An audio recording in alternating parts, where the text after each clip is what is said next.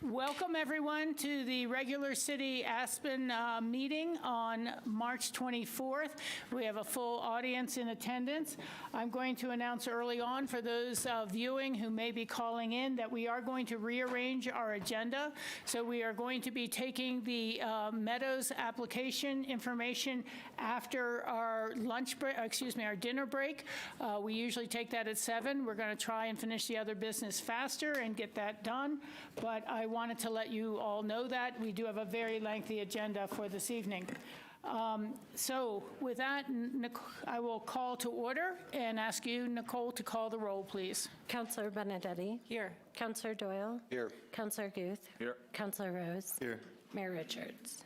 We have no scheduled public appearances, but we will have a proclamation a little bit later in the agenda.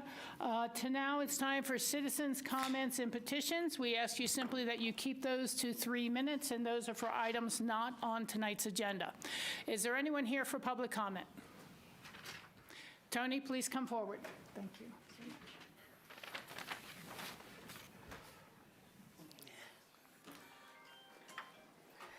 Hi, good evening, everyone. For the record, my name is Tony Kronberg, and I haven't seen a city council agenda filled with so many public hearings, land use items, action items as tonight. It almost looks like it'd probably take you a week to get through it. But with that being said, I would like to remind everyone and thank the City of Aspen for having the open house this coming Thursday at Colorado Mountain College on the entrance to Aspen. I personally am looking forward to see what the modifications are and what the refinements are. And again, that's this Thursday, Colorado Mountain College, Aspen, from 4 to 6:30 p.m. And at 5 and 6 p.m., there's going to be a short presentation. It's the opportunity for people to take a look at what the city has prepared, and then also to give input and opinion. The second thing I wanted to talk about was the recreation center. I see that in tonight's consent calendar that you have a contract for the repair work around the pool area. And it was very reassuring to see in that contract that while the fill underneath the concrete sidewalks has destabilized, that it does not appear that the pool shell itself has suffered any cracks. But if it does, it states in the contract that they will be taking a look at that. And hopefully things will move along slowly and both the pool shells will be intact. If not, maybe we're looking at a new pool area, so to speak. And then the next thing is the lumber yard. Tonight is an action item. You won't be taking public comment on that. And one of the questions that I have, and I did a quick email to Pete Stryker today, because apparently the City of Aspen and Pickens County Commissioners are working jointly on some type of transportation solution between the airport and the lumberyard project. We don't know what that is yet. I don't know if it's going to be presented during the open house on Thursday, but let's say in the event that the reevaluation or a future study determines that we do need a roundabout or an underpass, in the ground lease underneath the ground lease, that there's legal descriptions with there.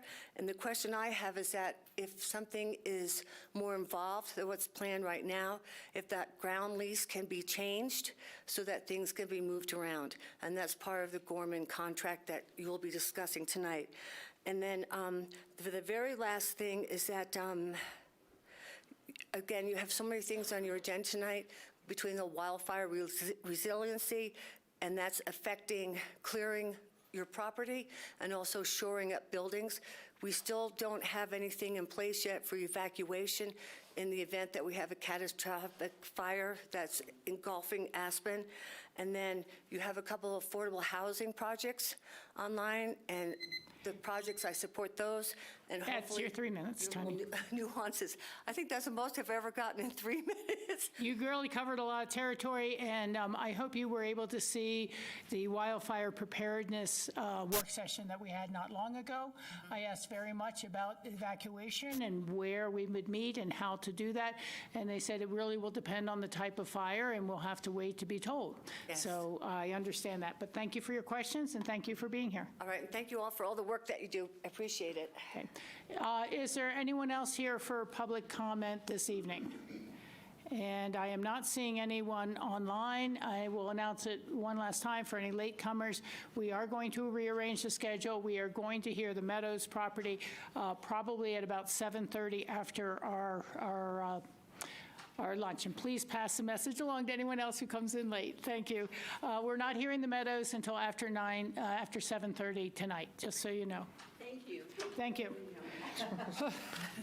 Yeah. Enjoy the sunshine here.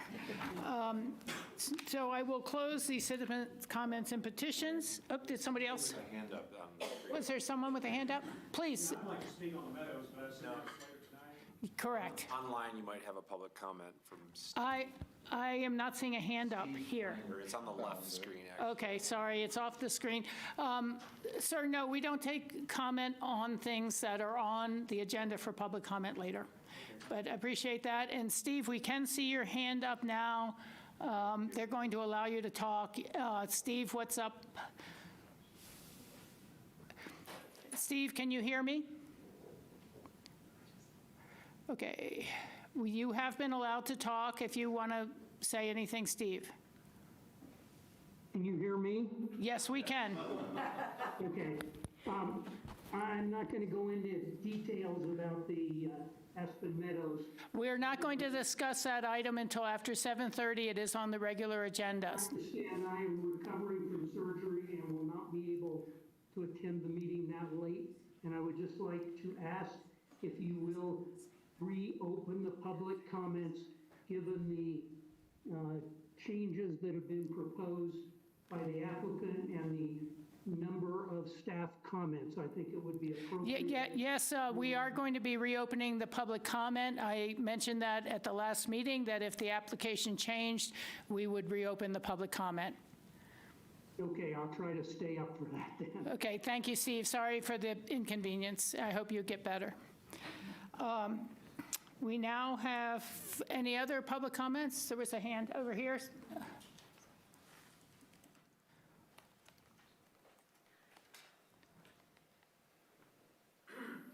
Thank you, Francis. Francis Stuckins, longtime Aspen local. I have the world's best commute right now, especially with the weather. I walk into town past the cluster of cars, and I'm worried about the bicycles, and it's not just me.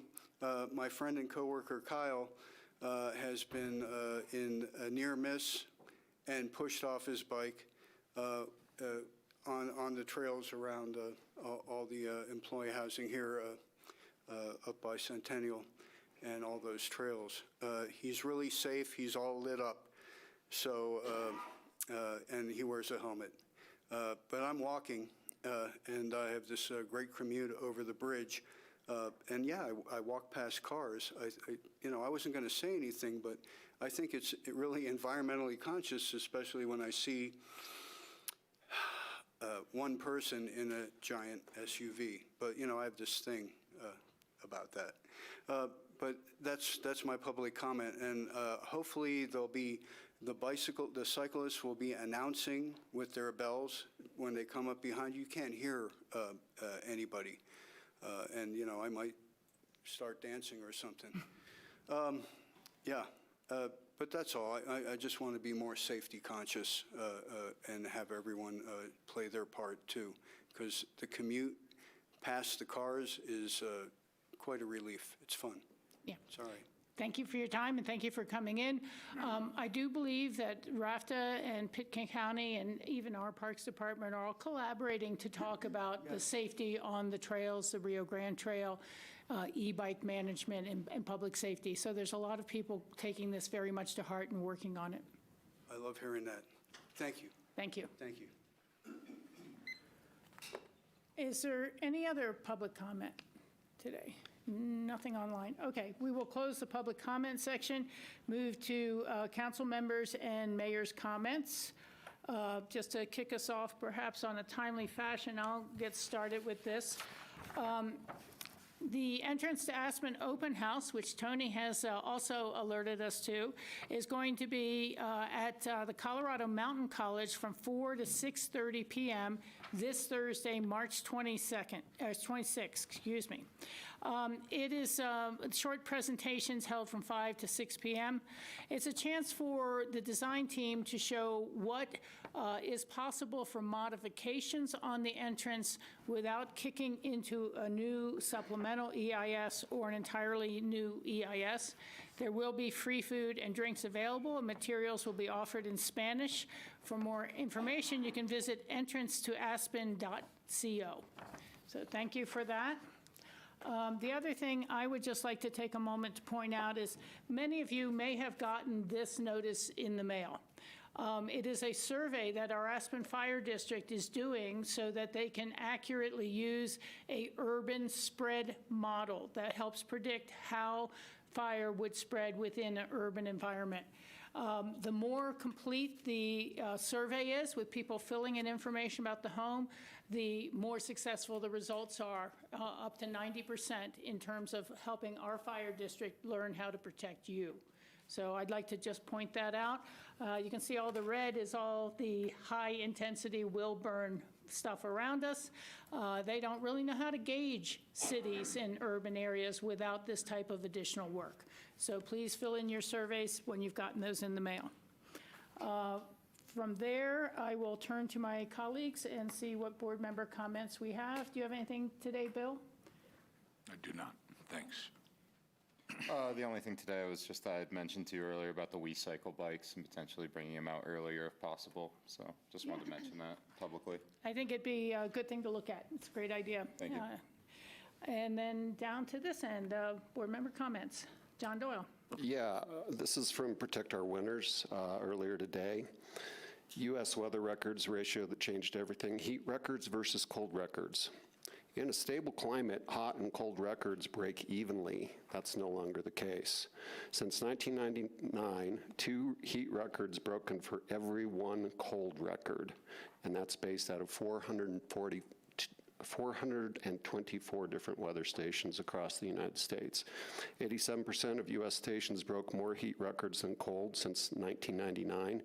96% of locations set more heat records than cold in the entire 2010s, and 77% more heat records are broken now versus the 1970s.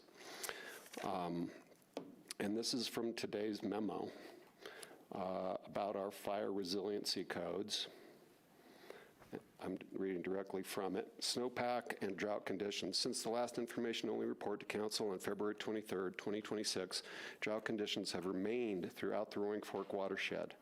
The March 12th, 2026 U.S. Drought Monitor continues to show Aspen and Pitkin County mostly in the exceptional drought, D4, with some of the county in severe drought, D3. The Colorado Climate Center has recorded Colorado's warmest winter, December through February, in 131 years. 24 out of 28 days in February were above average temperatures. These higher temperatures have significantly contributed to the record low snowpack currently being observed. NRCS snow water equivalent, SWE, for the Roaring Fork watershed is another indicator used to help predict stream flow. As of March 12, 2026, SWE is at 66% of median, which is higher than the previous information-only update, but still at a record low. SWE generally peaks around April 7th to April 10th, and at that time becomes a more reliable indicator of drought status. With no precipitation in the 10-day forecast, it's possible that the current SWE could be the peak. That's it for Thank you. Christine? my comments. I have 2 PSAs and then 1 brief comment. Great. We invite the community to the Aspen Public Art 2026 season announcement this Wednesday, March 25th. Join us for the event Public Art in the Making, a space to explore the process and creation of public art, behind the scenes, and hear the announcements for the upcoming season. That's 5 to 7:30 tomorrow at the Red Brick Center for the Arts, and tickets are free with an RSVP. The second announcement, there are only 8 days left to take a survey about how the future of golf, tennis, and Nordic facilities will be planned. The Aspen Parks and Recreation Department has contracted with DTJ Design to begin work on a master plan, which will create a roadmap for the future and allow new investment in the clubhouse and the surrounding facilities. We are inviting you to give us your input by March 31st at aspencommunityvoice.com. And then just as the season winds down, I wanted to say thank you to Ski-Co, the groomers, the snowmakers, all the employees who have kept the mountain open. A lot of resorts are closing around the west early, and we're grateful to the work you've done to preserve and salvage this season. Very nicely said. Thank you. You did that. I've already made my comments for this evening. Now we do board reports.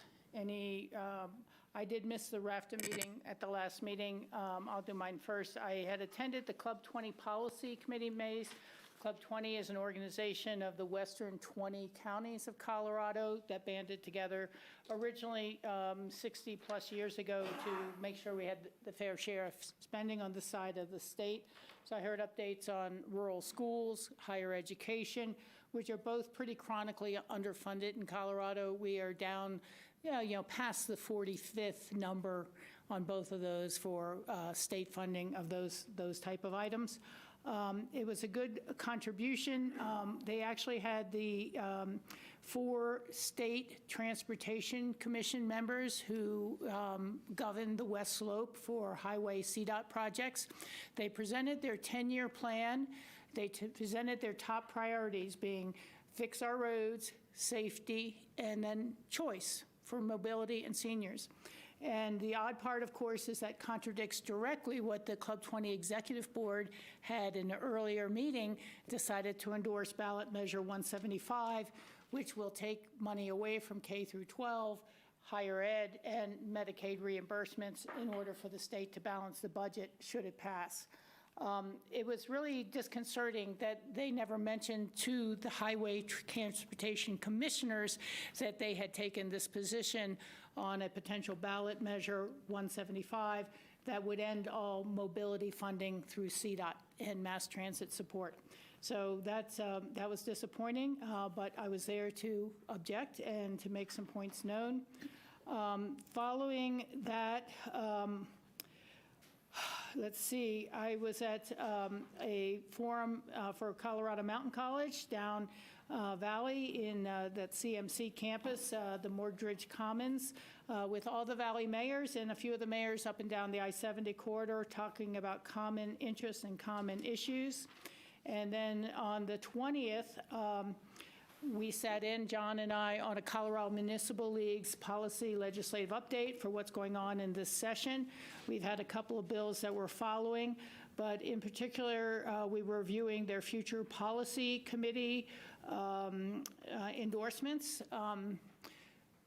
They have one guiding principle policy statement for the whole organization. It had not been updated in 10 years. They've begun updating it, so we added different things for their consideration.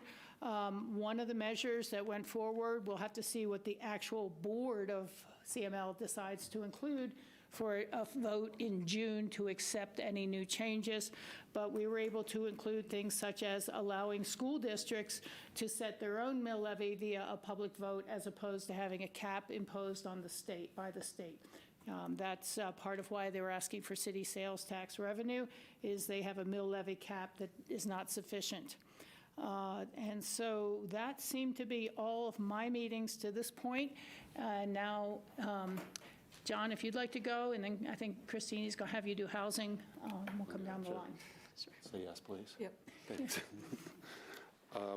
So Mayor Richards and I both attended the Colorado Association of Ski Towns meeting in Denver. I didn't do that. I did QQ. Oh, that that's was right. Pete. That was Pete with there. Pete. Correction. And I'm just going to skip through this because it was an all-day meeting, but there were just a few things that stood out to me. The state is going to activate a drought task force immediately because of what we're all experiencing right now. Let's see, some other interesting things. We talked about Denver International Airport was built for 15 million passengers per year. It's now at 80 million passengers per year. It's the 5th busiest airport in the entire world. more about drought, talking about statewide water restrictions, the fact that fire season is year-round, and we're pursuing funding for the Colorado Strategic Wildfire Fund. The Front Range has been spared by beetle infestations because they're primarily ponderosa pine, but guess what? There is a ponderosa pine beetle now, and so the Front Range is now going to be suffering from a large forest die-offs as well. So, and with fire season picking up and the dry winter we've had and Front Range winds, this is a huge concern. Let's see, I think that's enough about CAST. Rachel and I also attended what's known as a Water Quality and Quantity Meeting, or QQ. We were looking at unifying all the water standards, which is watering schedules for lawns and so on, up and down the valley, which I think will be better, more understandable for all users in the valley. There was a lot of talk about data centers and the incredible amount of power and water they use. I would point out that Routt County, that's Steamboat, has prohibited all data centers. I think I would love to follow their path. An interesting thing that we learned at the QQ meeting, I had heard before that in Colorado, 80% of the water falls on the western slope, 20% falls on the eastern slope, whereas 80% of the people live on the eastern slope and 20 live on the western slope. That kind of illustrates the problem of transbasin diversions.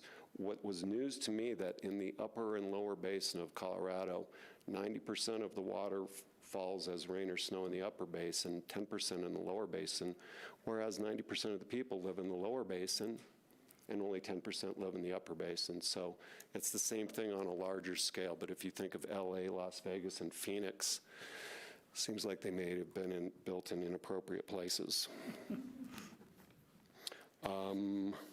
That's really it for QQ and CAST. Again, I just wanted to glance over that because we've got a long meeting tonight. Thanks. Thank you. Thank you for attending those. We had an APCHA meeting last Wednesday. The majority of the agenda was reviewing the policy regulations that we talked about in a work session previously. They mostly fell in line with the recommendations that we made or agreed to. That will go to a second reading and public hearing in April. So I think if anyone paid attention and has comments on those, please weigh in. I won't run through them all right now. We also heard from Chris Everson about the lumberyard, which we will talk about a little bit again tonight. It was having APCHA sign on for the deed restrictions there. And then finally, there was a proposal to create a capital reserve study grants program so that HOAs who are interested could apply for the funding to study their capital reserves. This is something that we did last year to get an idea of where the health of HOAs in the community. To get a better understanding and continue that, this is being floated as an idea. So we'll revisit that at the APCHA board again in the future, but we had a presentation on it. Great, thank you. Nothing since the last meeting. Nothing since the last meeting? Okay, that's fine. I'll just tag on to John with the Northwest Council of Governments Water Quality Quantity Commission. It is predominantly a headwaters community type of organization. And folks may or may not realize, but we are the second most heavily diverted county right now behind Grand County. When Grand County's last project is finished, they will be dewatered of 80% of their normal westward flow. And we have conditional water rights in our watershed to take another 38% of the water out of the frying pan in our rivers. So these water issues are just very, very important to all of us. And it looks like, I would just say, if you're planning new landscaping, make sure it's xeriscaping, make sure you're not overplanting this year. We are going to be having a real struggle with our waters going forward. That being said, we are now past our board reports, and we will move on to a proclamation for Organ Donor Month. And I see a few new people have arrived. I want to let you know we have moved the Meadows hearing. We're moving it till after our dinner break. That should be at approximately 7:30. It's going to be a lengthy public hearing again. So we'll move on to this proclamation. Chris Klug and your family, would you both like to come up to hear this or not? Okay, thanks. Please come on up. Our extended CKF family here too, so. Yeah, all right. Oh, okay. I didn't realize that's who you were, you know. Thank Mary you. Daly is here. She just donated a kidney recently. Ooh. Fantastic. Mind if I introduce her? Brian? No, why don't you please? Wait. Come on up to a microphone, Chris, so that please. so that you're on recording. And make sure the green light's on. There you go. Is that all right?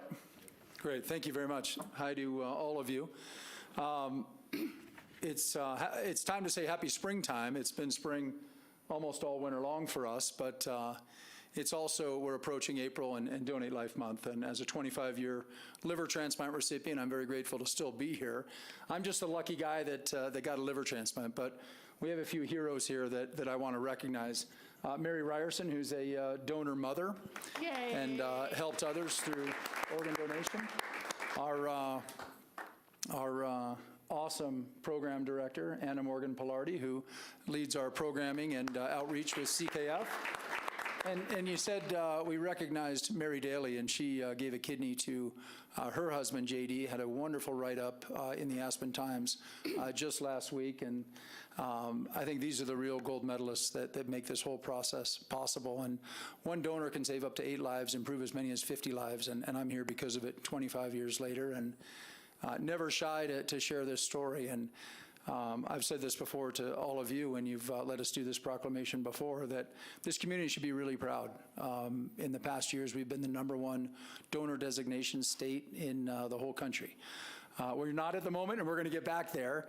But unfortunately, with COVID, a lot of the numbers went the wrong direction. Somehow organ donation correlated with people not being in favor of getting vaccinations. And so we have our work cut out for us. But we're a small organization in the Red Brick and do hundreds of events nationwide. And thanks to this whole community for hiking Summit for Life with us, for showing up at our events, for helping us do this. And we have 2 board members, my father, Warren Klug, and Justin Todd back here. We're a 100% 10-person volunteer board operated out of the Red Brick, and just so grateful to this whole community for all your support and what we've been able to accomplish together. So our mantra at CKF is live life, give life, and happy Donate Life Month. Thank you. All right. Thank you.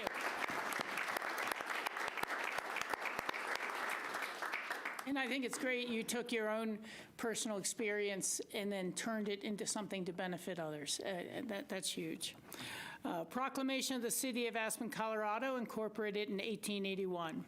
Whereas April 2026 marks the 23rd National Donate Life Month, a time to raise awareness of organ, eye, and tissue donation, encourage Americans to register as donors on your driver's license, and honor those who have saved and healed lives through the gift of donation. Whereas Colorado has been a national leader with nearly 900,000 Coloradans registering to be organ, eye, and tissue donors at the DMV, and whereas Donor Alliance, along with Donate Life Colorado State Team, community partner, and the Chris Klug Foundation, educate residents in Colorado and Wyoming on the life-saving benefits of organ and tissue donation, and inspire them to register as donors and encourage them to share their decisions with their family. And whereas one donor can save up to 8 lives through organ donation, restore sight in up to 2 people through corneal transplants, save and heal more than 75,000 lives through tissue donation, and whereas in Colorado and most of Wyoming in 2025, a record 314 organ donors provided 1,036 life-saving transplants, and 1,880 heroic tissue donors saved and healed more than 140,000 lives with tissue grafts. And whereas registering gives hope to more than 1,400 people in Colorado and Wyoming waiting still for a life-saving organ transplant, while compassionately celebrating donors and their families for the gift of life.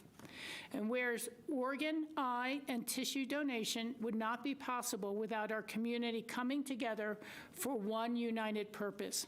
Saying yes to be an organ, eye, and tissue donor means you're not just checking a box, you are saving and healing lives. Now, therefore, be it proclaimed that the mayor, the city council, and residents of Aspen do hereby proclaim the month of April 2026 as National Donate Life Month. Thank you all.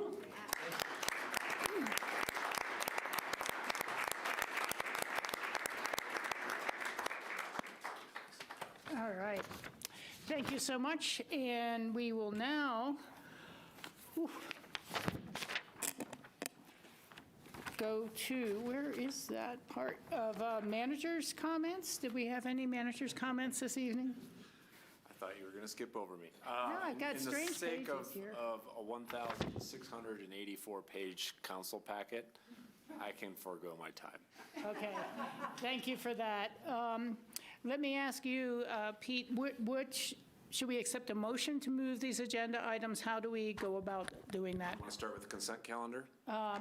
Well, we can do the consent calendar first. I think so. Yes, we're going to do our consent calendar first, and then we will be moving the other action items. So that makes a little sense. There we go. Our consent calendar today has Resolution 27, Series of 2026, the Spring Supplemental Resolution for APCHA funds. Resolution 28, Series of 2026, Wrights Road Waterline Project Construction Change Order Approval. Resolution 302-032, Series of 26, Contract for Trail Asphalt Resurfacing. Resolution number 035, Series of 26, Contract for Approval of Enterprise GIS Managed Cloud Services. Resolution number 37 and 43, Concrete Replacement, ADA Ramps Improvements, and Curb and Gutter Repairs.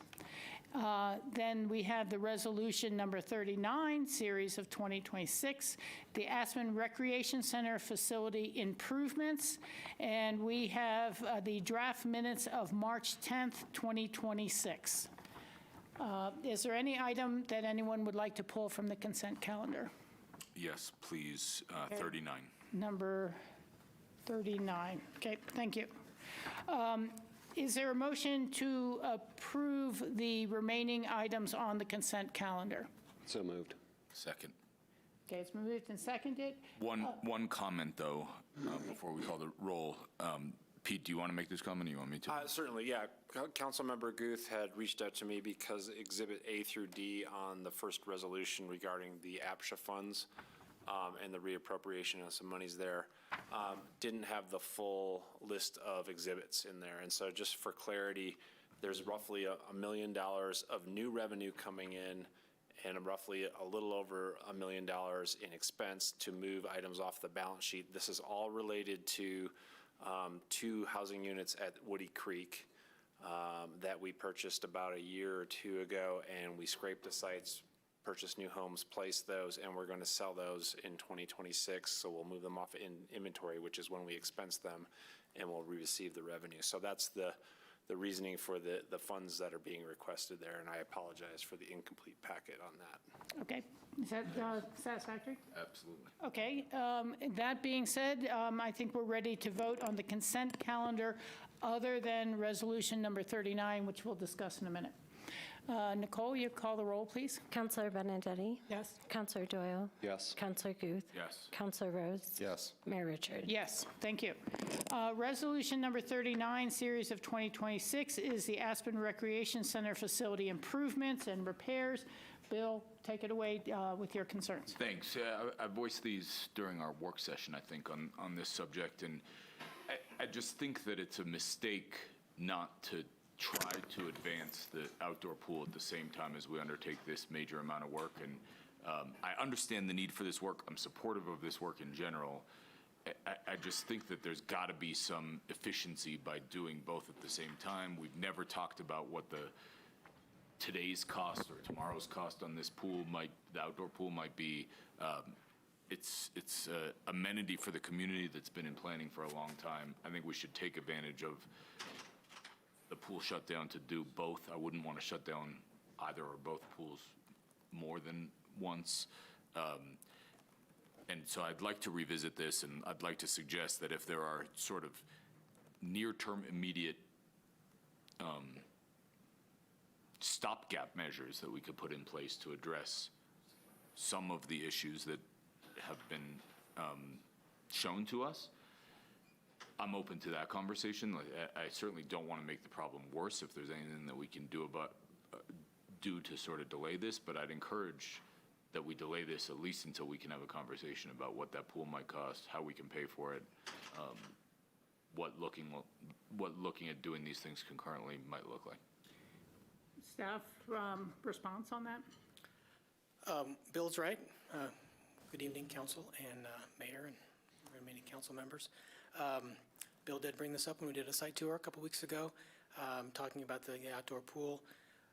There are, just council should be aware, staff 18 years ago, almost to the date, came in front of council to present a preferred concept for the outdoor pool. That's what we have. We've got a concept. We do not have a fully documented, with technical or construction drawings. So it is a project that we aren't prepared yet to proceed with. Conversely, we have presented is project work at the Recreation Center that we believe is extremely important for the functionality and the long-term viability of the infrastructure. Were we to reschedule work, we would definitely incur a significant risk of losing our current contractor and the work and the relationships that general contractor has formed in order to prepare that GMP for us. So almost assuredly, if we were to delay this important infrastructure work, the city would incur a great deal of additional cost at some point in the future. We would certainly need time with the council's direction to reach out to the public, to engage with that concept that was prepared in 2008, to essentially vet it out, to confirm if that really was what the public desired. Interestingly enough, and I'll let kind of Desiree speak to this, we've had, since 2008, a number of opportunities where the city has engaged with public, through surveys, the recreation business plan, and interestingly enough, the pool hasn't really been high on the public desire list, compared to other recreational amenities. Yeah, so in 2024, when we presented our business plan, there's more interest in, again, the fitness facility and expansion of fitness facility, and the pool was not mentioned. However, in 2008, when the staff presented it, they were estimating it around $3 million. And at that time, there was a lot of conversation around what it looked like and some debates on whether it should have, as Rachel has mentioned, have a what they call a flow rider, which is like a wave pool. And so there was a lot of controversy on what it should be. So to what Scott says, it was really a conceptual design. And so we would have to go back to that and really get some community input on what the need was. And that kind of really goes back to that master plan conversation that we brought up in November, really about what amenities the community really wants to have and how we can approach those. Yeah. And we do believe that, that if council were to provide the direction to staff to proceed with an outdoor pool, of course, we would engage in that process with the public, but that could certainly happen, at a reasonable time in the future without compromising what we think are really important and necessary improvements to the infrastructure and the facility, because we're ultimately trying to protect the facility that we have currently. Yeah. I'm just going to say I'm as interested in the outdoor pool as you are. I was the one who actually included it in a debrucing property tax measure, so we would have the funding, but I was no longer on the council when this dispute went back and forth about what the pool should actually look like. That council could not decide, and they let the money go. And so for me, I am very interested in that as literally the mayor who brought all the Spark Committee together and the ice rink and everything like that to get that arc going. I think it's a critical element there. But right now, I'm still looking at how do we close the gap to fund the Armory project without saying more money from the general fund for that. And I think that the costs will have gone up, probably doubled, even for a basic design from that point. So I think we really should look to budgeting that in our next year. It's unfortunate. No one wants to close a pool. And when we took the tour ourselves, it's like there's never a good time to close a pool. In the winter, they can't swim anywhere else. In the summer, I know you're working hard on arrangements to swim with perhaps the Snowmass Club, not the club, but the recreation center up there, and other parties to see what we can do to make those opportunities available to people. So I do know it's a problem, but when I saw that damage, and I'm sure you guys did too, I just can't imagine kind of leaving that on hold for another year or so. And I can't help but think of the example of the Wagner Park Playground, because we went through a discussion last year of should we delay that so that it wouldn't be all torn up. And we didn't. And now there are kids out there playing and enjoying it, and it's great. And I'd much rather make sure I have the pool open for the school session coming up this next fall so the gym classes can get over there and use the swimming lessons than to delay the fix of the main pool any longer. So that's just my perception on it. Is there a motion to approve resolution number 39, series of 2026 for the Aspen Recreation Center facility? So moved. Second. And it's further discussion. I think we all understand this is just with good intent and desire to serve the community. It's just not possible for us right now. So Nicole, will you call the roll, please? Counselor Benedetti? Yes. Counselor Doyle? Yes. Counselor Guth? No.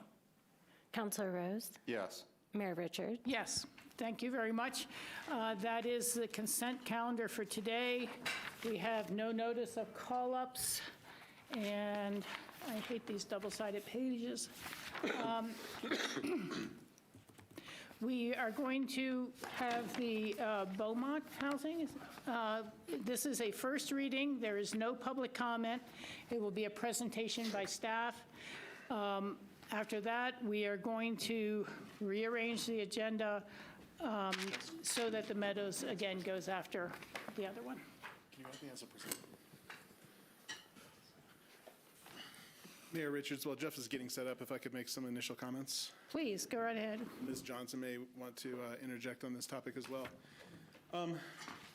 There are two affordable housing projects that are on your agenda this evening. Both of them are 60 units. One is on a fairly expansive campus. One's on a much smaller parcel of just over an acre.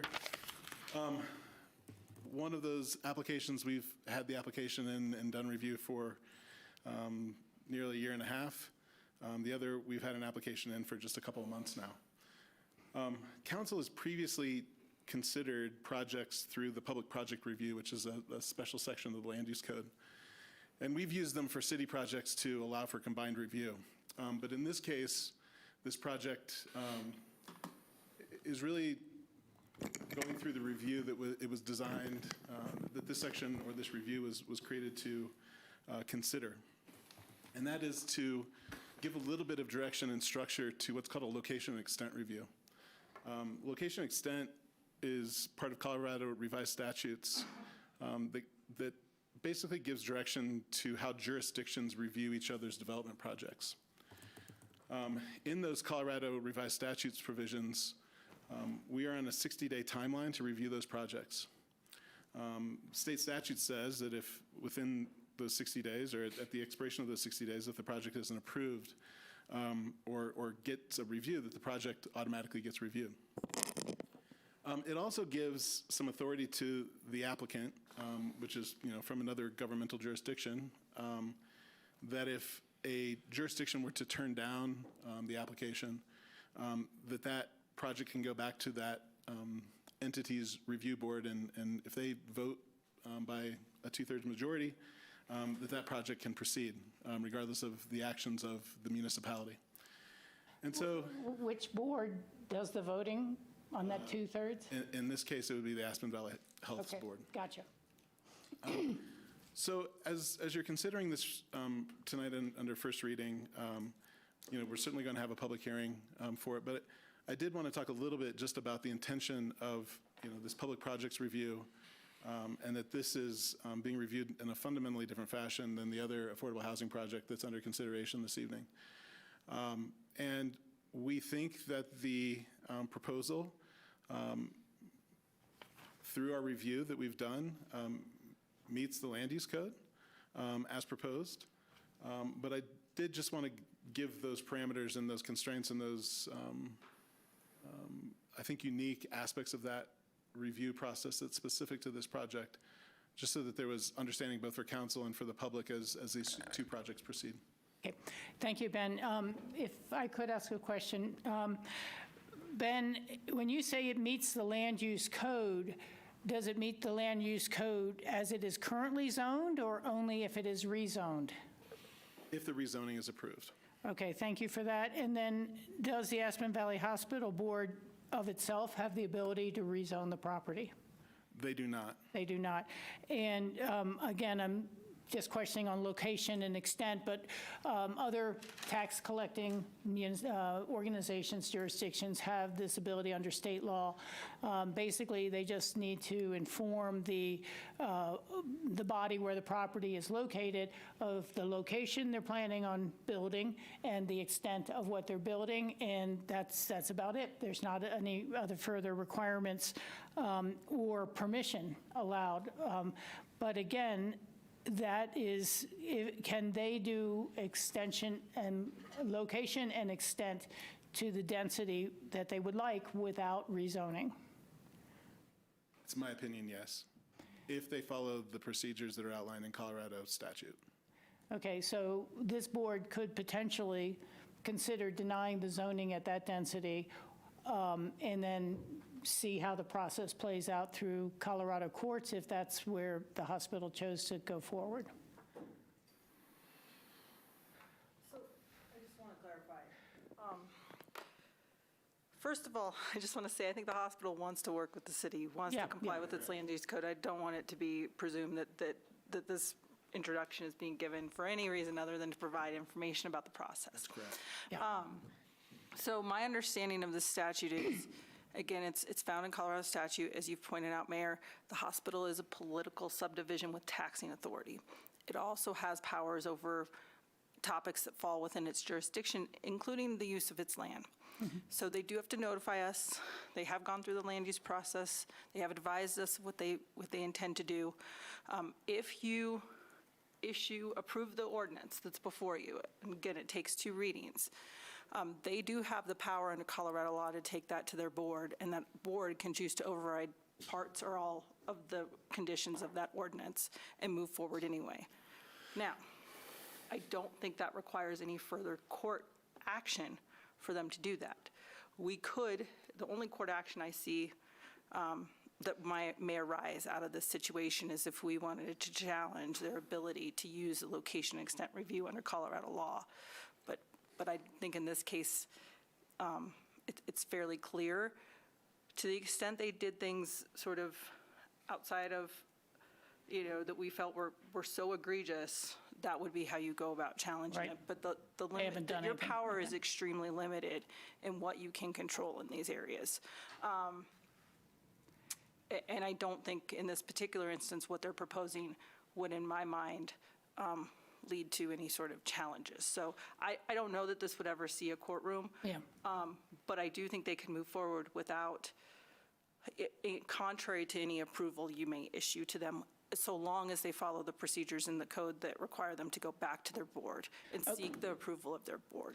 And that even applies to rezoning the property? Again, I don't think they could rezone it in the sense that our zoning map would change. It would allow them to build the project. What they would like regardless of the local zoning. Contrary to the zoning that currently exists on that property. Thank you. That's kind of the answer I wanted. And I wanted that for the public's benefit as much as this board's. we only have limited powers in this sort of circumstance. And it was not to show any bias for or against the project, just to go a little more deeply into this process. Bill, please. Apologies for not bringing this to you in advance, Kate, but my wife serves on the foundation board of Aspen Valley Health, which is their fundraising arm. To the best of my knowledge, she has not had any discussions or presentation on this at all. Okay. I don't know how you feel about that, but But she is not on the Aspen Valley Health Board. not on the elected Aspen Valley Health Board. I don't think she would be part of this decision. I think at this point, I'm willing to let you sit through first reading. I might have to look into it a little bit further, but Sure. as far as I see it now, I don't see a direct conflict that would require your recusal. Thank you. Great. Thank you for that. Okay, well, thank you for that, Ben, and didn't mean to interrupt. Please go ahead. No, that's fine, and Kate said a few things that I wanted to say. I think to this point, you know, the proposal by the hospital, I think we certainly think has very strong merits. I think it certainly meets needs, and they've been very cooperative with staff and very acknowledging of, I think, the time at which it takes to get things on council's agenda. We're beyond the 60-day limitation, and they've been very flexible with us and working with us on that process. So, yeah, I didn't want any of my comments to be taken as that there's kind of an adversarial relationship in this proposal to this point, just that it's being reviewed in a very different process than the other affordable housing project that you're considering this evening. Great. Thank you for that. Jeffrey? Thanks, everybody. Good evening, City Council and Mayor Richards. I am Jeffrey Barnhill, City Planner for the City of Aspen. Today, we are going to talk about Ordinance Number 8, Series of 2026. This is for the Aspen Valley Health Affordable Housing Proposal, and this is first reading. The subject site is located east of Aspen and is currently zoned moderate density residential, which is R15 on our zoning map with a lodge preservation overlay. The Beaumont property, as it is called today, was formerly known as the Cresta House Lodge. Here is an existing site plan. There are 25 units on the existing site.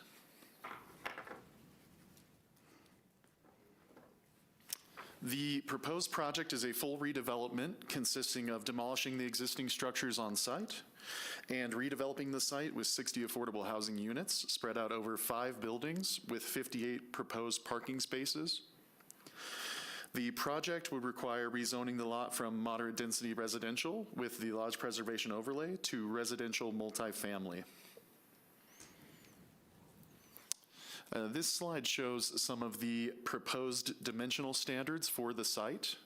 As been mentioned, if it were to be rezoned to RMF, residential multifamily, staff believes that it fully complies with the dimensional standards for that zoning.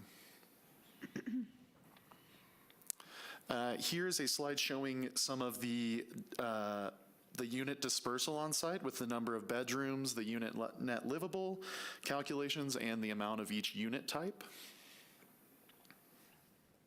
I'm sorry, I'm confused. Basalt and Carbondale? Why are those? I think that's just what they wanted to name those type of units. Okay. Thank you. This next slide shows the parking requirements on site. For this type of development, there'd be 63 parking spaces required. They're proposing 58 on-site parking spaces. The structure heights range from 25 feet to 30.5 feet in height. The elevations portray the scale and materials of the structures. And the materials consist of stone veneer, vertical wood siding, metal panels, aluminum privacy fins, and standing seam roofing.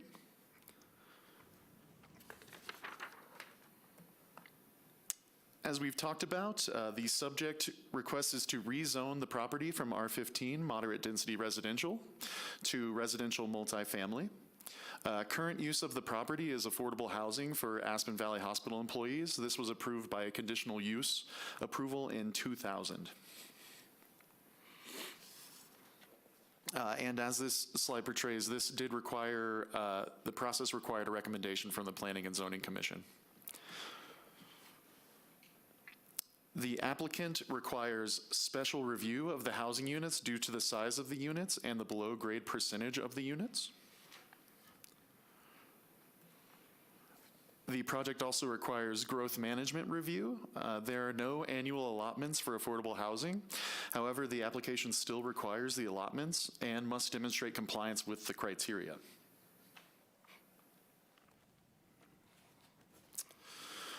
As been pointed out, Aspen Valley Health is a public agency, so is eligible for the Public Projects chapter of the Land Use Code. I know this is a lot of text, but essentially the major public project process establishes alternative processes and standards for review, analysis, and approval of certain types of development. One of those types of development is affordable housing project developed by the city, a governmental entity, a quasi-municipal organization, or a public agency by itself or in conjunction with an agent or private developer. And as been talked about, there is some timing requirements for public project review. You can see the agreed upon timeline between the applicant and city staff. P&Z was on March 4th, with first reading to council today, and then second reading will be on April 14th. Transportation and parking management is also a required review for this project. As we've talked about recently, the transportation impact analysis guidelines inform applicants on the best strategies to mitigate their peak hour new trips. And the proposed project will require both parking and transportation impact analysis improvements. This did go to Planning and Zoning Commission earlier this month. They recommended approval with a 4-2 vote with the conditions outlined in Resolution 3, Series of 2026. Staff recommends that City Council read Ordinance Number 8, Series of 2026 at first reading. And the proposed motion is there for you on the screen, and happy to take any questions or any clarifications you guys will need for second reading. Okay, thank you. Board members, do we have questions that we would like Jeff or the applicants to be able to answer at second reading? Yes. Go ahead. Hey, thank you, Jeffrey. I guess for second reading, I was wondering, looking at a zone overlay map, why not rezone it to affordable housing? And also wanted to educate myself that it's not both residential multifamily and affordable housing, because I saw on the zone map, like LASIK Court is zoned affordable housing, and obviously that's adjacent, so I was wondering that. I was wondering what would the maximum unit allowance be in this space within an R15 zone district if it wasn't rezoned or was zoned the same as the adjacent property to the east? I guess I wanted to hear more about a transportation plan from the applicant. I saw that that was labeled insufficient and would come later, so just wanted to dot all our I's when it came to that. I was curious what % of workforce would be housed by this project of AVH, how many employees they have, how many affordable housing units they have currently, what % are being housed by this. And also within what they can share, what other housing projects do they have in the works that also will help mitigate their housing issues. P&Z being 4-2, having sat on P&Z before, it's not always common that you get 2 dissenting voices. Sometimes you'll get 1. So I was just hoping to hear more specifics on their concerns of the 2 dissenters there. And then I also was wondering, how does the proposed density compare to other housing complexes in the city, mostly geared towards affordable housing, but also to future projects like the Lumberyard, Truscott, Hunter Creek, and Centennial, trying to understand the appropriateness of the density, especially in this area, but overall. I'm trying to form this one as a question, but I saw that it was more traveling nurses, ER personnel, and clinicians, and I was wondering how that plays into the 60-unit ask. I guess I'll ask a question of, like, is this the maximum they thought they could pack in there, or could they have done even more? And with that, because they're planning on doing traveling nurses, ER personnel, and clinicians, how many of those specific job titles do they have in each of those categories? And then I think lastly, looking at other concerns from other people, because most of it was transportation and density, I was also curious from a specific person about headlight mitigation in the proposed communal area, how that could be better designed, wondering if they could have maybe covered parking with solar panels or do something else to do mitigation that wise, doing something else to have a communal area that's not as disturbing to the neighbors. And I think that's all I could come up with for now. Very So- good, very thorough reading. Yeah. Bill? Yeah, thanks so much. Do you guys mind if I just say something real quick before? Yeah, please. So just because this is on like a tight timeline, we are still working with the applicant on getting some updates and stuff. So they should definitely have the transportation and parking stuff more fleshed out for second reading. And then some of these other things, yeah, we're just working on getting in from them and everything, so. Thank you. Yeah, great question, Sam. My question / thought is a little esoteric and outside of what you might expect. But does the city own any parcels that are more proximate to the hospital that, or Aspen Valley Health maybe is the right term, that we should consider proposing a swap to them? I don't know the answer to it, but. I can't think of any parcels we own that are there. You know, if the Morolt's nearby, but that would be a new open space vote of some sort. But there is, I don't know what's left at the water plant, things like that. So I'm not proposing a very detailed response to that, but if there's something that crosses your mind that says maybe this might be of interest to them, it's more proximate, that could be a win-win. Thank you. Other questions or comments for our staff? John?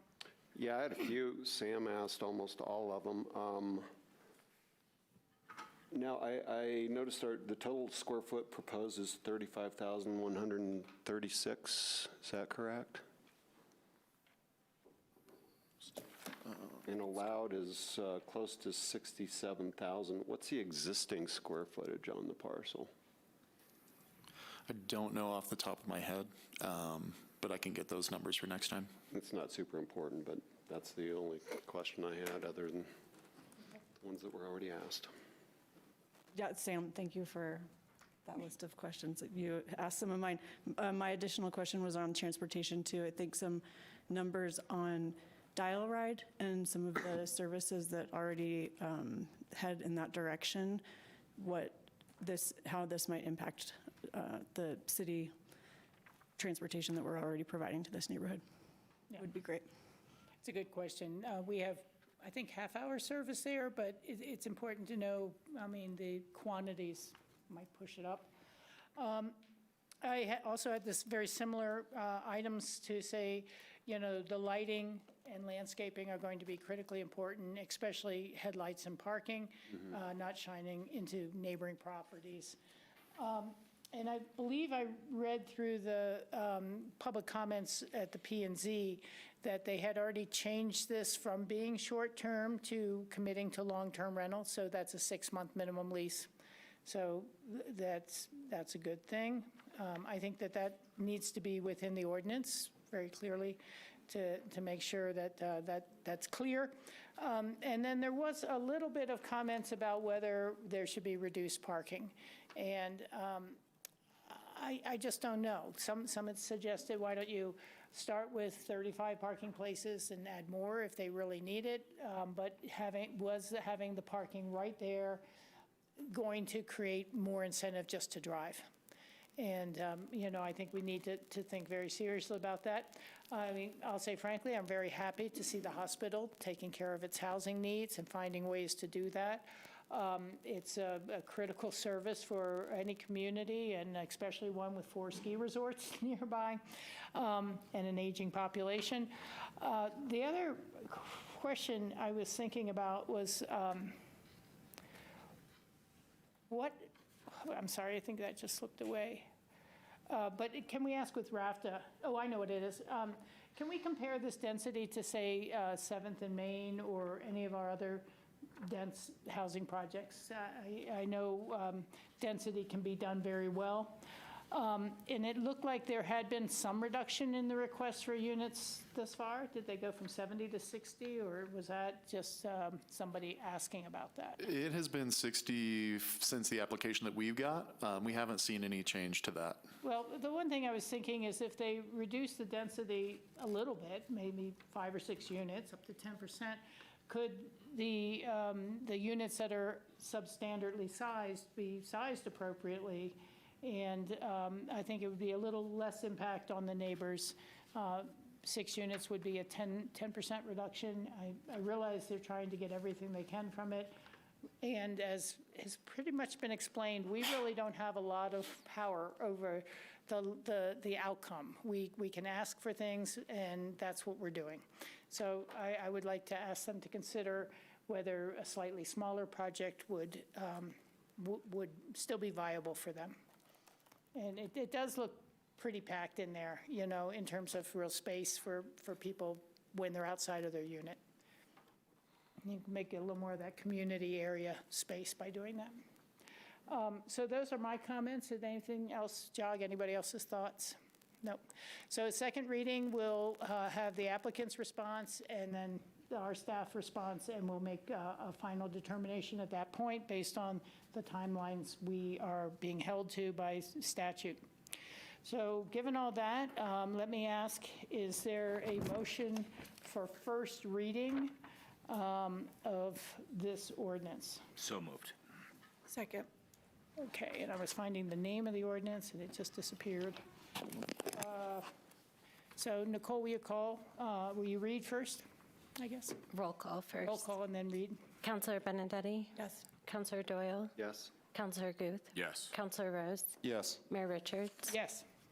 Ordinance number 8, series of 2026, an ordinance of the Aspen City Council approving with conditions a rezoning affordable housing special review, growth management quota system review, major public project, and transportation and parking management review for the construction of a 60-unit affordable housing development at the property commonly known as 1301 East Cooper Avenue, legally known as a parcel of land being a part of the Riverside addition to the city and town site of Aspen, Colorado. Full legal description found in Exhibit A, County of Pickens, State of Colorado. Thank you very much. Is there a motion to approve on first reading? So moved. Seconded. It has been moved and seconded. Nicole, will you call the roll, please? Counselor Benedetti? Yes. Counselor Doyle? Yes. Counselor Guth? Yes. Counselor Rose? Yes. Mayor Richards? Yes, thank you. Thanks. We are going to go into 2 public hearing items that are very brief, and then the action items. And as I've said before, we will be getting to the meadows after our break.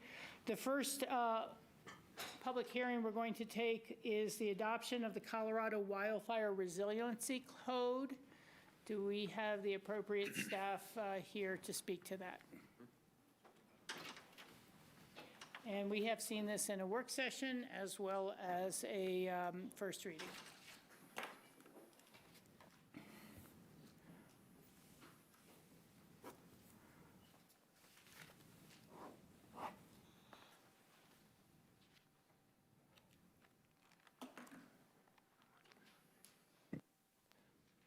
I think we have Jeff's presentation up still.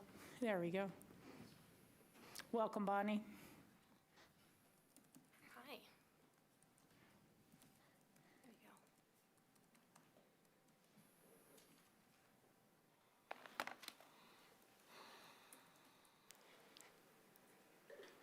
go. Good evening, Council. Bonnie Muhigirwa, Chief Building Official, here to present the second reading of the Colorado Wildfire Resiliency Code in Ordinance 6, Series 2026.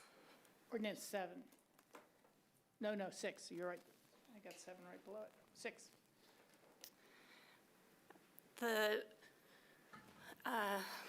impetus of this ordinance was that the state of Colorado passed legislation back in 2023 that created a wildfire resiliency code board that was tasked with creating a hazard map and a draft code for the state. Further legislation required that all local governing bodies within the wildland-urban interface are required to adopt the 2025 Colorado Wildfire Resiliency Code or equivalent standards with a deadline of April 1st, 2026. There's some time allowed for communities to implement the ordinance to take effect at the end of July. Thank you. The Colorado Wildfire Resiliency Code touches on structure hardening as well as site planning. This slide shows some of the structure hardening, and it's important to note that a lot of these requirements have already been part of the Aspen Building Code since our last code adoption in 2023. These ignition-resistant requirements impact exterior walls, roofs and roof eaves, decks and other projections, exterior glazing and doors, basically looking at however embers or fires could penetrate the building and spread from structure to structure. This will only apply to new construction, additions, and certain alterations. Otherwise, any existing structures and conditions are allowed to remain.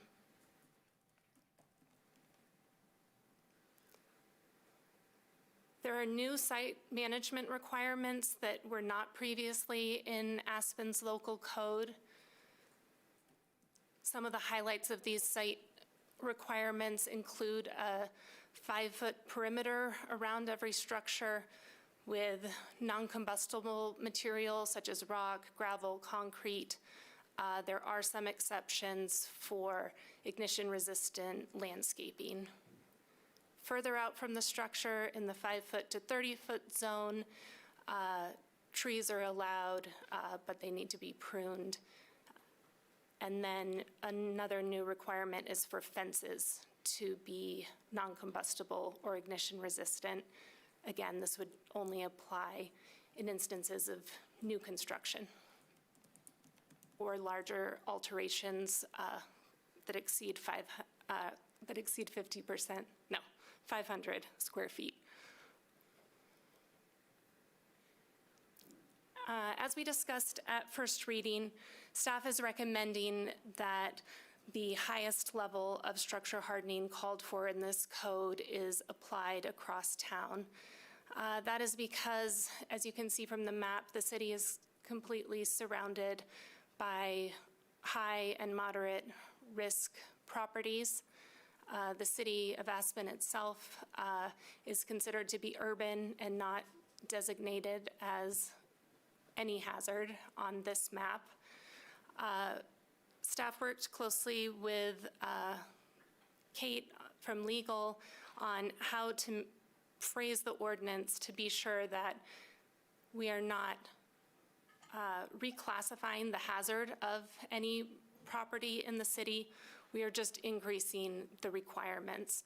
So that language has been modified slightly since first reading, just to make that clear, that we are applying requirements across the city, but we are not changing the map or the classifications in any way.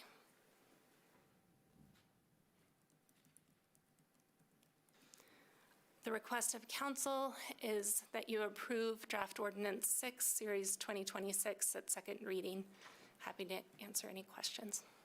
Thank you. Board, Bill? Thanks. Thanks, Bonnie, and thanks for making those adjustments to the language to make sure we didn't cause any unintended consequences on the insurance. One final question that I had was, I noticed that you said that for new development and in certain instances of large remodels, that some of these requirements will be enforced. And if major tree removal, or I shouldn't say major, if tree removal above the diameter threshold is triggered by what you're requiring, will those trees incur mitigation fees? It is my understanding that they won't. The Parks Department has reviewed and made amendments to a lot of their policies. That's going to be coming back to council, I believe, to align with this, so that anything that would be required for new construction, if it's done voluntarily on an existing property, would not require any mitigation. Okay, so let me just put this in example terms to make sure we're all on the same page. So let's say you have a previously undeveloped site with the trees sort of sprinkled all around it. The way it currently works is the trees that have to be removed for development purposes have to be mitigated for. But what this would change is that trees that have any kind of branches within 10 feet of the exterior of the building, which would previously have been required to have been saved, now also need to be removed. So do we think those incremental trees outside of the footprint of the building are also going to require mitigation fees? I'd have to follow up on that. I'm mostly familiar with the requirements of this code and not as familiar with the tree mitigation, but we can follow up with But do you an answer agree for that you. that would be the impact of this on new development? Yes, that there could be additional trees. There is an exception in this code for trees of a certain diameter that are existing on site to remain because they're not as high of a fire hazard. So we'd have to look at that. Hey, we have I got your back here. I'd like to jump in for just a minute as well. I think it's so hard to make generalizations about the different sizes and possibilities of lots. And in particularly, I'm just thinking about on Main Street, there, towards the end, on the left-hand side, Aspen Mountainside, there's some really large pines, some very big ones. And someone had come in to want to develop their property, and they wanted to take that pine down. And it was nowhere near where they had to develop. And they were turned down to take that tree down. So I just don't want us to start pretending at the table we can evaluate the different lots that are out there about whether they've moved the house here so they don't have to mitigate the trees, or they've moved the house here so they don't have, will have the trees taken down for free. I can see a certain level. I understand your question and how to get some clarity, particularly on new development, but I'm also wondering if that's something that isn't very, very site-specific, and we're going to have to look at the sites. And these guys are going to have to look at the sites to see why was that one last extension of the house going over here so we don't have to pay to remove the tree. You know, I'm curious. I think we need to be cautious about this. Well, I think my question is predicated on the fact that this isn't site-specific and that this would apply to all sites and require incremental tree removal, which, you know, I support for the purpose of wildfire resilience and I'm good with, but I think what we didn't contemplate or didn't talk about at the very least is that this will further increase the cost of development because of more mitigation fees on more trees. Well, there are some sites that have no trees, in which case it wouldn't, but there are definitely, most sites do have trees that, as a result of this, would now be required to be removed, whereas previously they'd be required to be maintained in most cases. Great. It's a great question. Matt Kuhn, Parks and Open Space Director. We were here just 2 or 3 weeks ago, 2 or 3 meetings ago, updating the wildfire mitigation code, and you're catching something that actually is an interesting point. And what Rachel's suggesting, I think, is kind of how we'll approach this as we're learning more. And if you'll recall in our work session, then in our follow-up meeting, we're in our second round of wildfire mitigation policy, and we're adapting as we're learning new instances. Development-related permits are, as you point out, separate from wildfire mitigation and wildfire tree removals.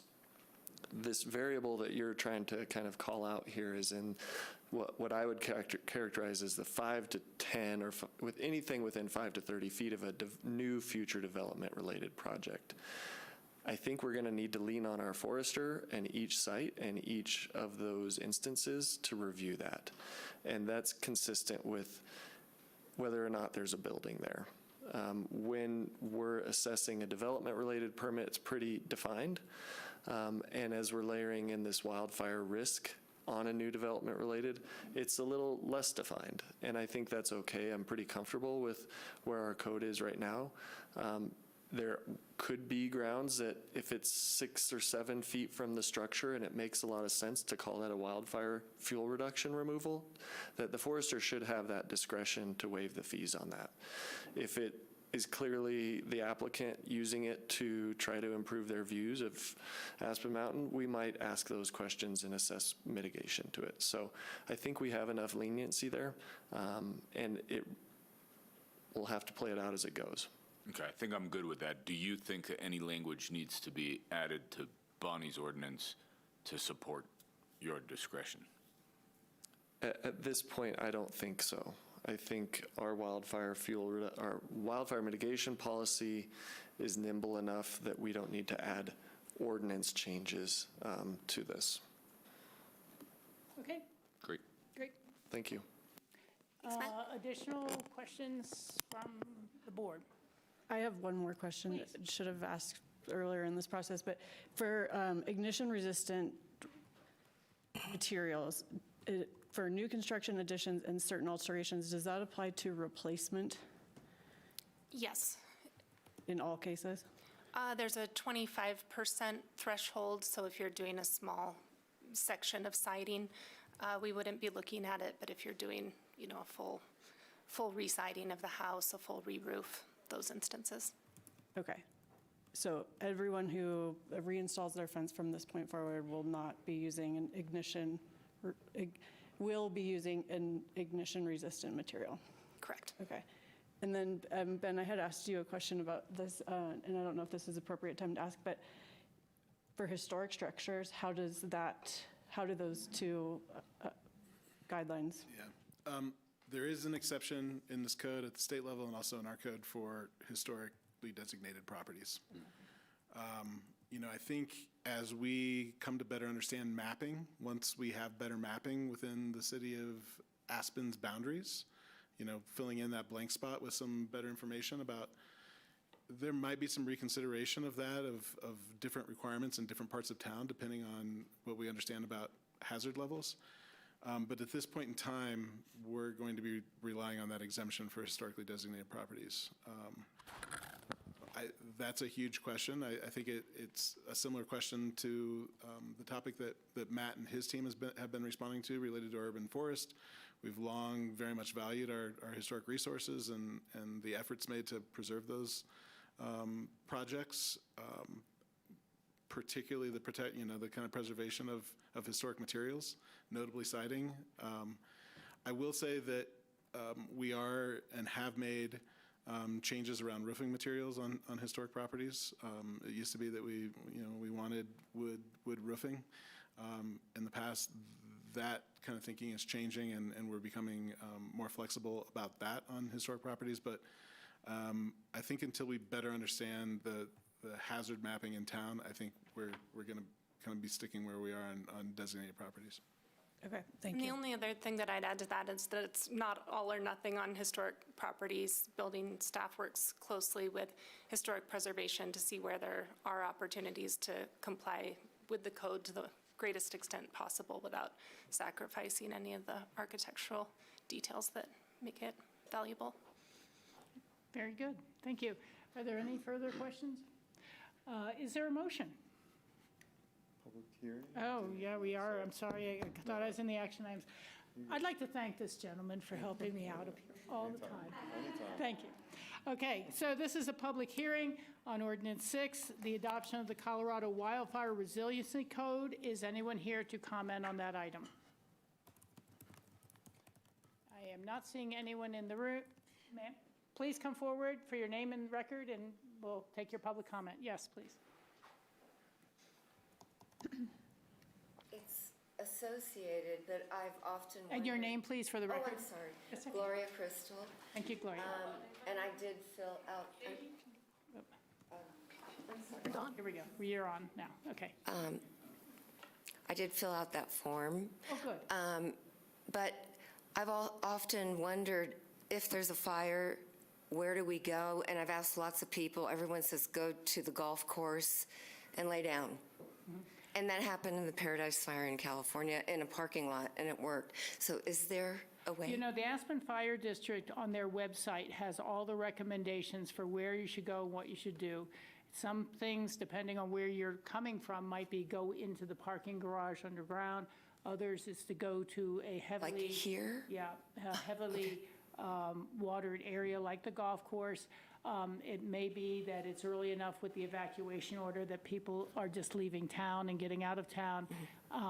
RAFTA will be working under the incident command system for evacuation with people with no cars. So I can't go through that, but I would say it's on the fire district's website what their recommendations are. Okay, thank you. Thank you. Okay, is there any other public comment at this time? There being none, I will close the public hearing on this item and ask for a motion.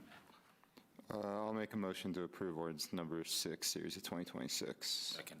Okay, it's been moved and seconded. Thank you. Nicole, will you call the roll, please? Counselor Benedetti? Yes. Counselor Doyle? Yes. Counselor Guth? Yes. Counselor Rose? Yes. Mayor Richards? Yes. Thank you. We have ordinance number 7, the spring supplemental is a very short item. If you could come forward and see what we can do with this.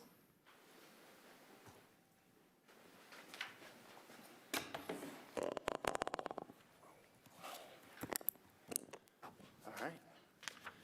Good afternoon, Mayor and Council. Tyler Sexton, Finance Director, and I'm just going to briefly discuss both the changes and the questions from the first reading of this ordinance. So there were 3 changes since first reading, resulting in a net reduction of approximately $138,000.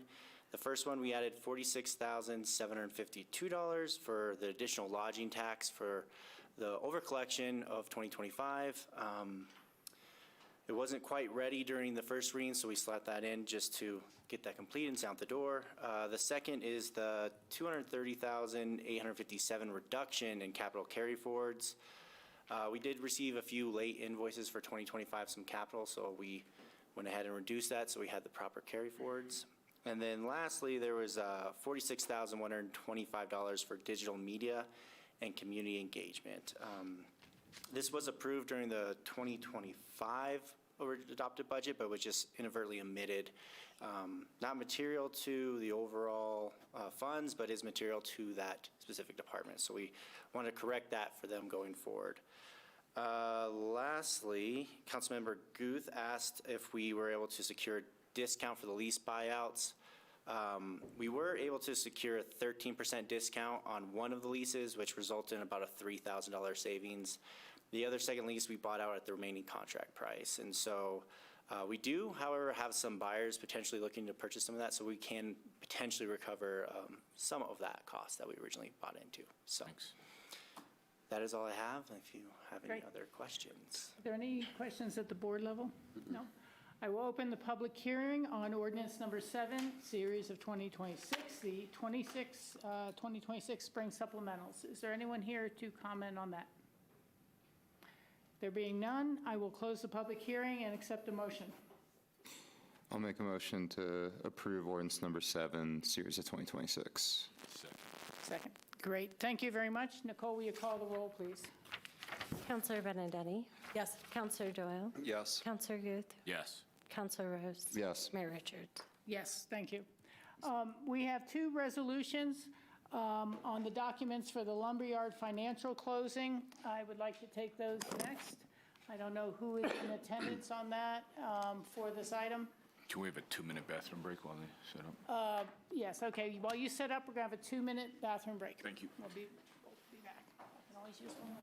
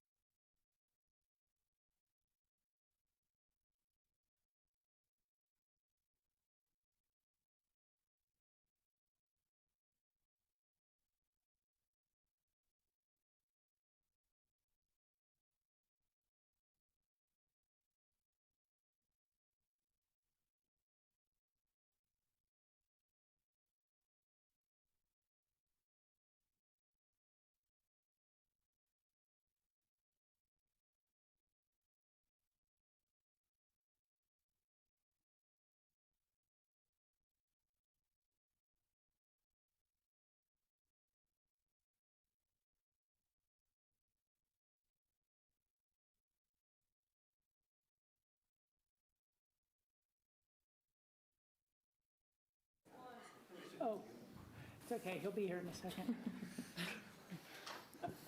Sorry, I didn't realize John had slipped out too, but I think we can go ahead and proceed at the beginning. All right, excellent. Rob Schober, Capital Asset Director. I'm here with Kimball, with Gorman. Hi, Kimball Kringle with Gorman and Kimball. Company. We don't have a presentation tonight. Happy to answer any questions you have. Well, Pete or Tyler or anyone else want to tell the public what this is all about? Yeah, and I can start, maybe Tyler wants to jump in. Obviously, there's a number of documents before the council tonight to move the lumberyard forward with first closing. As you heard in first reading, there's a significant dollar amount that the council is pledging for this. That is all sitting in fund balance. This includes things like the ground lease and the operating agreements, the licensing, and some other information. So I think the council's heard this, hopefully had a chance to look through all the documents. We have had outside legal counsel, in addition to our own counsel, review all of these documents that are great experts in this area, and they have all said that we are in a good place. Okay, thank you for that. Tyler, do you have anything you'd like to add? Nothing right now. Okay. Bill, questions? My only question would be, earlier in this process, we talked about roughly concurrent construction of phases 1, 2, and 3, and obviously understand why you're doing the first closing independently, but what's your rough estimate on when the subsequent closings will occur, and are you still planning to do concurrent construction? Yes, so we expect buildings 2 and 3 to begin construction in about a year from now, a year and a month. And so there will be overlapping. Concurrent schedule will be still under construction for about another year on Phase A as that one gets started. Great. And we figured out the electric service routing at this point in time?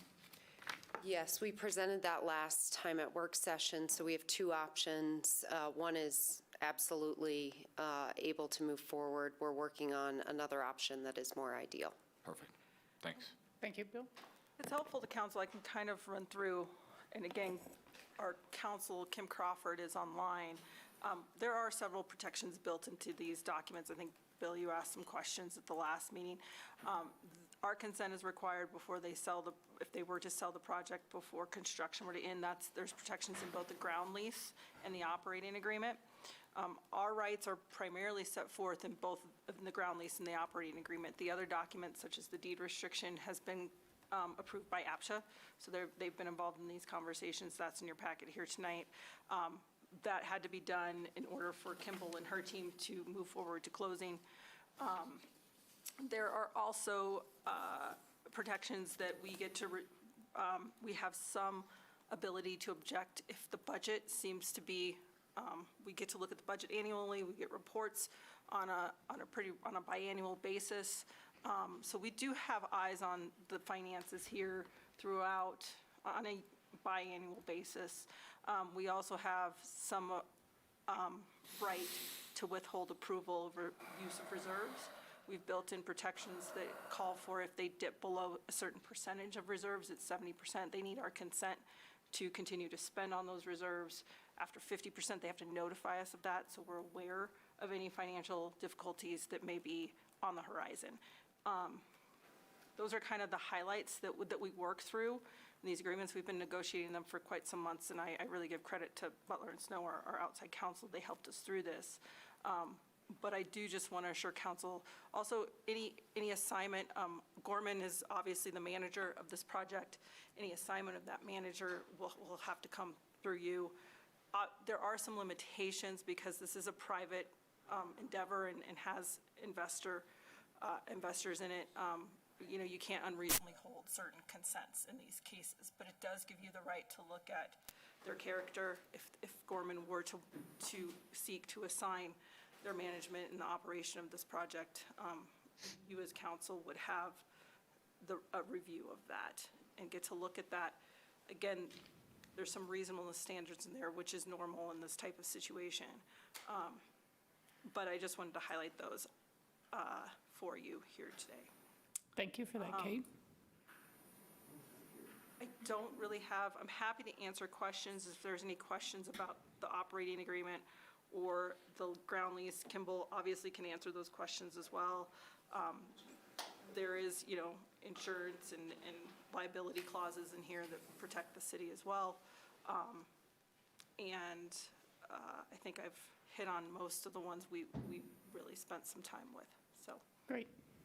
Thank you for that. Any further questions from the board for our staff?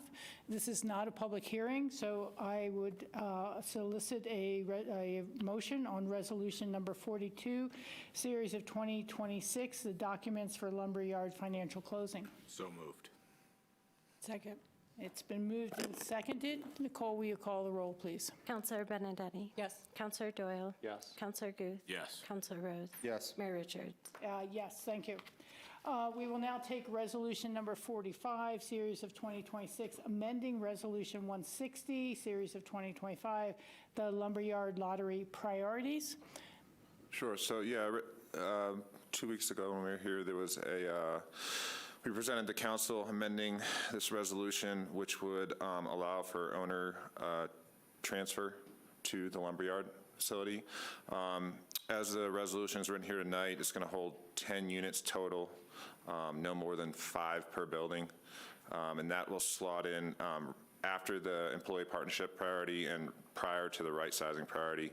And any ownership transfers would be approved at So someone APCHA's moving from an discretion. APCHA ownership unit to a rental unit Correct. would also be slotted in there.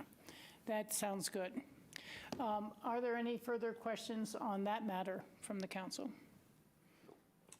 Just a statement, as I mentioned during that work session, I can't support that. I don't think that it's in the community's best interest to incentivize people to move out of ownership units unless they are downsizing. This is not limited just to downsizing, so I can't support this. Thank you. Can appreciate that. We're going to go ahead and see if we have a vote. Does anyone want to make a motion? So moved. Seconded. It's been moved and seconded to approve resolution number 45, series of 2026. Will you call the roll, please, Nicole? Counselor Benedetti? Yes. Counselor Doyle? Yes. Counselor Guth? No. Counselor Rose? Yes. Mayor Richards? Yes, thank you very much.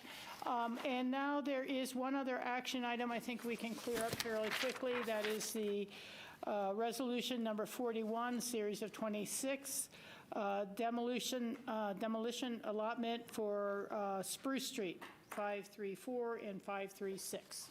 Just another one. I'll keep going all over the place. There's one more back in there. Okay, this one's. Yeah. We're going to do as many we can before 7.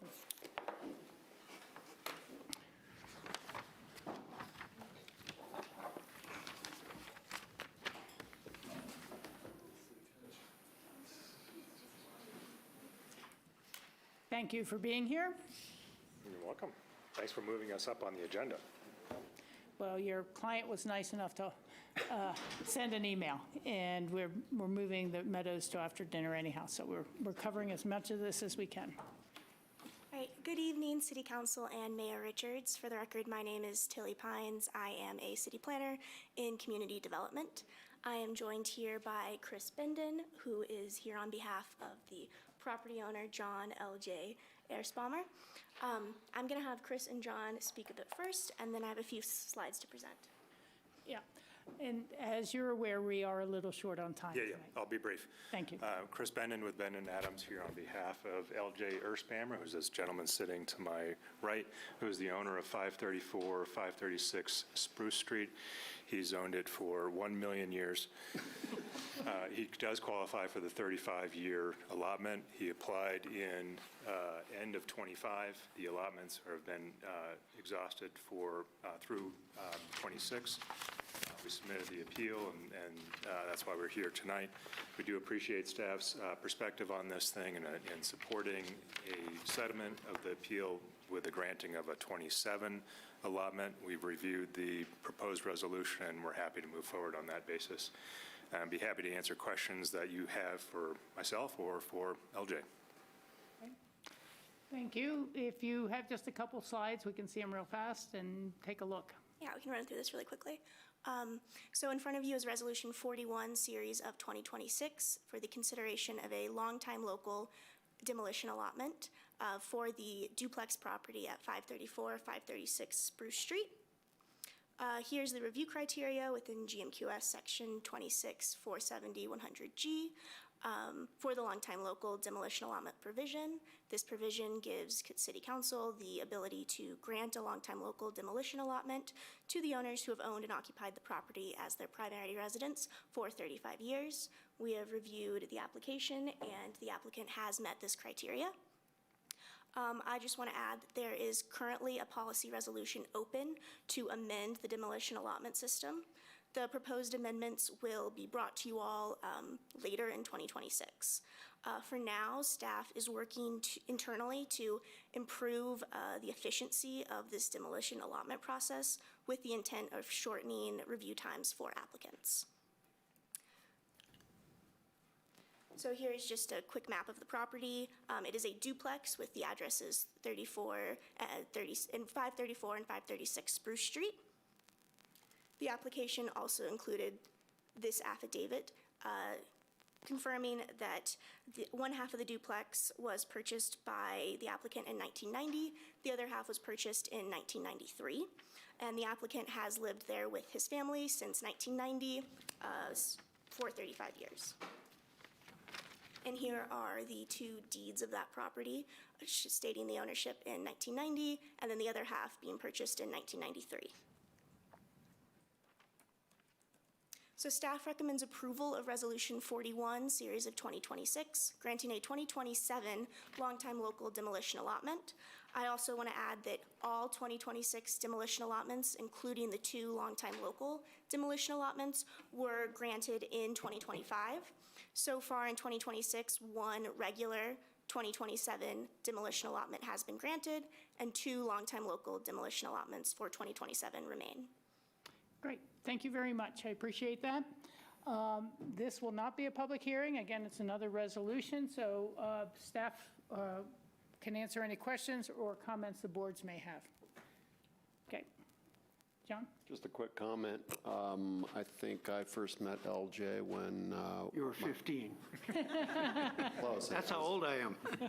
I think I was 19, but I remember in 1980, my mom did some work for it. My mother did some artwork for me. Exactly. Wonderful Thanks for your lady. contributions to Ski Patrol and the community. Obviously, a longtime local, I support this. Thanks, LJ. Thanks, John. Would you like to make a motion, John? Sure. I'll make a motion to approve Resolution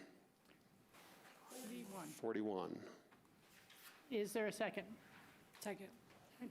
Thank you for that, and thank you for being brief. We appreciate that. I would like to say thank you to LJ for all his assistance with the Spark program and getting the Aspen Recreation Center and that ice built up there. So that was a good joint project for all of us. And one day we'll get the outdoor pool too. So, okay, it has been moved and seconded. Nicole, will you call the roll, please? Counselor Benedetti? Yes. Counselor Doyle? Yes. Counselor Guth? Yes. Counselor Rose? Yes. Mayor Richards? Yes. Yes, thank you.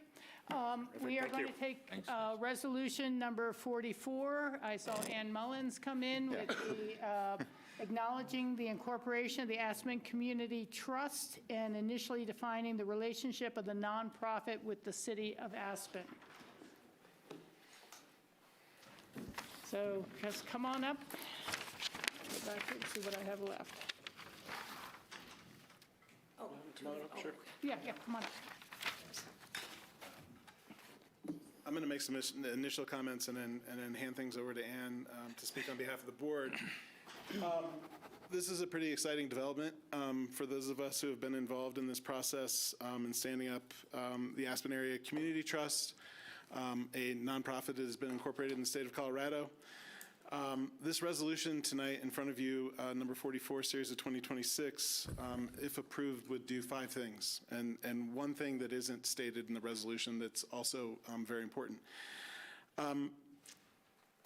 And so just talking a little bit about what's transpired to this point, back in 2023, the city of Aspen pursued a grant with the Department of Local Affairs with the state of Colorado we received $135,000 to study the feasibility of a community land trust to respond to some of the affordability issues that Aspen finds itself involved with. A second member of our board has just arrived at the table.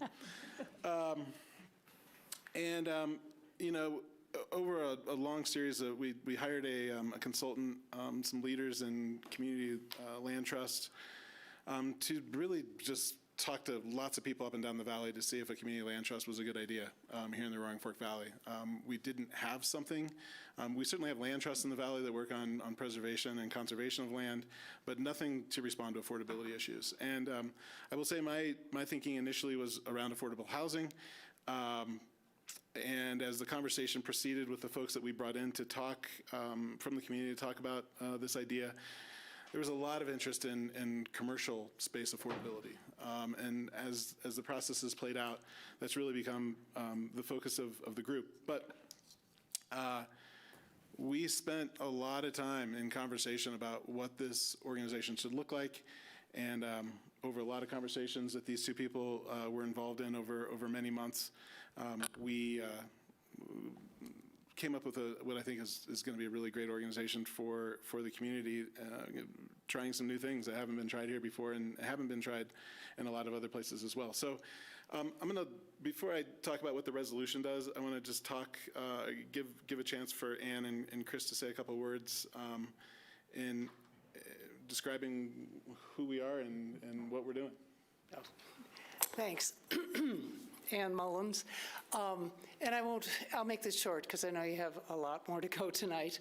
And I've already talked to several of the council members about this. I have to say I'm more excited about this endeavor than I have been about anything in a long, long time. It was something I brought to the council table in 2013 and couldn't get any traction for. And now, with the support of the city staff, with Ben, the DOLA grant, we are really making some good progress. Basically, what we want to do is preserve the businesses in town that serve local residents, that create the character in town that people love. So that's one part of it, the stewardship of these businesses. The other part is providing commercial space, affordable commercial space to serve local citizens, not only visitors, but the probably 5,000 residents that are in our 3,600 affordable housing units. Very simply, there's enormous support for the why. Our question right now is the how, and this is what makes this really exciting. It's a new, it's kind of a new endeavor. There are no real models out there. We've got a board with an amazing amount of brain power, and we are working to figure out how to make this, how to make this work. It's something the city needs. It's something the city has attempted to support for years, but for whatever reason hasn't been entirely successful. And our thinking is that an independent nonprofit, kind of a go-between between the business community and the city, is an entity that could really be successful in creating, preserving affordable commercial space. I'll let Chris add to that. I would add probably two things. One is this issue in the community is not new.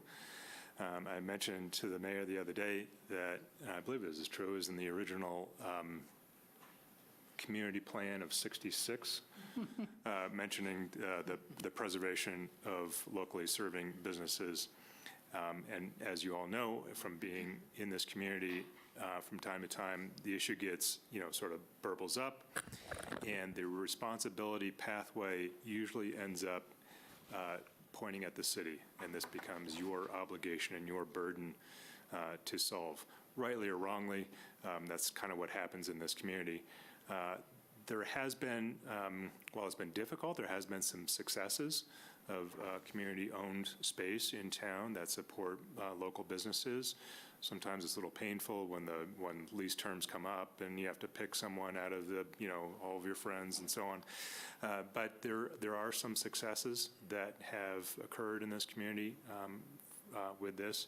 And then just the second point is to sort of echo Ann's comment about our ability to move forward as a nonprofit, not being local government, and also not being a for-profit business venture, I think puts us in a position where hopefully we can remove some of that burden from local government and be effective in this space. Thank you. If approved, resolution number 44 would do 5 formal things and do 1 informal thing. The first is, to date, with the approval of what's described here, the city would have spent $85,000 of money budgeted primarily within community development's long-range planning budget over the last 2 or 3 fiscal years. We're asking, within that $85,000, just the approval for an additional $35,000, primarily to do 2 things. 1, to give a little bit of additional consultant support as this new board is getting its legs underneath it from the consultant who's worked with us to this point. And secondly, to work with a law firm that we've been working with over the last several months to finish off the 501c3 application with the IRS. These would not be new dollars. These are dollars that are within ComDev's annual operating budget. The second thing, and I'll explain this a little bit more when I talk about the informal thing that this resolution does, would authorize the community development director to serve as a voting member on the AACT's board and representing the interests of the city of Aspen.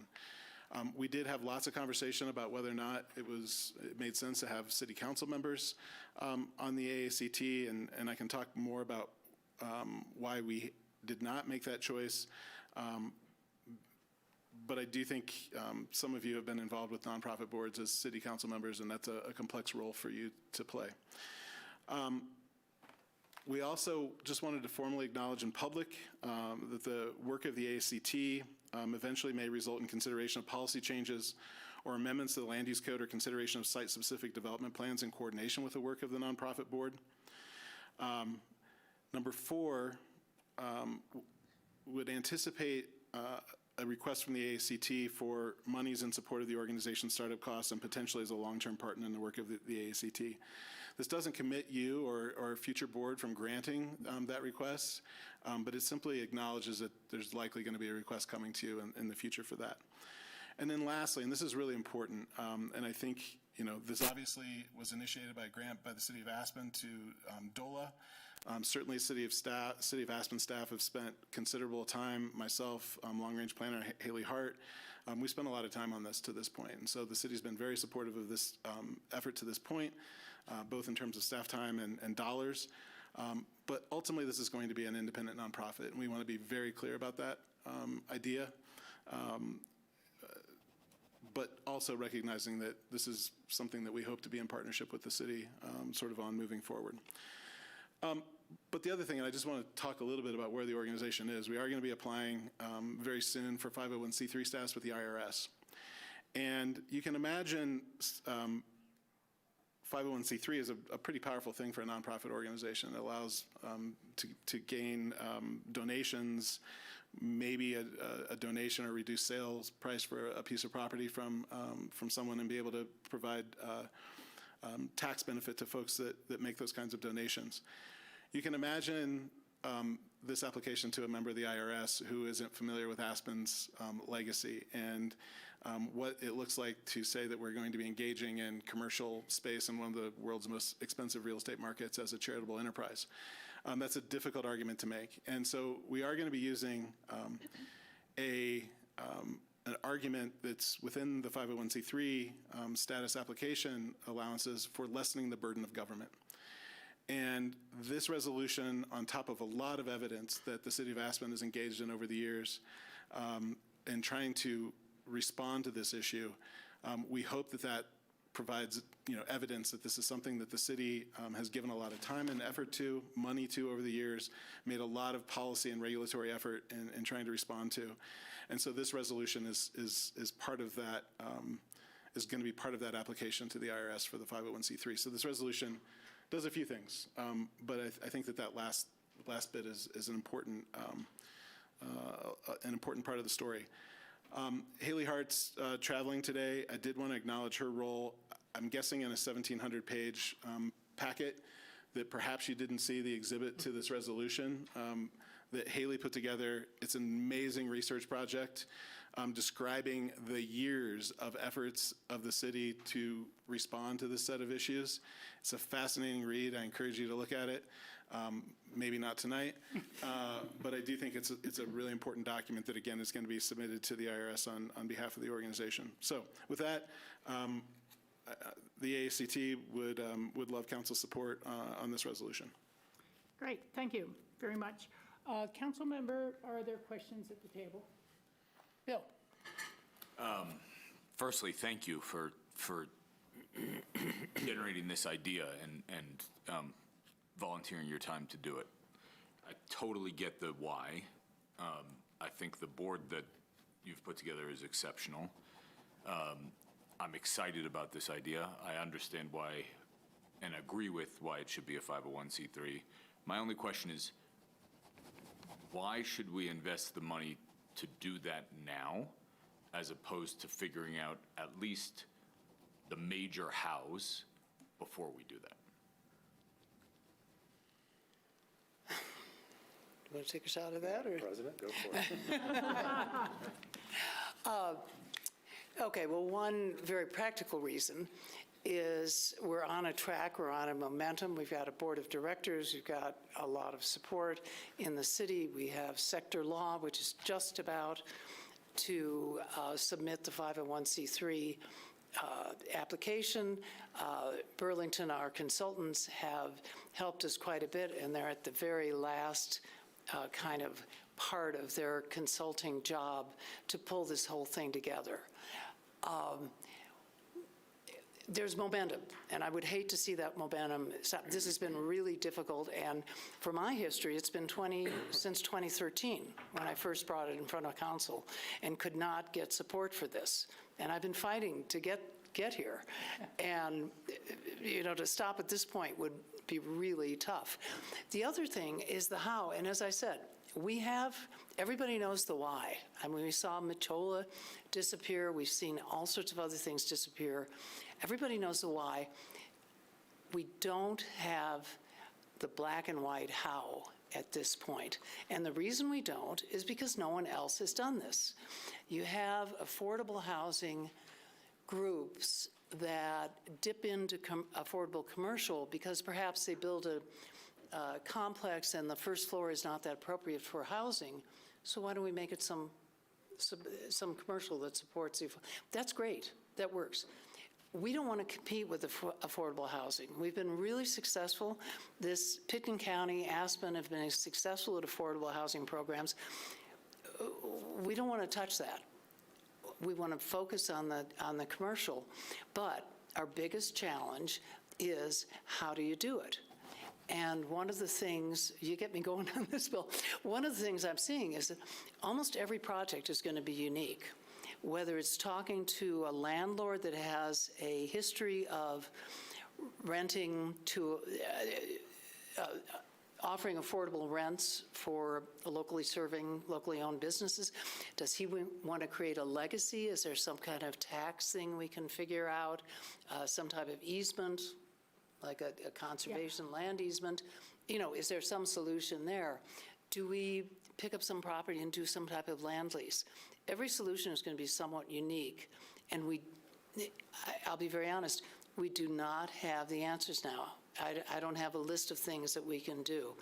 So tell me, I know the number was in the packet, but you've invested 100,000 plus so far in consultants and attorneys and whatnot so far. Could you speak up a little bit? Yeah, I'm sorry.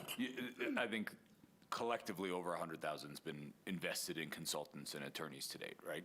And those ideas, amongst many others that are sort of floating around in the back of my head, aren't those the kinds of things that the consultants have recommended or contemplated so far to you?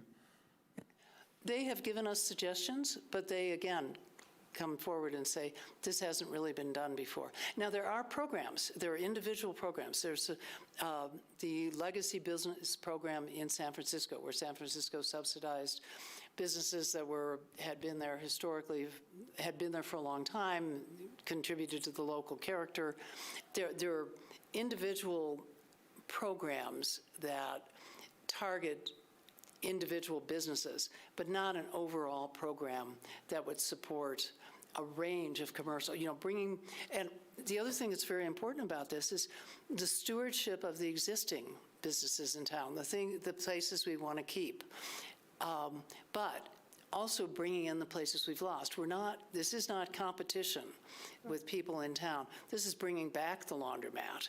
This is bringing back maybe one more pharmacy. Could we bring back a gas station? So here's what not competition. Here's what would be helpful to me. Yeah. And again, I want to support this. I think it's great, and I think there's great people behind it. And I respect your desire not to lose momentum. I think all I would need is a simple presentation and a simple two-page, one-page thing that says these are 20 ideas, 25 ideas that are obviously situation-specific, but are things that we could pursue, strategies we could employ to make sure that I can feel good about signing off on that expenditure on behalf of the community, going, these are the right kind of tactics to be exploring in this town. That's what it would take for me. Okay. Given it's 7:02 and we're supposed to start our dinner very soon, if we're going to be back here at 7:30, I'd like to ask, do other council members want to hold off and table this item until that list is produced? Or should we go ahead and you guys commit to try to come up with a list for Bill of the types of ways you're going to move forward or hope to move forward? Christine looked like she had her hand up I first. just had a thought as we were going through this, and one question was Ben is the representative on this board, what reporting and kind of relationship we have with city council, and maybe we just get a work session, because I think we all want to hear more and also weigh in. So maybe we get a work session on this sooner to kind of talk about it depending on people's availability, but I think that would be great. Yeah, that's a good suggestion. And John, your comment? I just want to say, I thought this was a great idea from the get-go. I think this committee that we have is amazing. I know every person on here, and I think they all add something important to this. I don't want to see any momentum lost. I want to see this move forward as quickly as possible. Yeah, I can appreciate where you're coming from, Bill, but I do want to see it move forward. And I think what is most interesting to me is that the Department of Local Affairs saw enough merit in this to give us a grant, and that they realize that this is something that's going to be overcoming other resort or mountain towns or these sort of places that without a lot of land mass and a lot of public land surrounding them. I hate to even begin to think what our town would be like without a Carl's Pharmacy, the Walmart of Aspen, or I have at home the Taste of Aspen books that Jill Shealy wrote and had recipes from all the restaurants, and none of the restaurants are left in the first book. I think there may be one or two in the second book, but we see the turnover, and some of it's natural and will occur no matter what, and it's just times change. Others are losing essential elements you need to keep a community whole.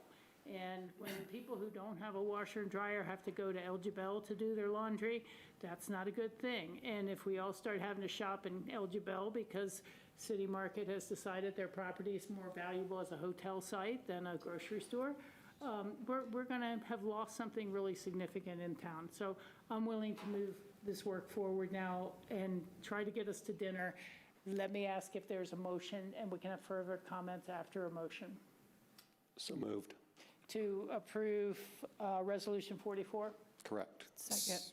It's been moved and seconded. Do you have a comment, John? Yeah, the last comment I had was, one phrase really excites me, that this has not been done before.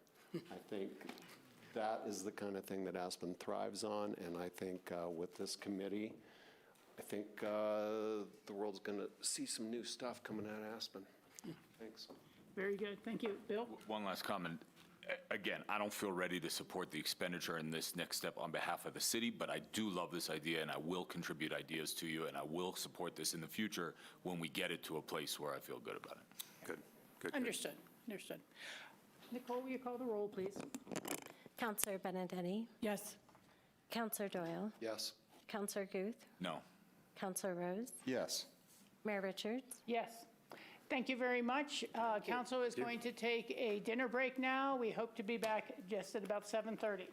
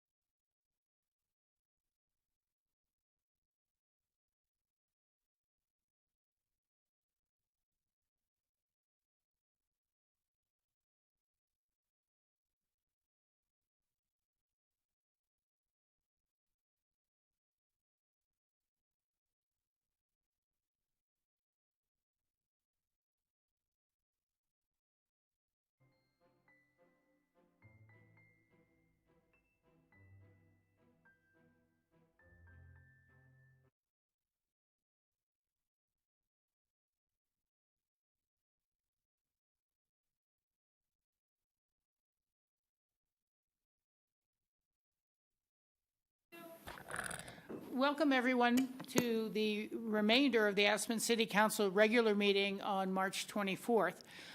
We have gone through all the other regular items, and we are now going to be hearing the Aspen Meadows Housing Joint application with the Music Festival, the Physics Center, and the Aspen Institute. We have asked questions. We have some responses to those. Ben, I don't know how you want this to involve in terms of who's presenting first. Certainly, thank you. Mayor and Council, for the record, Ben Anderson, Community Development Director. The plan of action this evening, I'd like to give time to the applicant team to make some remarks, discuss some elements of the project in previous discussions with Council, and then staff would like to go through some discussion specifically related to the items that were in the staff memo. So those are the two things that we know about, and then after that, I think certainly there's interest in public comment. Yes, and to be clear, I will be reopening the public comment as some parts of the proposal have changed. Great. Okay, Great. so I think that's you guys then. That's wonderful. Thank you, Mayor and Council and staff. We will run through a brief presentation. I do have with me the different partners, Richard Stetner with the Aspen Institute, Jenny Elliott with the Aspen Music Festival and School, and Josh Freeman with the Aspen Center for Physics. So we wanted to give a presentation this evening to make sure we could address your comments and questions and address some of the new information that was included in the packet. So there's really three key topics that we want to review with you today. Information around the technical aspects of the affordable housing proposals, transportation considerations, and then finally changes to the Aspen Center for Physics proposal based off of your comments and neighbor comments related to density and unit count. So in terms of affordable housing, we have been working for a really long time with the APCHA team to make sure there's clarity on what is being proposed as part of these affordable housing units. So typically projects don't develop deed restrictions until much later in the process when we're closer to completion of construction even.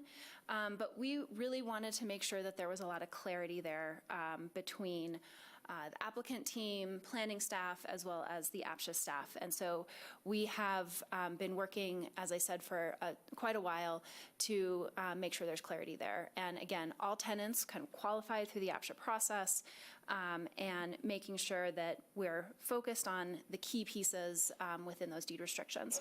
So we've focused on addressing requirements in the guidelines. And as we discussed in some detail in our previous meeting, the proposed minimum lease term lengths are really related to the specific needs of each organization and in many ways contemplated within the APCHA guidelines in terms of the specific sections related to seasonal units and employer units.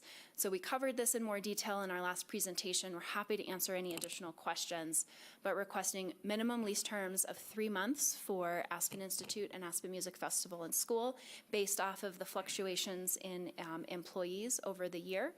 And then a shorter period of time for the Aspen Center for Physics to reflect the specific programming needs and weeks there. We've also continued to coordinate with APCHA and planning staff related to our request for housing credits. So again, only the Aspen Institute and the Aspen Music Festival and School are requesting housing credits. We are very clear that any units, in order to qualify for the housing credits program, must have a deed restriction for year-round employees, and they must be deed restricted in accordance with the credits chapter of the code. So that means they need to be a category unit. We understand that. That is what is included in the ordinance and is why both the Aspen Institute and the Aspen Music Festival and School are only requesting a portion of those units be eligible for housing credits. We mentioned this in the last meeting, but memorialized in an updated letter as part of our application materials. We are requesting 5 years of vested rights, down from our original request of 10 years. This vested rights time really is needed to ensure we're able to complete necessary financing for the projects and effectively plan for construction and some of the permitting requirements. So the next key topic we wanted to review is specific to transportation. I'm going to cover a few pieces, and then I'll turn it to the partners to walk through some key items. So we will cover this in more detail in some future slides, but a key part of the application is an update to the Aspen Center for Physics proposal along North Street to reduce the number of units here, and Josh will speak more about that as we get there. But as part of that change, we can maintain the existing trail alignment along North Street on the Aspen Center for Physics property, and so that has been incorporated into our proposal. In addition, we are dedicating new easements across campus to make sure there is a clear and good public access connection throughout the campus overall. We have also continued to be in really close communication and coordination with both the engineering team and planning staff, and understand importance of conditions of approval. And so there's some updated language that we have, again, been working through with the city staff teams to make sure that these improvements and some of the next slides that we will talk through related to the TIA, transportation and parking, are incorporated into the ordinance. So I'm next going to turn it to Richard to talk through First Meadows Road. Thanks, Jessica, and good evening again. As we heard at the last council meeting, there was an interest in potentially paving the eastern section of Meadows Road. We at the Aspen Institute are absolutely open to that. Jeff and her team have discussed that with city staff and feel as though a gravel versus paving would be a better benefit, as that's more consistent with what we've done on the rest of campus. So again, we've heard you. We want to continue to move forward with that. Additionally, we are committed to implementing the crosswalk infrastructure requested by city parks and engineering departments.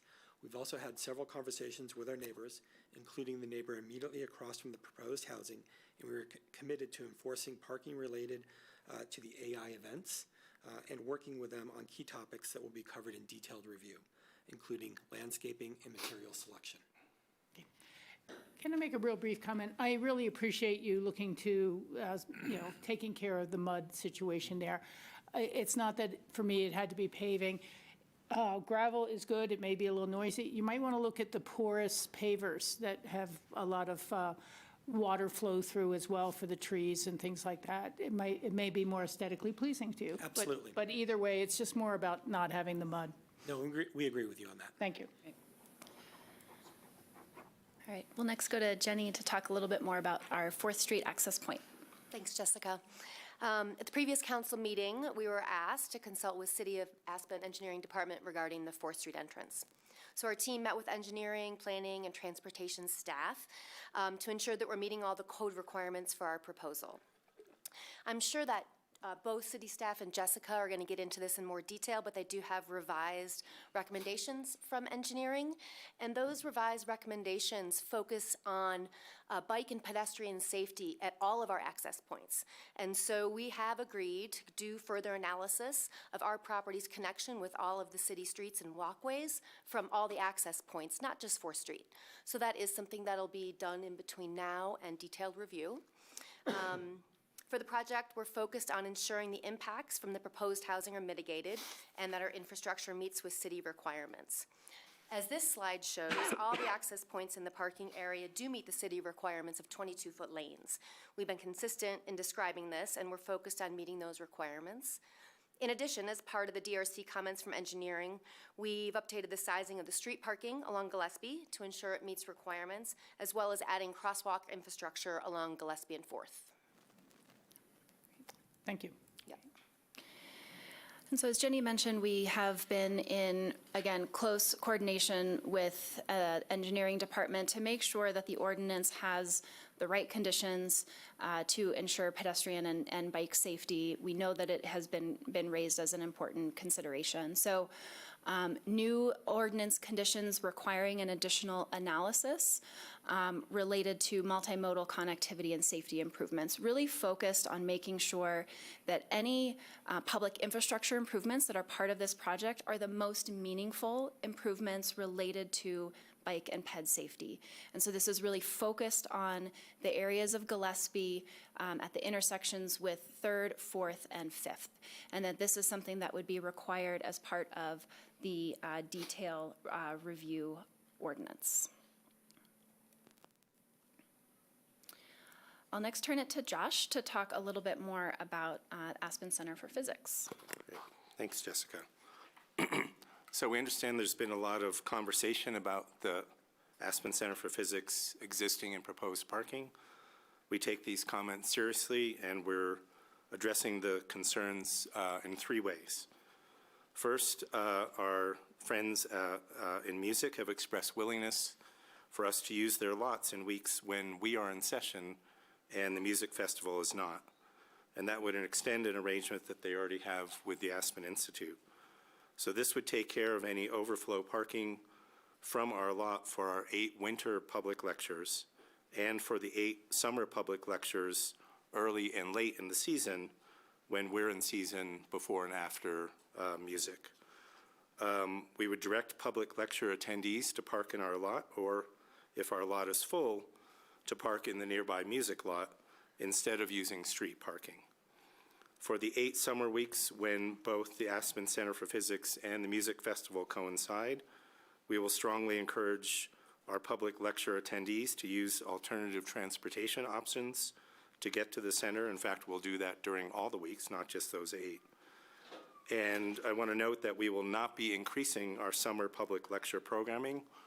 We will have 1 per week when we're in session, and the scale of those lectures is set by the size of our auditorium, which holds about 100 people. So these lectures will not be exacerbating current West End parking issues. Moreover, I think it's worth pointing out that neighborhood parking for our summer lectures constitutes a tiny fraction of the West End on-street parking during summer events in the area. Again, our auditorium holds only 100 people.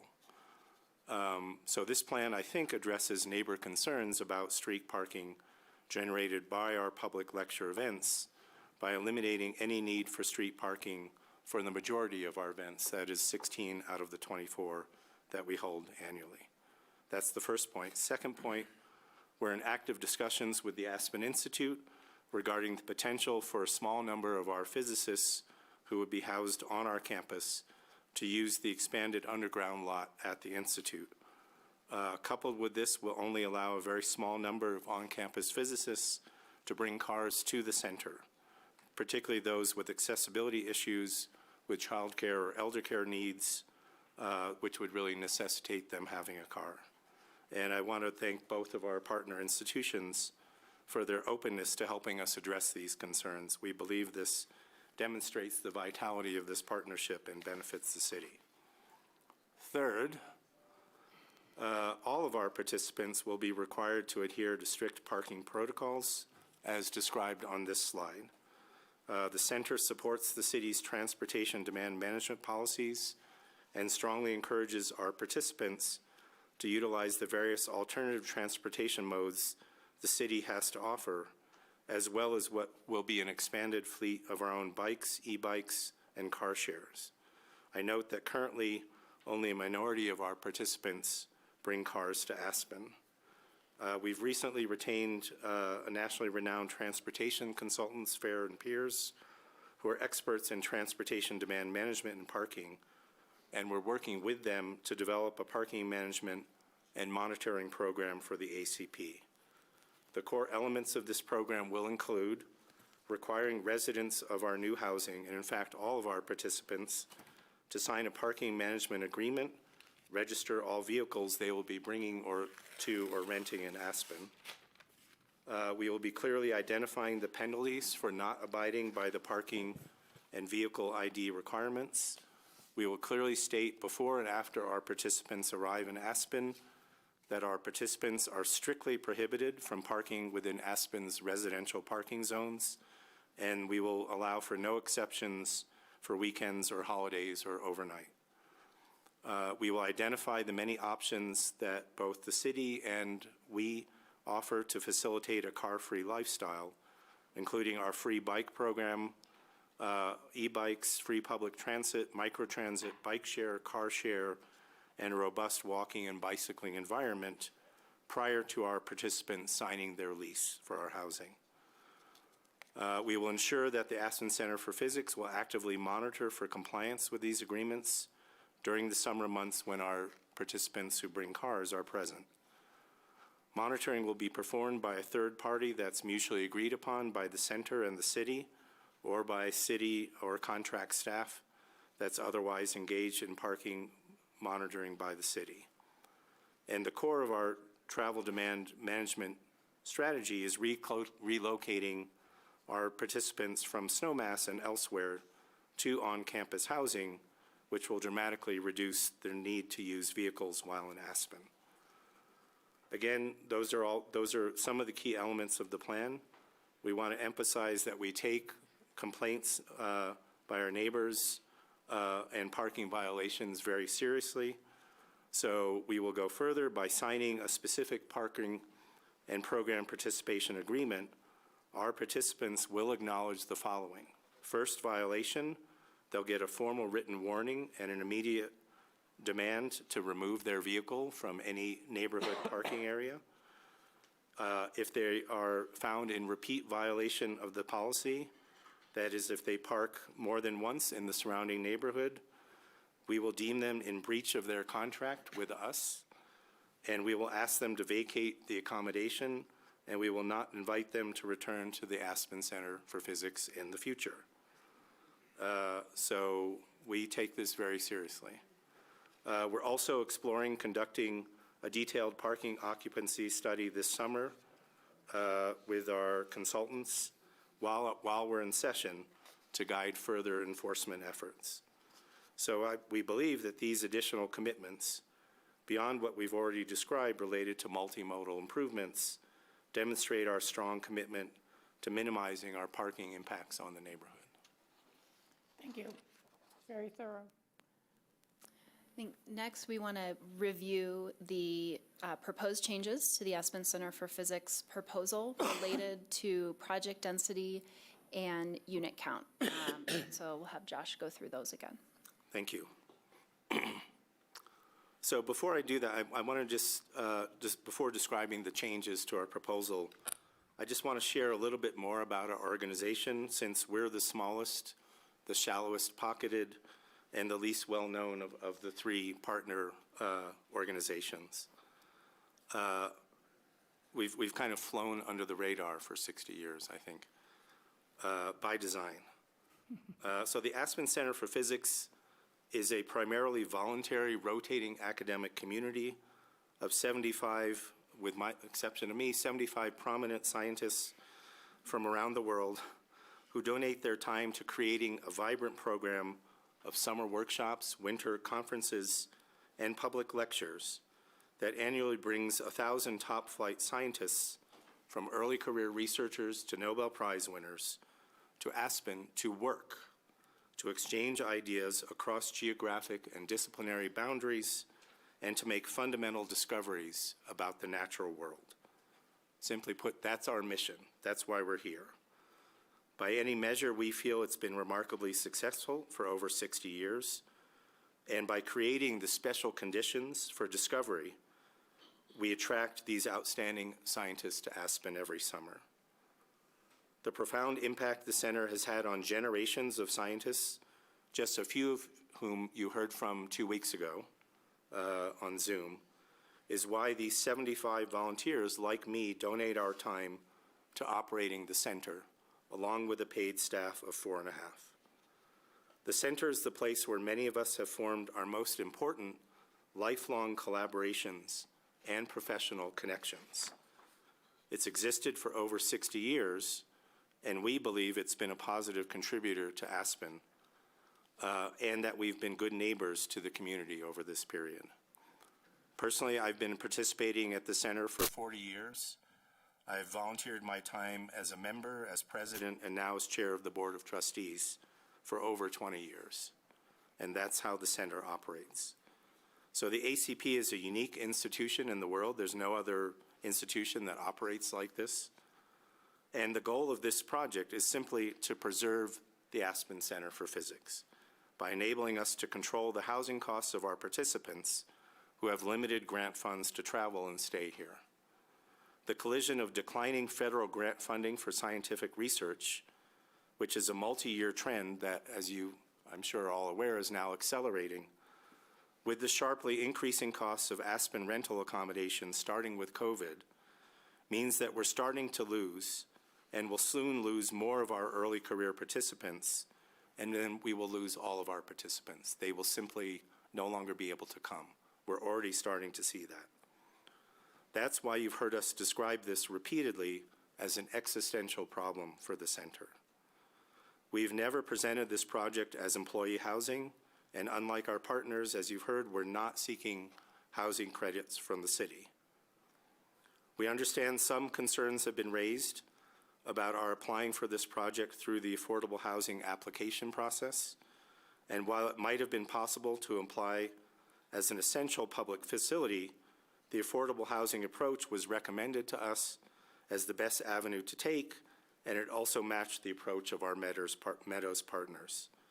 We hope you'll consider the fact that the housing for which we're applying is exactly the same as it would have been under a different application approach. The fact is we urgently need this housing, and we were happy to take whatever approach seemed most appropriate. The end result is the same. So consistent with the academic zoning of the Meadows campus, our goal is simply to provide academic housing for academics that is affordable for them. You've heard from several of our past interns 2 weeks ago of the critical impact their time at the center had on their future career choices, an introduction and window into science they wouldn't have had otherwise, and that has changed their lives. We want to make sure that opportunity is there for future high school students from the Aspen area. We believe losing the ACP would be a profound loss for science in the United States and in the world, and we believe it would be a substantial loss for the city as well. So I now want to actually talk about the revised proposal and focusing on the North Street units and the overall scale of our plan. We've felt that these units are important to our plan. During much of the summer, we need over 100 beds per week to house all of our participants. So reducing the number of on-campus units in this proposal means that the center will need to rent more units off campus, which is increasingly difficult and costly and contributing to this problem of we have to pass those costs on to our participants. It's making it increasingly hard for them to be able to afford to come. Nevertheless, we have carefully listened to the concerns raised by some of the neighbors and council members. And to address those concerns, we're proposing, as you can see on this slide, to eliminate 2 of the 3 North Street units on that side of the campus. The remaining unit, building number 6, that's closest to 6th and North, from the previous plan has been moved north and east, closer to Smart Hall, where our physicists meet, and rotated so that its driveway is on 6th Street, essentially across from an existing alley, and placed to meet city engineering standards. The placement of this, the relocation of this unit and the removal of the other 2 units means that we'll be able to preserve the location of the existing trail along North Street that's on the ACP property, and will eliminate all curb cuts on our side of North Street. And this unit is planned to have 2 parking spaces. Our aim is to surround this building with trees and bushes to minimize its visibility to both 6th and North Street neighbors, and also to ensure privacy for our participants. We note that a number of the existing trees in this part of the campus that are on our campus are dead or dying and likely in need of replacement in any case. The trees further west along North Street are not all in great shape, but generally in better shape than those in this part of the campus. So this revision directly addresses the concerns that have been raised about both our impact on North Street and the overall density of the project. Since we're reducing the total number of beds from 63 to 55, the number of buildings from 8 to 6, and the total square footage from approximately 23,000 square feet to approximately 18,800. Our rationale for retaining that one building on North Street, near North Street, is that we feel this unit would best accommodate early career scientists with young families and our female participants overall, as well as those with accessibility issues, all communities that face the most challenges in our field and that we feel most strongly about supporting.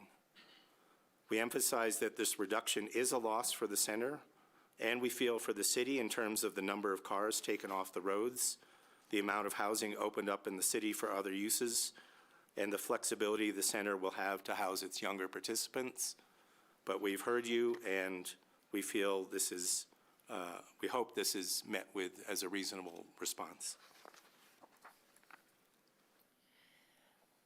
And this slide illustrates the an updated rendering that shows the access point off of 6th. This driveway is generally in alignment, as Josh said, with the alley. We want to make sure that it meets all of the City of Aspen requirements related to site distances and things like that. So it's likely a little bit south of where that alley would pop out. But removing all curb cuts from North Street and maintaining that existing path along North Street. We've provided these updated dimensions to staff so that they could be incorporated into the ordinance should council support the direction of these changes. This just briefly shows the difference between the two proposals in terms of the reduction of 2 buildings and 4 units. And a reduction from 63 bedrooms down to 55 bedrooms. All of the dimensions related to height stay the same, and the square footage changes are really based off just removing of those two buildings.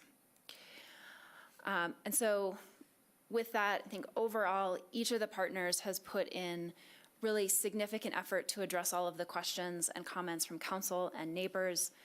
We believe in this proposal. We think that it provides an important balance between the institutional needs and the city requirements and the character and longevity of our community. It meets the relevant review criteria. We are committed to continuing to work with city departments as we move through the process. Should council approve this at the project level review, we would have a second review process with Planning and Zoning Commission on detail review to work out all of the important details related to lighting, landscaping, materials, specific utility connections, et cetera. And we're committed to doing so. So with that, we're happy to answer any questions that you might have about the proposal. Let me start with just a couple of small things, and we will very soon be opening the public comment once other council members have a chance to ask any further questions. And you can wait till after public comment to respond to my questions if you'd like, Jessica. That'd be fine.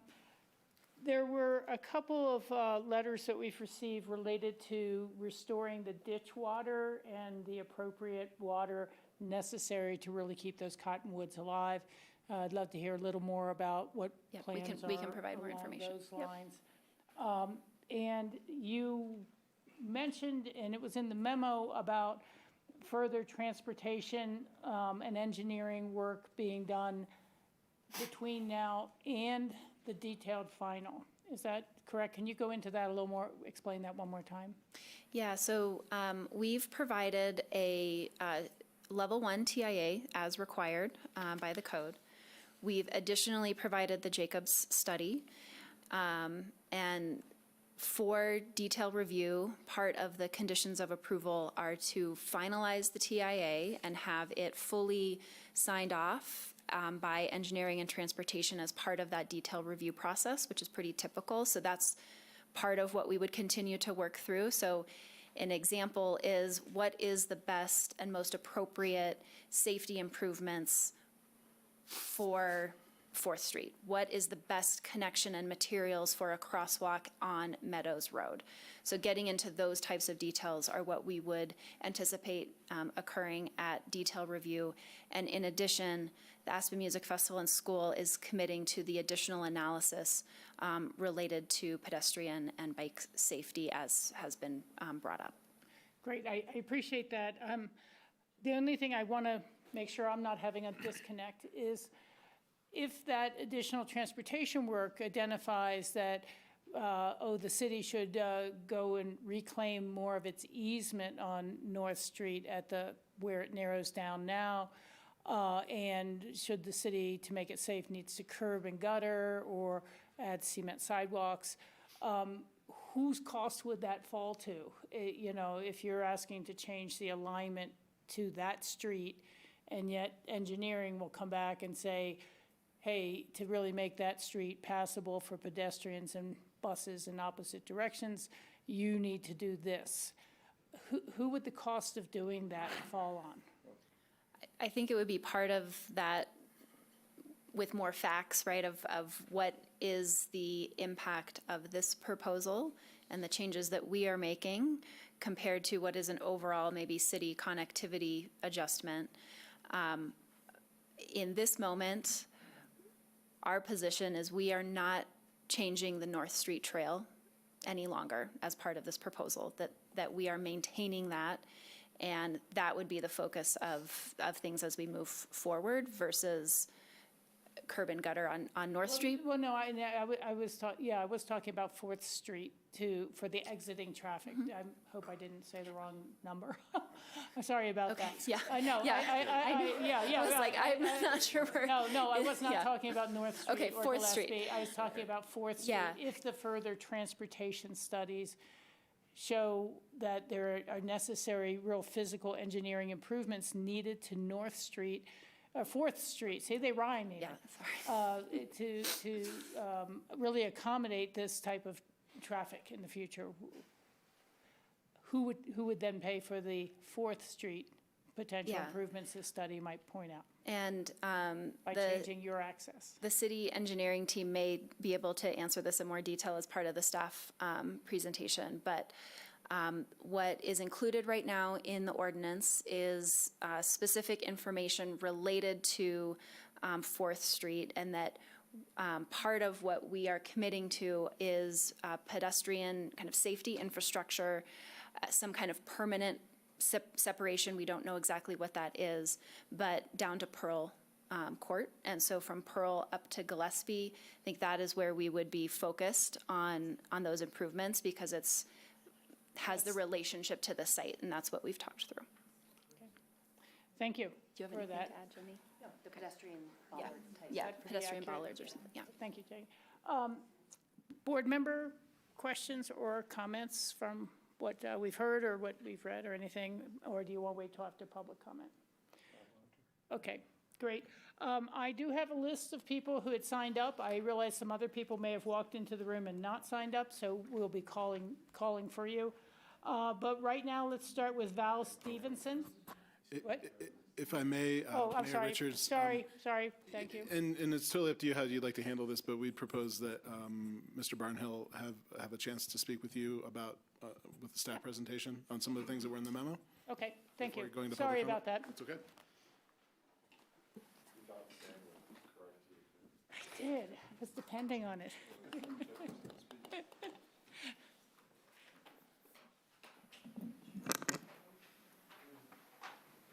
Well, we get a little longer.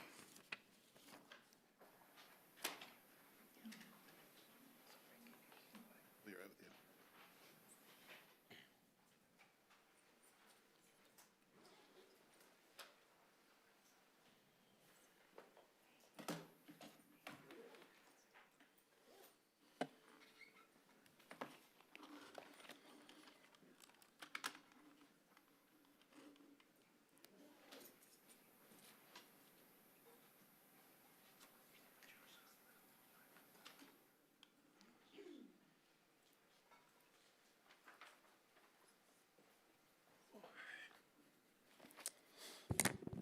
Good evening again, City Council and Mayor Richards, Jeffrey Barnhill, City Planner for the City of Aspen. This time we are going to talk about Ordinance Number 5, Series of 2026, Aspen Meadows Affordable Housing Proposal. Great. Per Council's request, staff has provided the following review criteria that were of most importance during staff review and in response to topics raised during the public hearing and public comment. Those were placed next to your guys' computers during the break. So getting into those, again, the plan development project review and detailed review. The step we're in currently is the project review. The plan development project review reviews details up front and provides a more flexibility in the site plan than what underlying zoning allows. Project review is intended to establish the allowed dimensions of a property and ensure site planning is compatible with the context of the area. And then detailed review is intended to perfect and finalize the detailed aspects of the project within the parameters established during the project review.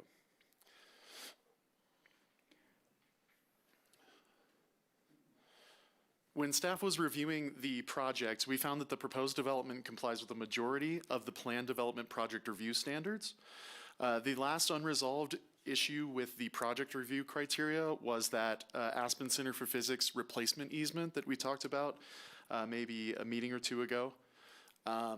Staff finds that with that issue resolved, that this would meet all the applicable criteria or be not applicable for plan development project review.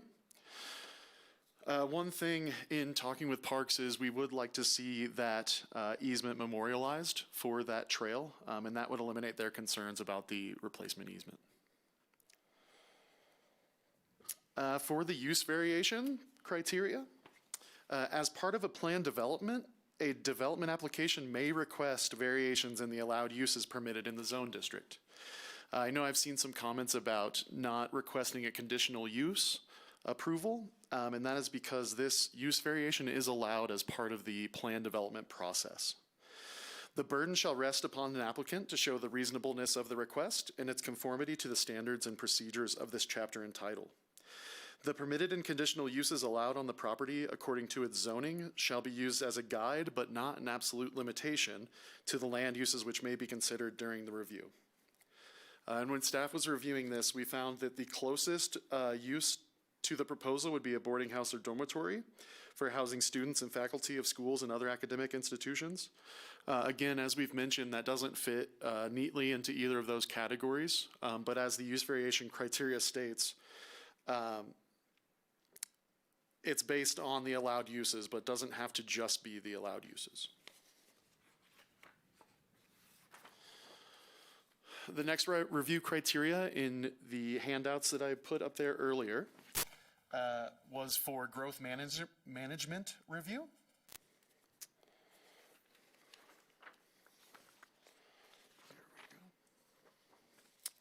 There are no annual allotment limits for affordable housing or essential public facilities.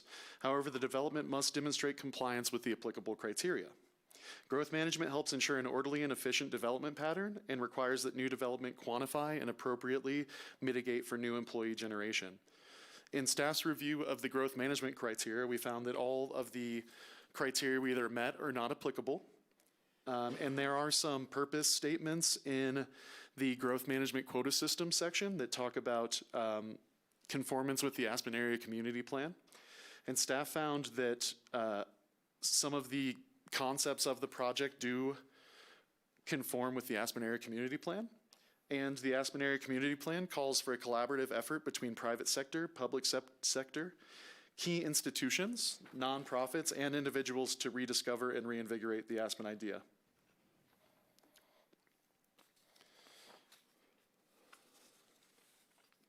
As for the certificates of affordable housing credits, this excerpt was really taken from the staff memo. Staff found that these units are being created voluntarily for qualified employees, and in staff's view should be granted credits consistent with the processes outlined in the land use code. In staff's findings, we found that the land use code does not provide a code justification to deny this request, should the units be built and deed restricted in conformance with the code. Let me just drill down on that one so we don't have to go backwards again. Sure. I think it might be easier. Absolutely. To be clear, the units that are being asked for the affordable housing credits will be deed restricted to 3-month occupancy only? As proposed. Have we ever issued deed restriction affordable credits for 3 months at a time? I mean, I know Burlingame and seasonal housing has shorter leases, but they weren't credit projects. I understand the question.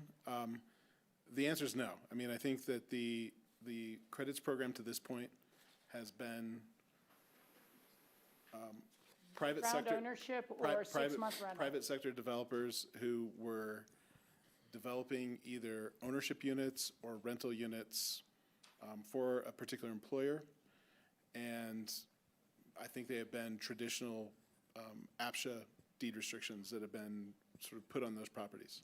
So this would be the first 3 months and you get a credit that someone else can? I think everything else about these deed restrictions would be consistent with an APCHA deed restriction with a variation of that term of the lease. Jessica's got her hand up, Rachel, I think. Jessica, please come on back up if you'd like.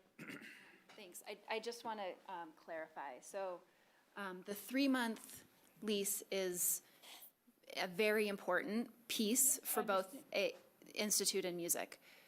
For the units that would qualify for credits, we are committed to a regular Year-round. year-round That's what I deed was restriction. trying to clarify with my first Yes. question.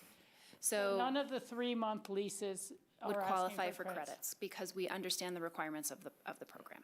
Okay, Thanks. thank you. Sorry for that confusion. That was mine. Okay, Yeah. thank you. Well, then that clarifies that for me. Thank you very much. We're not issuing credits on any units that are going to have a 3-month restriction. Thank you. Very good. Thank you. Please continue. At council's request from the last hearing, the Transportation Department provided the existing transportation demand management measures in the West End that had city funding. These were included as Exhibit A in the memo and include things such as the Crosstown Shuttle, the Downtowner, We-Cycle, employer services like mini grants for TDM projects, and some transportation demand management measures that have been considered but remain unfunded. Again, you can find a more detailed breakdown of each of those in Exhibit A and also in parts of the memo.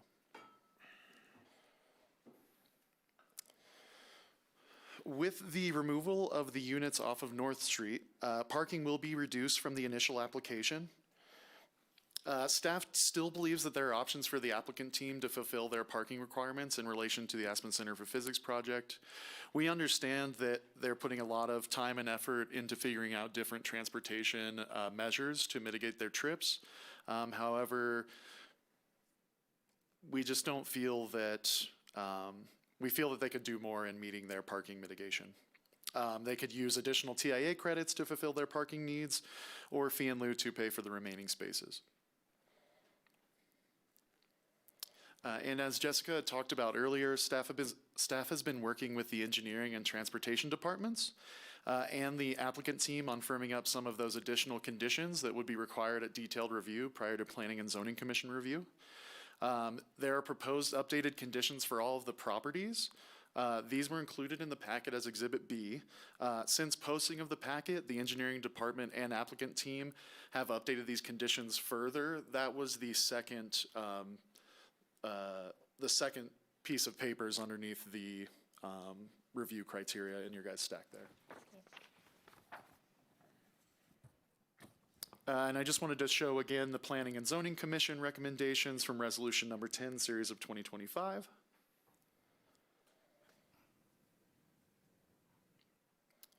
And then staff recommends approval of the project with the conditions outlined in the ordinance and with adjustments to, as we mentioned, the Aspen Center for Physics parking mitigation. And staff still supports a 3 years vested rights. I understand that council was supportive of 3 to 5 years.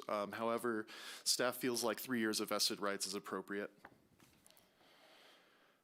Here is the proposed motion. Additionally, I have Kyla and Tricia from the engineering department here. I've got Cindy and Matthew from APCHA here.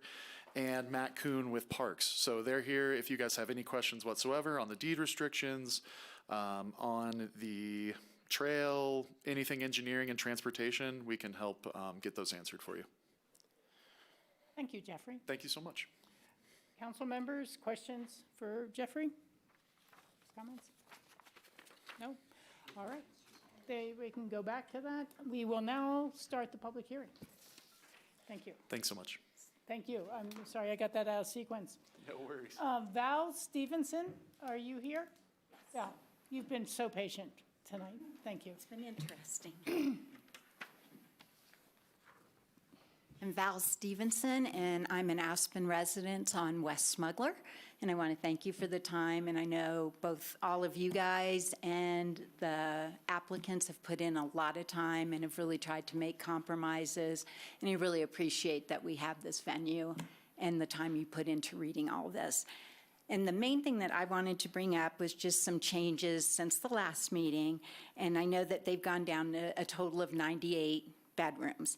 And so I kind of compared the three nonprofits and their asks on this. And so the Institute is like 27% of the ask, and they're going to house almost 30 FTUs. Music is 17%, and they're going to house about 24. Physics is 56%, and they're housing no FTUs. And so I understand where physics is different because they're mainly housing participants and the importance that it is to that program. And so I guess where I would ask is, you know, I look at the North Street and they did take 2 away, but to still have 1 there, the purpose is, you know, to accommodate early career scientists with young families, female participants, and those with accessibility issues. And I guess I don't know why some of those other units that are on campus can't be used for that, and why we're always looking to accommodate families when we're still having trouble accommodating workers that live in this valley.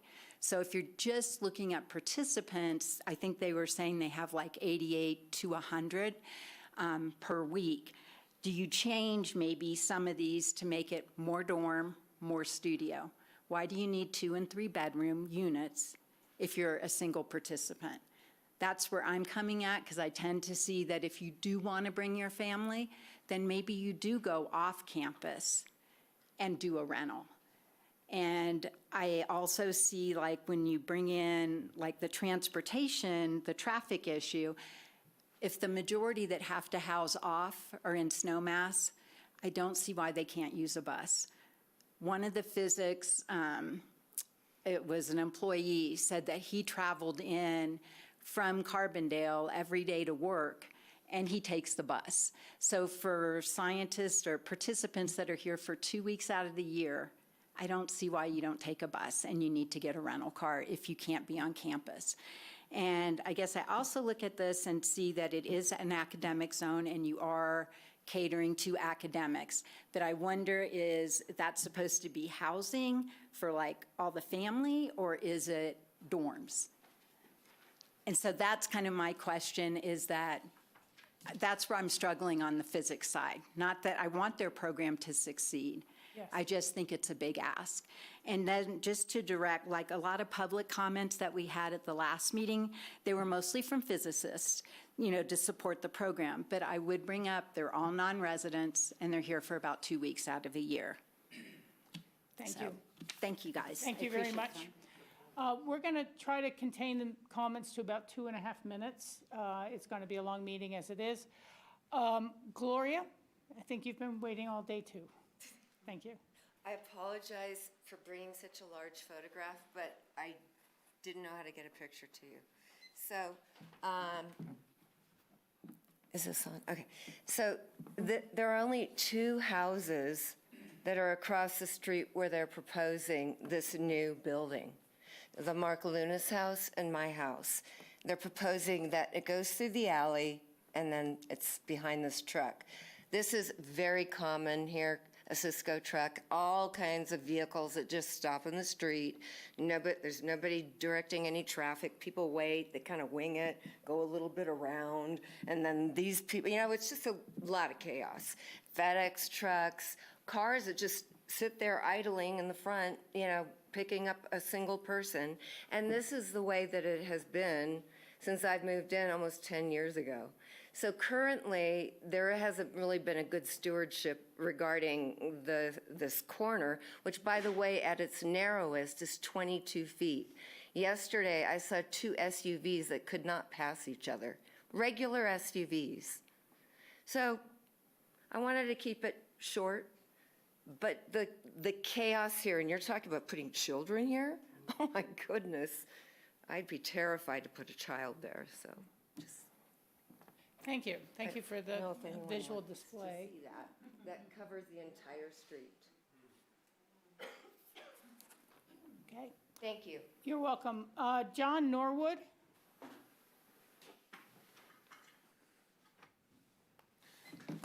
Good evening, Mayor Richards, council members, staff. Thank you for your time tonight. I'm a homeowner on 4th Street and a taxpaying member of this community. I'm speaking in opposition to the Aspen Music Project as currently proposed and urge stronger enforcement of its existing permit conditions. I have 2 primary concerns: emergency access and safety. The proposed 4th Street entrance provides only about 17 feet of unobstructed width. As designed, it attempts to accommodate automobile, bicycle, and pedestrian traffic within a corridor that does not meet fire and emergency access standards and is, to my knowledge, to this date has not been approved by the fire department. This presents a real and unacceptable risk to the public safety and must be resolved before any further approvals are considered. Throughout the summer, music students already use 4th Street heavily on foot. Considering the applicant's own stated objectives of adding 150 new bicycles and considering many more vehicles utilizing the 4th Street, using 4th Street, this new entrance will only intensify an already unsafe situation. And then parking and code compliance. The venue was originally approved with a requirement of 274 parking spaces. That approval did not account for the higher vehicle volumes generated when patrons use lawn seating or when events draw larger crowds. Homeowners are required to correct code violations when remodeling. The same standards should be met here. Current operations appear to exceed approved parking capacity, resulting in overflow parking, increased traffic, and safety concerns in our neighborhood. In fact, I've got a picture here on my phone where a nice gentleman parked halfway in the street and halfway in my grass, breaking sprinkler heads. I propose relocating the bus pickup and drop-off access to the north side of Harris Hall. This would place visitors closer to the venue, reduce large vehicle movement through the main parking areas, and provide safer, more accessible, ADA-compliant access for those with disabilities. This change could eliminate the need for proposed 4th Street entrance entirely, and with it, the associated life safety risks. You're going to have to finish up soon. I'll be real quick. I respectfully ask the council to direct staff to wait to approve any development based on the results of the council's own $400,000 traffic study. Why would we approve anything until we have the results from a traffic study that we've already authorized? That makes no sense to me. Produce the original Aspen Music Festival parking permit and its stated parking conditions. Conduct an immediate parking and code compliance inspection and require a revised parking management plan, including off-site parking shuttles, capacity limits, and other mitigation measures before allowing additional events. Public safety, accessible access, and fair enforcement of permit conditions must come first. I urge the council to hold the Aspen Music Festival project accountable to the terms of its previous approvals and to require the design and operational changes necessary to protect our community. And as a final note, I'll just say, I really appreciate what you guys are doing. Y'all are doing incredible work. The decisions you're making are tough. You're really over your time, sir. Okay, I'm trying to keep everyone the same. I appreciate it, but thank you, and Thank you. I just ask that you keep our community safe. That's all. Thank you. Thank you. John Norwood? That's me. That's you. We're up to Elise. Again, Elise Moschmeyer? Thank you, Elise. Good evening, everyone. My name's Elise Mashmeyer. I have been coming to Aspen for 40 years now. I'm a former SkiCo employee, a current member of Mountain Rescue, and a full-time resident on North 4th Street. I wanted to come here tonight just to echo the numerous valid concerns that many of my neighbors have already expressed. I would love to sit here and talk about them forever, but in the interest of time, I just want to address specifically the TIA and the proposed 4th Street access.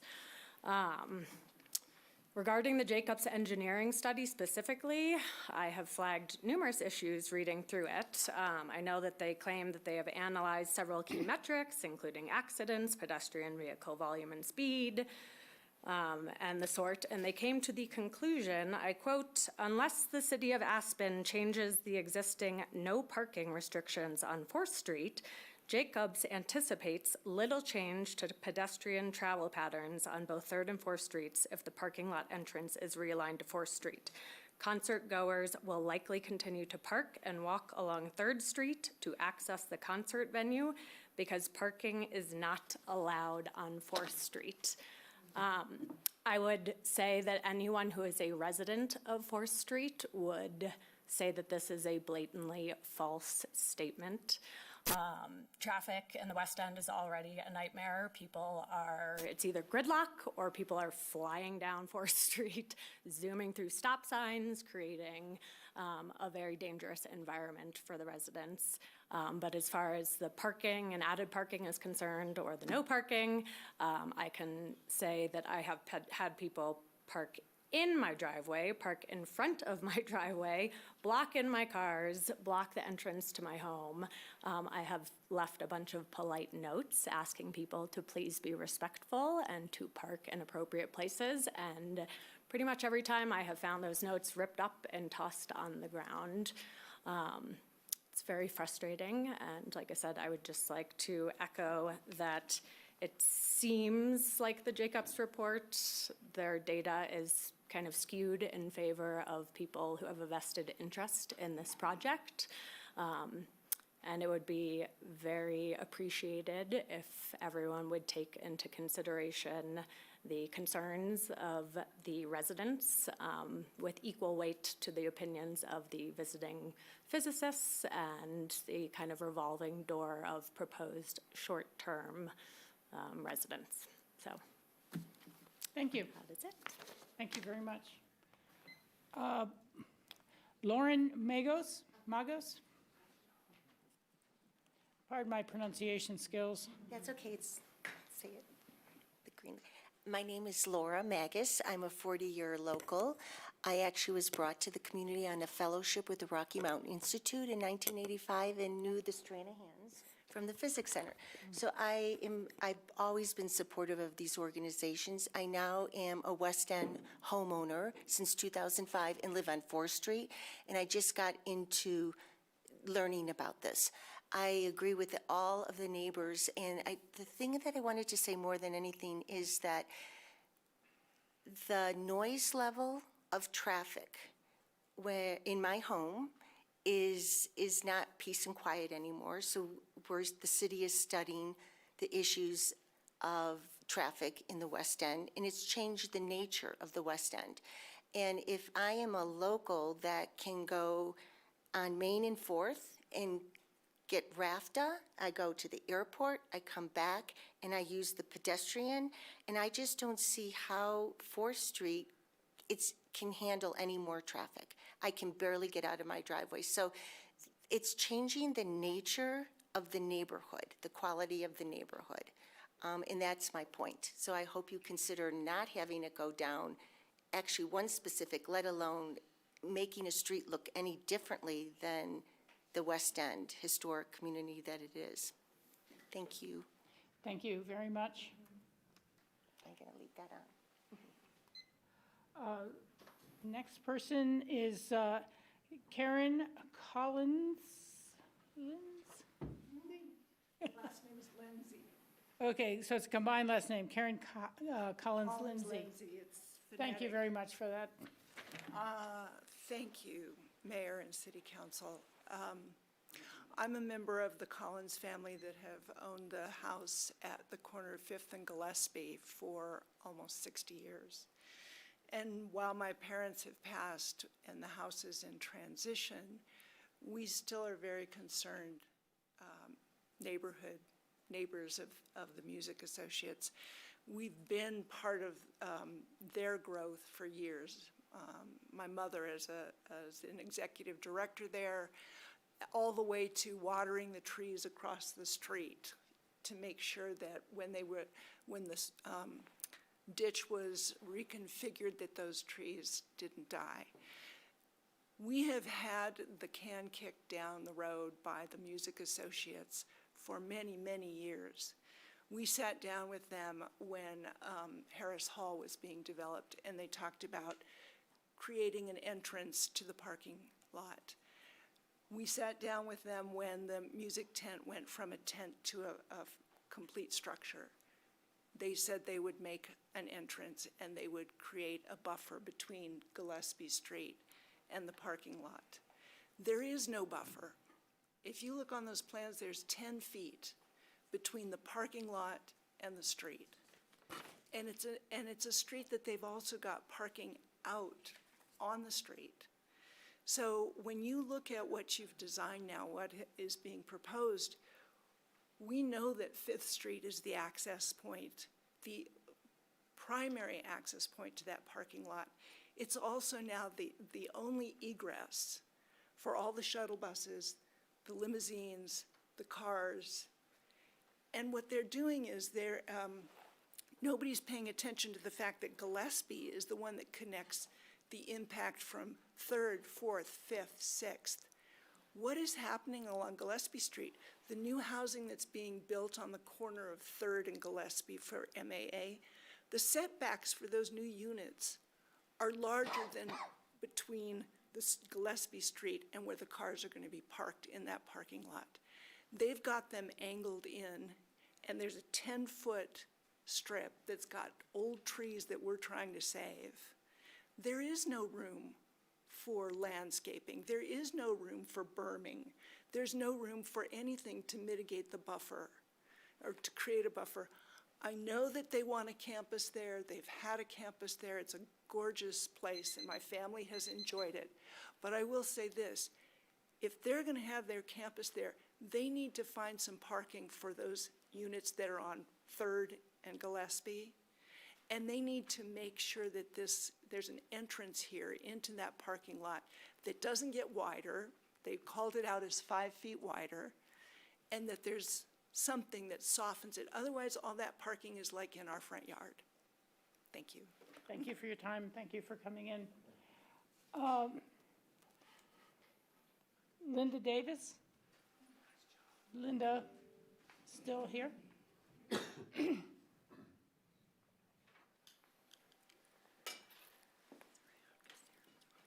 My name's Linda Davis, and I live at the corner of 3rd and Pearl. And I would like to say that the one thing I've noticed is that the pedestrian walkway down 4th takes up a lot, probably 1/3 of the street. So I don't see how you're going to put 2 lanes going in and out. It just doesn't seem like it's going to work at all. And why on earth would you mix the pedestrians that are all walking with the traffic going in and out? 3rd Street is much more of a straight shot. The cars go down it, the buses go down it. I think it makes a lot more sense. I don't like the fact that there's not as many stop signs. The buses go fast. But I don't think the 4th Street entrance makes any sense. I've got 6 grandkids. We walk over to the music tent on Sundays, and, you know, they're out there. We go to 4th because that's the pedestrian walkway. So I don't know. That's all I have to say about it. Well, thank you for your comments, and thank you for coming in. Curtis Sanders. I have gotten the second sign-up sheet, and I will call for people who might not have signed up. So we'll make sure we cover everyone. Hi, all. I spoke at the last meeting on behalf of the entity owner of 775 Meadows Road. This is the house right across from the Institute Housing. And the owners asked me to read a letter that they had composed to speak for themselves. And so I'd like to just go ahead and read the letter that they have written and get this submitted into the record. Our family has been on Meadows Road for over 50 years, with 4 generations having enjoyed significant time here. We are appreciative of the applicant's good works and what that work means for Aspen, for our country, and indeed for the world. We support an expansion of affordable housing. However, we request that the city require the applicant to find a more suitable location on the Institute campus. We have witnessed previous expansions of the Institute campus. These include the iconic Buckminster Fuller geodesic dome and Herbert Bayer sculpture moved, and the figure-8 pool leveled to make way for affordable housing approved by the city. This affordable housing was framed with plywood walls added and then sold to a private entity. The expansion of underground parking beneath the tennis courts to protect the open space. The city moving Meadows Road to the east, creating a biking and walking path to balance the needs of the Institute with the safety and concerns of the neighbors. The preservation of Amy's Meadow.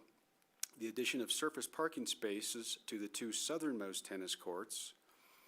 The conversion of the southeastern tennis court into a storage, trash, and work area. The inclusion of temporary sheds in this area, and most recently the addition of a metal utility building in this area. The applicant proposes to site the latest buildings furthest from the campus's existing building density. They say it will cost more to site the housing elsewhere, and we do not doubt this claim. We assume that if approved, as proposed, the applicant will return to the city as it has in the past and ask to build more. This time over tennis courts 1, 2, 3, and 4 to the north, perhaps by adding an additional floor or 2 to the proposed structure, and in so doing create an apartment block where today there are fields, tennis courts, and the Bayer Mounds. It would be a logical next step, simply filling in the tennis court space between the current building density and the proposed building. Having been good neighbors for over 50 years, we wished the Institute had reached out directly to us before putting their latest expansion plan on paper. This is why we are coming to you at this date to raise our concerns. We ask that the council require the applicant to move the proposed housing building closer to the density of the campus, and in so doing, protect the open nature of Meadows Road. The alternative is to put those costs in diminished open views onto the city, onto the neighbors, and onto those who arrive at the Institute via Meadows Road or admire the open sunset views across Amy's Meadow from the music tent grounds or the Bayer Mounds. You have the ability to support the applicant's request to build additional housing while also requiring the applicant to choose a more appropriate site and in so doing preserve some of the last open space within the city limits. Thank you for your time and consideration and for your work for the city. Thank you. Thank you very much. I have the other sheet. I am going to go to a couple people online here. We only have 3 hands up at least right now. And I'd like to call on Steve Hollander. He had said he had an illness and this would be good to accommodate him now. Steve, can you hear us? I can hear you. Can you hear me? Yes, we can. Please go ahead. You have 3 minutes. I'll try to make this brief. I've read the whole 350-page application multiple times. The staff seems to say that the affordable housing units are being built to house the employees of the nonprofits. I don't see any real evidence in their proposal that explains that. Today I heard that they would only ask for affordable housing credits for year-round employees.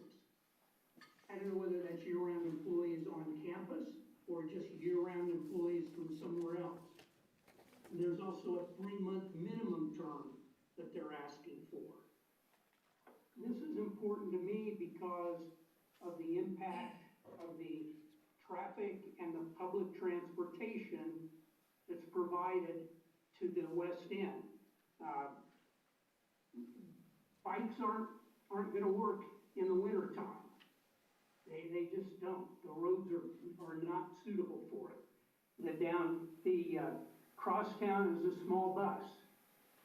And the staff finally in this latest report said that there's no funding talk about how to possibly expand that service if necessary. I think you need to have a clear understanding of who's gonna be living there. If it's for just special events housing, like the Physics Institute, which I have no real problem with it. But if that's what it is, it's not employee housing that will serve the rest of the community. And if they have a plan for who's gonna be in these units the rest of the year, they need to present it, and present it in real details so you can evaluate the impact on the neighborhood. And I think that's all I really need to say at this point. Thank you. Thank you, Steve, for taking the time to call in, and hope you're feeling better. We'll go, again, back to the list here in town. I do see the other hands up online. We only have a few more. Let's go with Colleen Collins.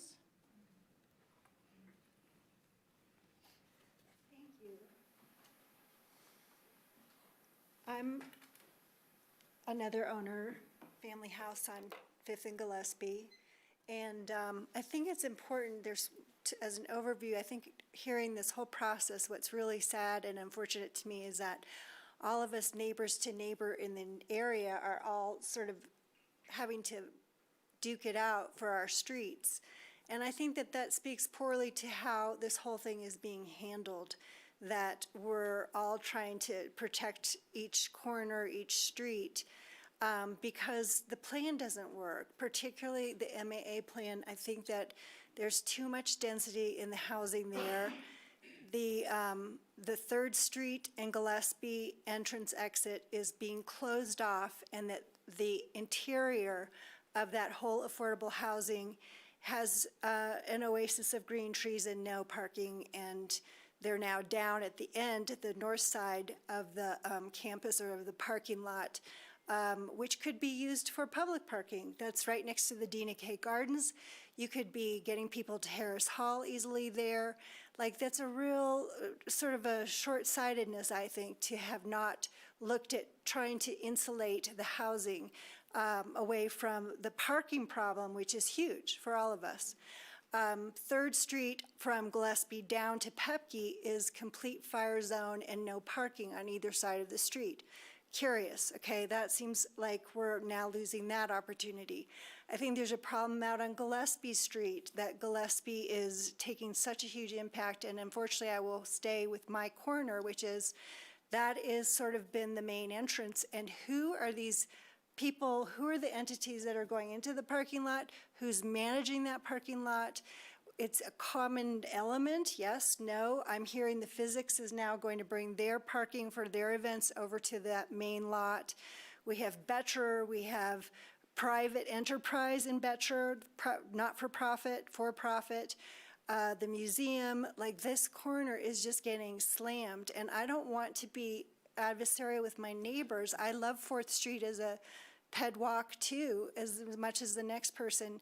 But this whole plan is not working as far as where you're going to be accommodating cars and how they're getting in, how they're getting out.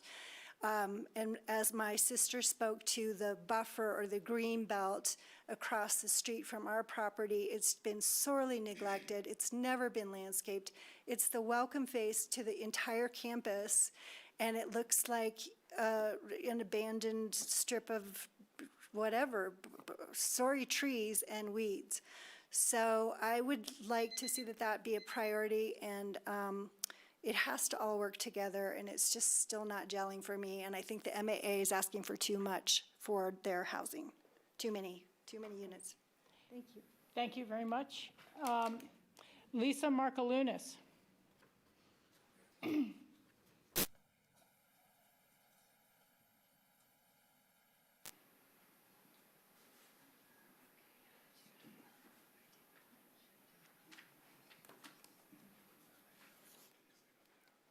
Good evening. I'm Lisa Markalunas, lifelong 4th generation Aspen native. I'd like to make the following comments. At these marathon of meetings, as you all can attest, it seemed to me that council was clear on elimination of the 3 units along North Street and not supportive of a pivot to 6th Street, which is what the physics is proposing. I thank you for defending the trail easement. It's very important to the neighborhood. The physics is the smallest organization with the biggest ask by double. 45% of the participants are still off-site. All of those will be driving in some fashion, whether it's shuttle, whether it's, possibly mass transit, but experience hasn't warranted that to be the fact. The reduction of 2 buildings and 8 bedrooms is only a 10 to 12% reduction in what they're asking for. This is not sufficient. It really should be more like a 50% reduction and only have 3 buildings north of Stranahan Hall. I implore you to make Smart Hall the buffer between the physics development on their Circle of Serenity and the neighborhood, and retain that open space along North Street to be what it has always been for the neighborhood. To represent that parking can occur at the music festival without enforcement, where everybody, just on the lecture last Wednesday night, everybody takes the first parking space available, the closest to the door. So that has to have enforcement, and I don't see that that's going to happen. The Aspen Institute parking is at capacity almost all summer long. Their parking often extends all the way up Meadows Road and onto North Street, especially during Aspen Ideas.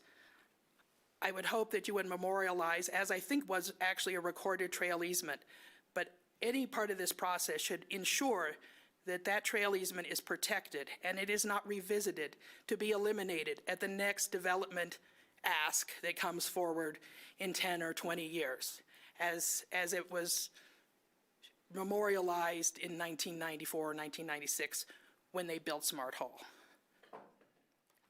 I guess the last thing I would say is much of the physics housing is not community housing. It's not long-term locals that bring neighbors into the neighborhood. These are transient 2 and 3 week stays. They're hotel stays. They're not people, yes, they may repeat summer to summer, but they're not people that are long-term members of this community, that contribute to this community, that contribute to the neighborhood. And they currently mostly housed at Aspen Meadows in the wintertime, primarily for a ski vacation with a tax write-off with a little physics on the side. That's kind of the model, to be perfectly honest, for the winter programming. Maybe not so much the summer, but the winter programming, is my experience, is it's primarily a ski vacation, and the programming is set up around that ski day. So I thank you for your consideration. I appreciate your defense of the trail easement. I hope that you'll make that Smart Hall section along North Street a real buffer to the neighborhood. Thank you. Thank you very much, Lisa. I'm going to skip to Elise Elliott before I go to John Markolunas, just for a little variety. Hi, Elise Elliott, over 30-year resident at 610 North Street. I've been in Aspen about 40 years. I even worked for the city of Aspen for 6 years when I first moved here. My big concern is about the lack of parking for the Physics Institute. There are 55 bedrooms. I urge council to hear what Whoops, the... wait, 1 second. Oh, I'm sorry. You don't have to restart. Okay, okay. There you go. Yeah. It'll be a little clearer. To heed what the planning office has asked, which is more parking spaces provided by the Physics Institute. Fee in lieu is not going to do us any good. As my neighbors have stated, the parking situation isn't good, and people are parked in my property and blocking my walkway and mailbox and all that stuff like everybody else. So I urge council to ask the Physics Institute to provide more parking spaces. I also am asking that they, if they don't provide the full amount, could they, instead of having penalties, which I don't even know who we would complain to if we see them misusing the parking, could they just plat it out on the map where they would put additional parking spaces if they were asked to do so, and then if parking is a problem, it'll be like, well, boom, we have 15 places we've already mapped out. We can activate those if they are not going to build those right away. Okay, thank you. John Markolunas.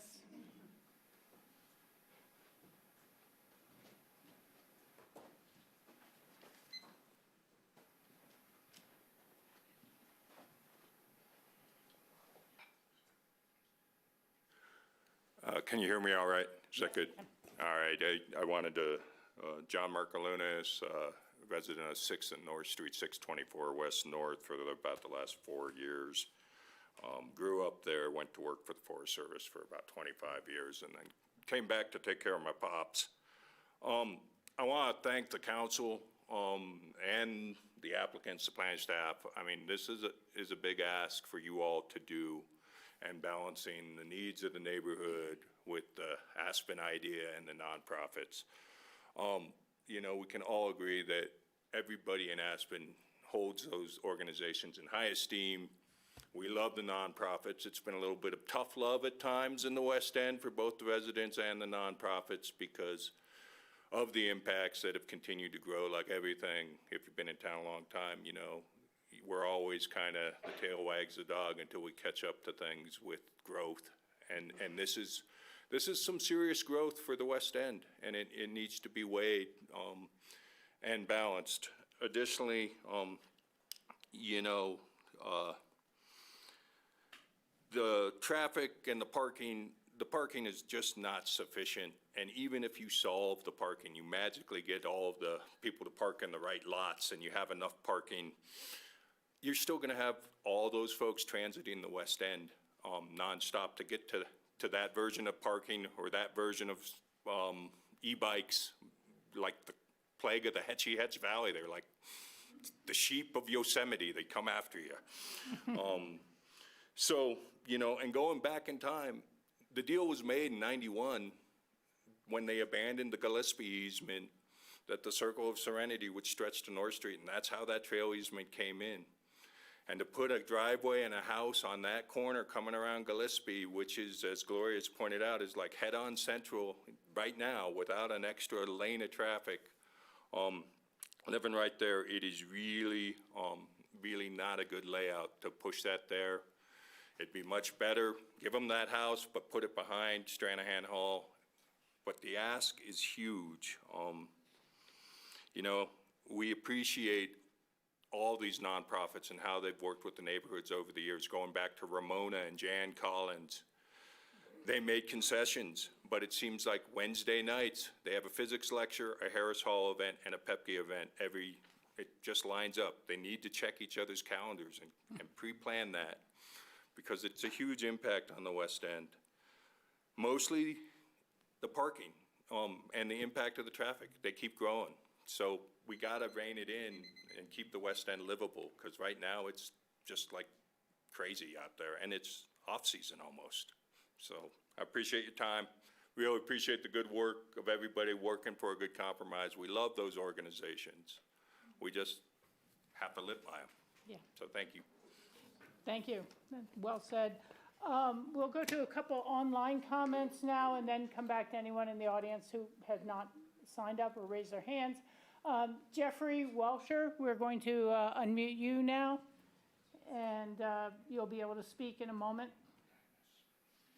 Hi, can you hear me? Yes, we can, Jeffrey. Thank you. Good evening, and thank you all the council members for your hard work and the city planners.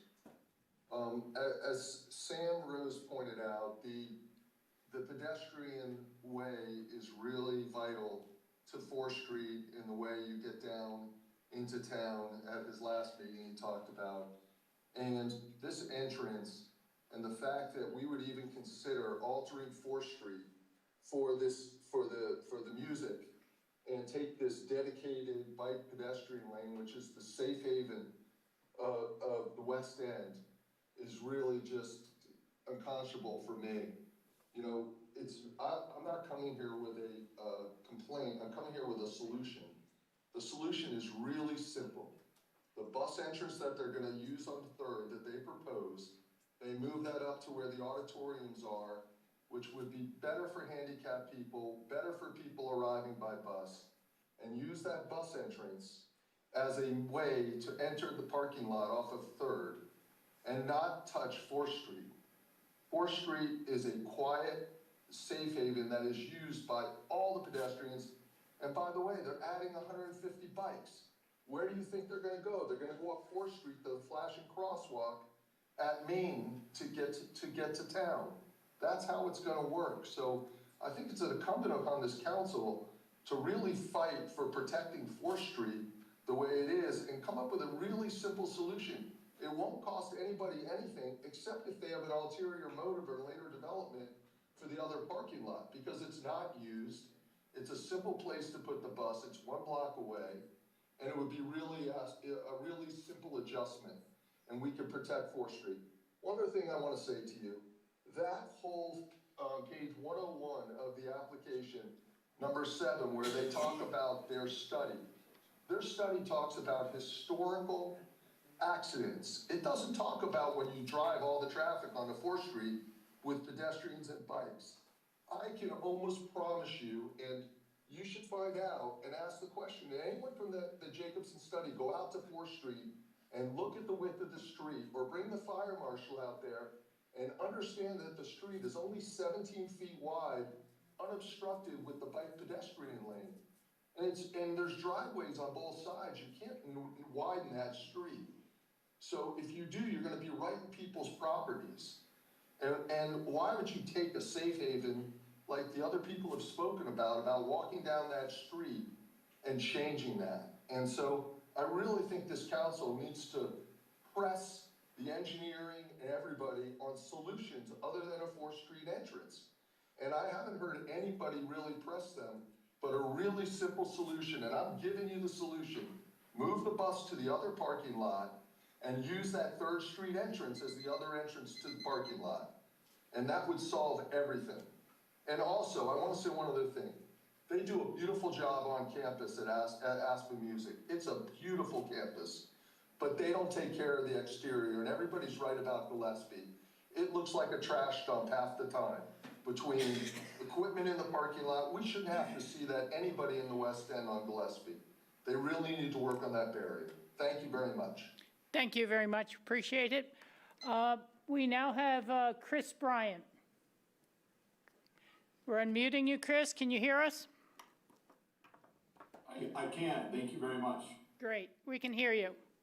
Yeah, I want to thank the city for, and you particularly, Mayor Richards, for reopening public comment. I think it's important given the changes in the programming that we've seen from the applicant and the staff response. I think it's important to have the community's input. I also want to thank the city staff and the city clerk and the city attorney's office. They've been remarkably responsive, at least to me, with respect to numerous Colorado Open Records Act requests. And that shows me that the city's really taking this seriously, and I appreciate that. It occurs to me, though, that, and as you know, I'm a local attorney who represents a consortium of homeowners in the West End called the West End Community Association, and I've submitted 4 letters to you. My most recent one was yesterday. I hope you've had time to look at it, because a lot of time and effort went into that. And I think some thoughtfulness went into that, too. But it occurs to me that there's some name and vocabulary and semantic issues that we really need to approach here. I mean, we might need to change the Circle of Serenity to the Circle of Gridlock. We might need to change Aspen Meadows to the Aspen Concrete Jungle. We might really need to understand the redefinition of affordable housing, because physics knows that this is not community housing. They're not going to be housing any members of our community. And not just in Aspen. I'm talking about the entire valley. No one in the Western Slope is going to be housed by the physics program. They can't call it employee housing, as even staff and the applicant have admitted. There's no employees that are being housed here. So they fall back on this squishy term of affordable housing. But even they admit that the people that are going to be staying there are only 1 to 5 weeks. Really just 1 week a lot of times. There might be a couple that stay for 2 or 3. There might be 1 or 2 or more that stay for 5 weeks. But even that is not even close to seasonal, which Jessica Garrow said is a minimum of 3 months. So I want to be honest, and I want the council to be honest. I want everybody in this community to be honest about what we're talking about here. The physics proposal, which is, I think, 56% of the entire units that are being proposed by this application, they're really just inexpensive short-term rentals for a privileged group of people that get to come here and talk about physics, and that's wonderful. I myself am a donor of the Aspen Center for Physics. I love the physics program. I love the Aspen Institute. I love the music school. But that doesn't give them a free pass to violate our land use code. And a unit does not magically become affordable housing merely by recording a deed restriction. And that seems to be what some members of staff seem to indicate, but there's no oversight or enforcement about who those people are, about how much they have to pay. And I understand that they tried to get APCHA to rubber stamp this as a quote-unquote affordable housing program, but that's not the case. And the fact that they want to bring families here means that this is not really faculty or student housing. This is a glorified vacation with some other attributes of academic programming. And look, I want these physicists to come here, but I want them to come here and not expect this community to make sacrifices so that they can bring their families. I will end with this. I noticed that with all the public comments, both written and oral, there are so many people that live here and that work here that are giving you public comment and input about the impacts that are going to be suffered. And I've come to all these meetings, whether online or in person, and I've seen very few or heard very few or read very few locals who are supporting this physics programming. I hear and read a lot of public comments from out-of-town physicists who want their subsidized short-term rentals, but I don't hear much local public support from your constituency saying that, yes, please, please, please build this temporary housing for out-of-towners. You need to start with your community. I am glad that the Center for Physics has recognized finally the platted easement for the trail. I think that's important because if you remember in their original... Chris, I think your time's running out. I've got one sentence left, Your Honor. The original submittal from the physics was calling the trail easement informal. But now they've recognized that it's important and that it's been platted since the 1990s. And I'm happy to see that they're being honest about that. I would ask you to insist that even though they've removed 2 units from the North Street, the one that they're pivoting to 6th Street is still problematic for the neighborhood, and it's not permitted. And I hope that you take this seriously. Thank you. Thank you very much. Was there anyone here in the audience who did not sign up, who would like to speak, who did not have a chance? Please come forward. You'll have 3 minutes.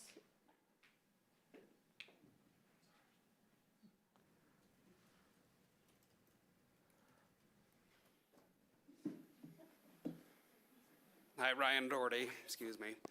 I represent the 4th Street Pedestrian Preservation Coalition. Thank you for all of the hard work and the opportunity to speak again. I want to focus on a narrow but critical issue, the proposal's reliance on 4th Street for access. The packet before you confirms that the review standards have not been met. It acknowledges that additional analysis is still needed, and it's needed to evaluate how 4th Street will function for access, circulation, and safety. At the same time, the city's approval at this stage depends on the 4th Street as part of its access plan. That creates a fundamental problem. Under Aspen's municipal code, you are required to make findings now, including that the project provides adequate infrastructure, safe access and circulation, and protection for pedestrian and bicycle facilities. Those findings cannot be deferred. There is no analysis for study demonstrating that 4th Street can safely function as proposed. There is no approval from any sort of fire marshal or fire code official that this is sufficient. And the physical reality is that 4th Street is below the minimum width required under the International Fire Code. Beyond that, there is a practical contradiction in this proposal. The applicants have emphasized multimodal transportation throughout this entire process. Huge bike fleets, restricting occupants from bringing vehicles, we-cycle, personal bikes, walking, you name it. Yet they propose to concentrate both pedestrian activity and vehicular access on 4th Street, the only street in the area with a designated pedestrian lane. That is exactly the type of issue that must be addressed before approval by this council, not after at a planning and zoning meeting under different standards.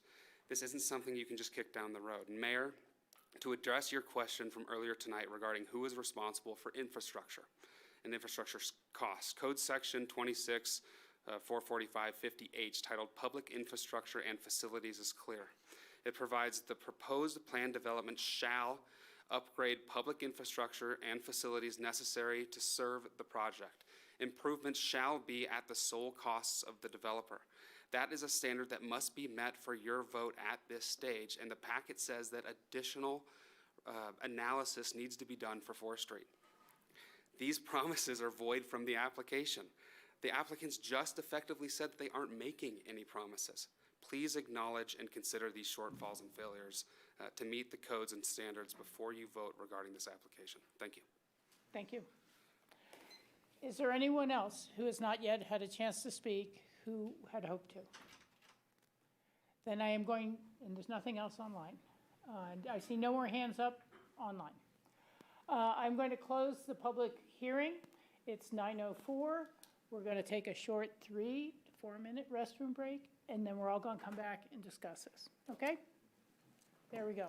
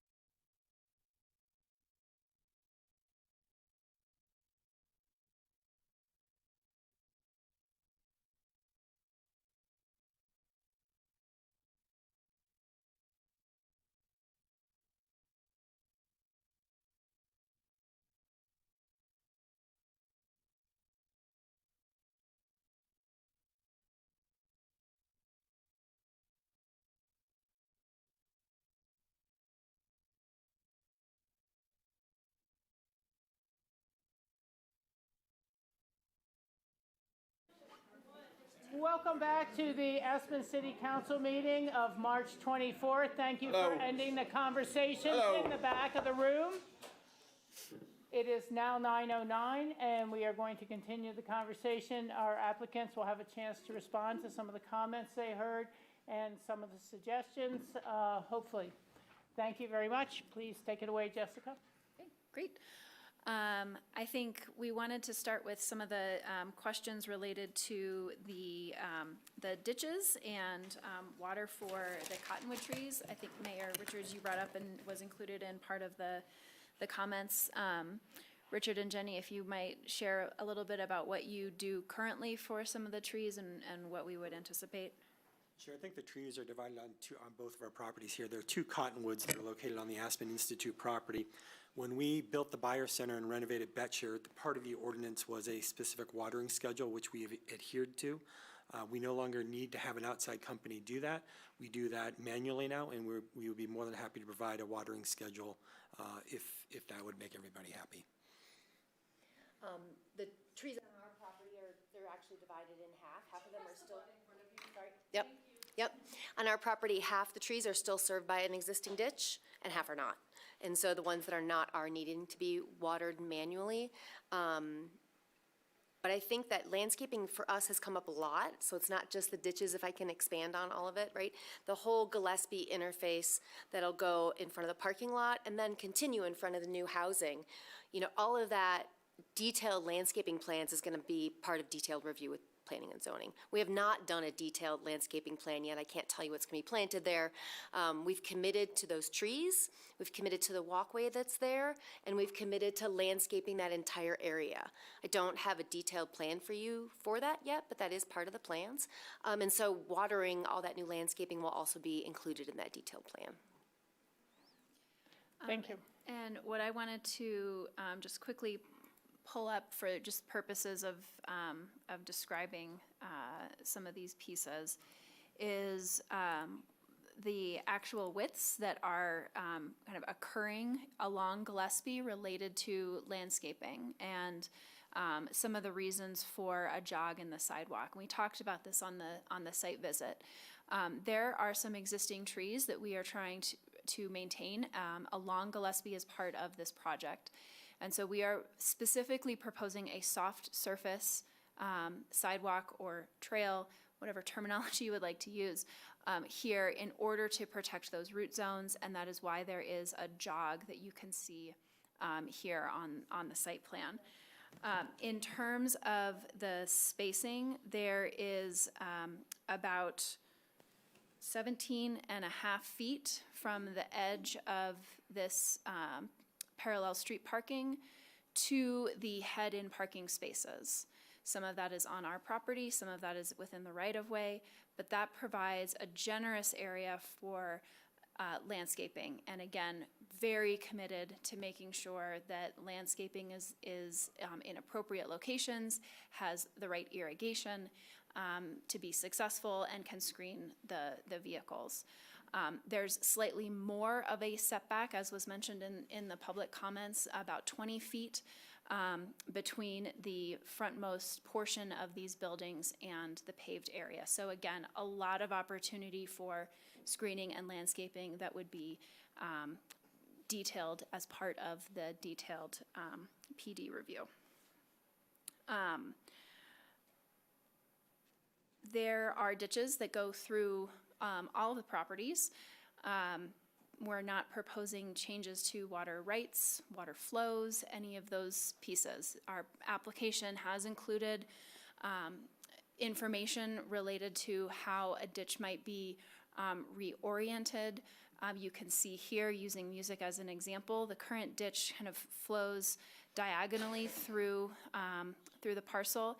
It will be rerouted, and you can see it is open here running through the property to maintain that character. And so, again, an important detail to work through at final, as would be expected, but really working to maintain those ditches.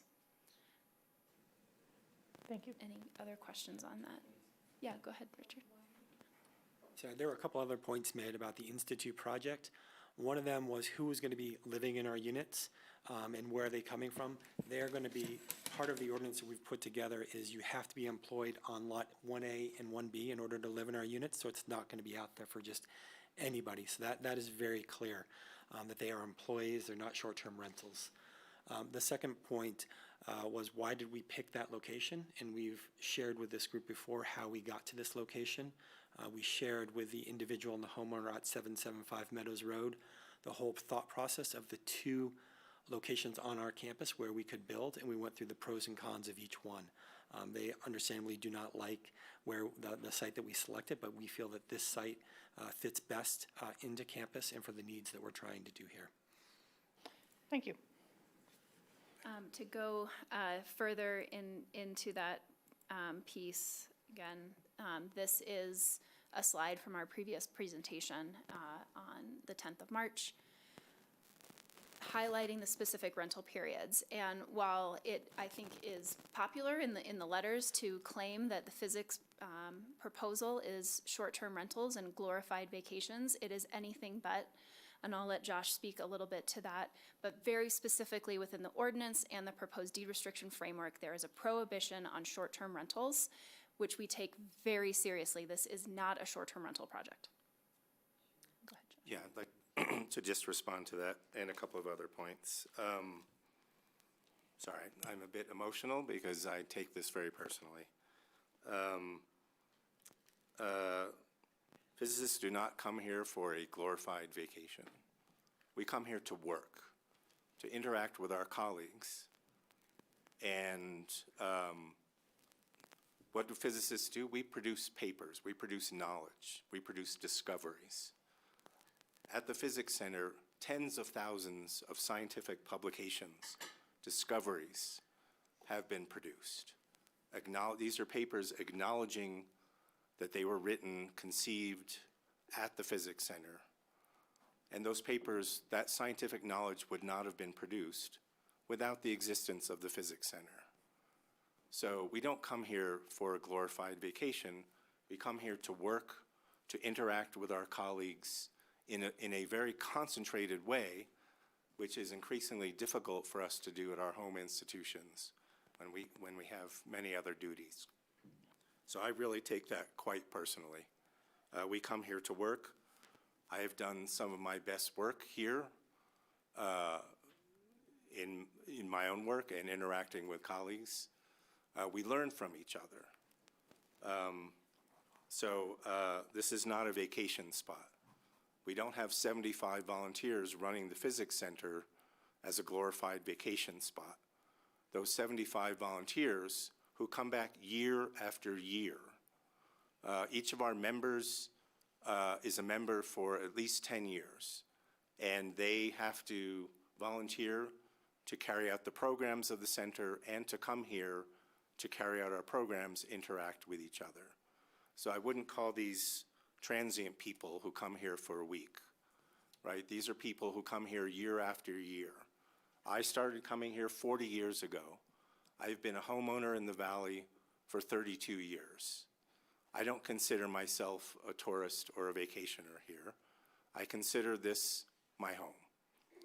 And it's a place where I come to work and to interact with my colleagues. So that's one point I wanted to make. A second point I wanted to make is, yes, the Physics Center, we're requesting to build more units than the other two institutions. Why is that? We need more units. The other two institutions have previously built housing for their participants. We haven't done that. We haven't needed to do that prior. We now need that very much. Our needs are such that that's the reason why we're aiming to build more units. Finally, I want to address the question of sort of dormitory versus family housing, and somehow this perception that people who bring families here are doing it to have a family vacation. That is not the case. Our housing is multi-purpose and flexible. Our housing needs vary throughout the summer. In some weeks, we will have more needs for people who, yes, can have dormitory-style housing, and some of our housing stock reflects that. In other times of the summer, though, we want to be able for families, particularly families of early career scientists, we need to make it possible for them to come here. The demographics of physics has changed over the course of my career. Physics used to be all male. It used to be that they could come here for the summer, their spouses would take care of the kids. That is not physics now, and that's not what we want physics to become. Physics is now much more diverse, and we believe that the Aspen Center for Physics is actually paving the way for our community of science to become more diverse. We have a greater number of female members and participants than we've ever had before, and that's been a very conscious decision. But we've recognized for a number of years that the only way we can do that is by providing the conditions for example, early career female scientists whose spouses work, for them to be able to come bring their spouse and their children and be able to work here. Because if they can't come here, they won't be able to come here for 3 weeks by leaving their children at home. And we've heard this increasingly from our participants, and we feel that that is a critical community that we are serving. And if we don't serve that, we will be negatively impacting the diversity of the physics community, because the physicists who come here, early career scientists, they make critical professional connections while they're here. It has direct impacts on their careers. And if we put up obstacles to them coming, that's going to be really deleterious to the scientific community. Thank you. Thank you. I know there were some questions and comments related to the traffic study that Jacobs has completed. We do have Terry with the Jacobs here who can help answer any questions. I think we're maybe not sure what is most helpful for council as you're moving forward. She can come up and walk through the analysis that was completed or speak to any specific questions. But again, I would go back to, we are committed to mitigating the impacts across all 3 projects from a trip perspective and from a public infrastructure perspective, and those are included in the updated ordinance language. Thank you. So. You know, I think I have closed the public comment section. I'm going to make that clear. We're going to bring it back to the council table now if you have nothing more to add. We may have more questions for you. I think you could sit down, but I think it's back to council discussion at this point. And I might start with making a few comments. When we started this hearing process, I mentioned that we all are going to have to look and think a bit about compromise. There's a lot of very important values here in this discussion. The history of these institutions, the history of these local families who've lived in the West End, the idea that, you know, Aspen is changing, and what we at this table and what you as our community create is really about the future. It's so much about what we will be in the future going forward. For me, I am continuing to have problems with the move to North Street. That's like the only way I can say it. And it's felt like, well, we want the housing here, and I don't disagree with it. We don't want it up next to the Meadows open space, and we don't want it next to the Bauer Center. But because of that, we're going to make the parking all over here, and we're going to realign this ditch and get the ditch moved. And I think that makes sense too. But I don't know that then leads to the decision that the traffic has to exit out and use the new exit on 4th Street. I just feel like, to me, it feels like it's been the housing that pushed the ditch, and since we're realigning the ditch, we might as well go ahead and maximize the parking by having it come out of 4th Street. And I think the changes to 4th Street are really severe. You know, you're going from a street where people were used to having the traffic in the summer. They were used to this is the route. And now you're saying, let's move it over to a whole separate, different block for different people to absorb whatever those impacts are, coming more out of the parking lot in its exit access. And I think that the suggestions of can't we study a way to make it more dispersed coming out of that parking lot, or can we use in some way the existing accesses, I really would love to take a look at that. It just has felt that it's just been all, already in concrete, and you're giving it to us as a thumbs up or thumbs down. And I really think a missed opportunity was not being able to have a sketch plan type of meeting before you've come into P&Z, and we've done that on the theater in the park idea. We did that on the down at the Hunts Building where the Whale of the Wash used to be, and they at least could answer some questions up front about what would seem to make more sense or not sense. So that is, to me, one of the remaining issues. The other things, I think we're working through the details, or we're, at least for me, able to accept some of the compromises that are on the table.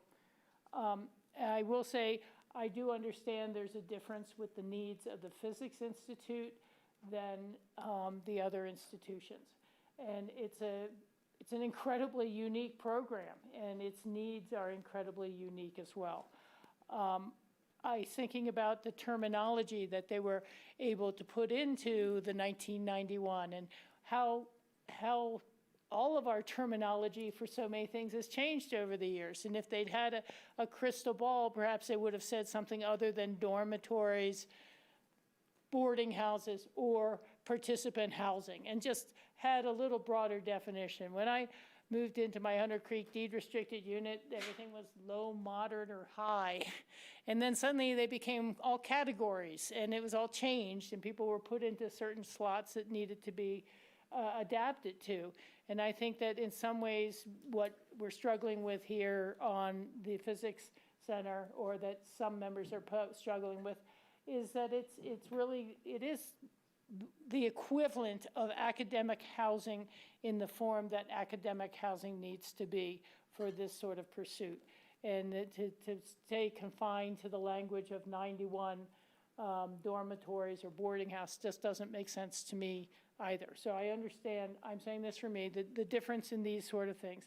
I think it's reasonable to look at this, and you guys were trying to do your best to say, hey, we'll accommodate people in between things, when there's an opening, but it's really, very few people can really stay for 2 weeks unless they're just looking for another place, or they've just been kicked out, they need something for 1 month, and then they have to leave again. So I don't think there's any real usability for workforce housing, and I don't think the Physics Center is claiming that there is. This is for their participants. And so I personally can accept that this is what is making this go forward. Locations and size and how the housing goes forward is a different question for us all to discuss, but I did want to say that. Perhaps let me ask, is there specific concerns that are still carrying forward for others in any of these major areas? And Bill, why don't you start? You're always good at kicking us off. Could I actually not start because I'm still writing down some thoughts? Well, I guess Usually I'm very ready, but yes, you usually are. Okay, Sam, how do you feel? Or somebody, John, you got your hand up? Well, after him. Okay. I'm ready. First, I want to talk a little bit about the Physics Institute, because I really appreciated what, I forgot your name. Josh, what he said about it being a volunteer organization run by 70 physicists. Again, George Stranahan is a family friend. He started the Physics Institute 60 years ago. That enough is, anybody who knew George knew that he got behind some really incredible stuff. And then, as I said before, we've run into physicists many times over the years, and I just adore them. They're great people, great renters. We've become very close with several physicists. I understand when physicist is away from his family for 5 weeks at a time, he wants his family with him, or she. And so that speaks to me too, having families join physicists while they're here in town. I don't think this proposal is perfect, but I want to find a solution to it because I really think the Physics Institute is an important part of this community. I think physicists getting together among themselves and you can learn so much from each other in a system like this and take it back to Jet Propulsion Laboratory or Google or VI.A or any of these places that physicists work. I really appreciate the downsizing that's already occurred. And the one thing that I still have problems with, though, is not specific to the Physics Institute, but to the 4th Street exit. That, to me, is the one thing that is problematic about this proposal. Thank you, John. Then you are up. Sure. Sam. Thanks, everyone. I just wanted to say first and foremost, especially after the public comment, that I don't think anyone's doing anything nefarious or in bad faith. So nothing relating to ad hominem attacks or trying to allude to anything really resonates with me as far as trying to attack any of these institutions or any of these neighbors. I think you're all honestly wonderful and doing everything in good faith, and I appreciate you all for the effort you're putting in for your comments and for your applications. With that, I wanted to start off by talking about the transportation and saying that in the packet, it's important to note that the transportation impact analysis is finalized a detailed review. That was in our packet. In our packet, it showed the supplemental transportation analysis and the access relocation, with parentheses, new around it. And it talks about that 4th Street, the impact of moving from 3rd to 4th Street. So a lot of this needs to be addressed, but still will be addressed. And I wanted to say how important that is to me. And I would reiterate again that 4th Street is a unique situation. And I do think a bike pedestrian way might be the most reasonable solution there. But regardless, I think everyone recognizes that this is an issue and one that needs resolution before anything is set in stone, whether it be our approval or the next step. The other things I just wanted to note is that I'm okay with the affordable housing credits per staff's recommendation. I think it's a policy discussion that we can have later on, but within the guidelines of what is presented at this point, I think they're appropriate. I also think 7th Street needs its own look for bike and pedestrian way, because I do think the bus stop at 4th Street and the bus stop at 8th and 7th and Hallam, 8th and Hallam, are like the two main bus routes to these institutions, other than obviously the one that goes directly there. I agree and appreciate the Institute talking about doing the gravel surface on the Meadows Road. I do think that's an important enhancement. And then lastly, I am, sad about this, but I do think it's true that the physics is asking quite a bit. And I do agree with their units behind Stranahan Hall, but I still don't believe that it's necessary or warranted to have the unit on 6th Street. I think those units do need to go, and there needs to be another worked out solution. And I say that being like I understand where you guys are coming from as far as accessibility, and especially for up and coming physicists, but I do think there's a workaround there to not impact that branch of the neighborhood in such an negative way potentially.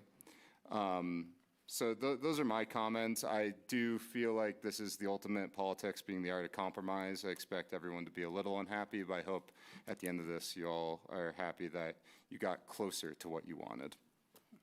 Thank you. Christine. I'm happy to go. Unless Bill's ready now. Okay. What I'm hearing is that we're still stuck on 2 points, and one is the density and the placement of the Center for Physics housing. We had several meetings where we all expressed some discomfort with that and asked you to come back, potentially eliminating all three and you came back with one still, I'm sympathetic to the ask, but I would still, I would hope that we can, I would ask if we can put that behind Shanahan's Hall and eliminate housing on North Street too, in the art of compromise here. Otherwise, the zoning is academic. This is for academics. We might be the only city in the world debating if Nobel laureates are good neighbors or appropriate neighbors. And then the big issue is the traffic and parking. 4th Street, this is the issue. I'm curious about the comments that have come forward. We haven't discussed this, but the suggestion for moving the bus lane to, if it was discussed, why the answer was no, why that didn't come forward. The issue, I think, is bigger than 4th Street. We need enforcement for parking and some sort of mitigation beyond what's proposed here. The comments about the increased traffic in the flow are valid, and what we've heard is an increasing frustration with the intensity of vehicle traffic from events and West End exiting. And so that won't be solved by this project. We've talked about various ideas at this table, including paid parking in the West End. I might suggest, in addition to the TIA detailed review, that these organizations consider moving toward car-free events or permitted parking. Your neighbors are frustrated. We know from other events and policies, Jazz Aspen, skier parking at both Highlands and Snowmass, up in the Sky Festival, that if you tell people they can't drive, they won't, and if you give them alternative solutions, they'll take them. It's gonna take more work, but I think that we have an opportunity to do something bigger and better for transportation in the West End here. Those are my two concerns. In general, I'm proud of where we've gotten on this project, the compromises that we made, the public, what we've heard from the public, what we've done with staff. We have 3 entities coming forward and proposing affordable housing with their own money on their own land, and something I really support, and as a community, and I think our community fully supports too. So I'm proud to hopefully move this forward and with some modifications. Thank you.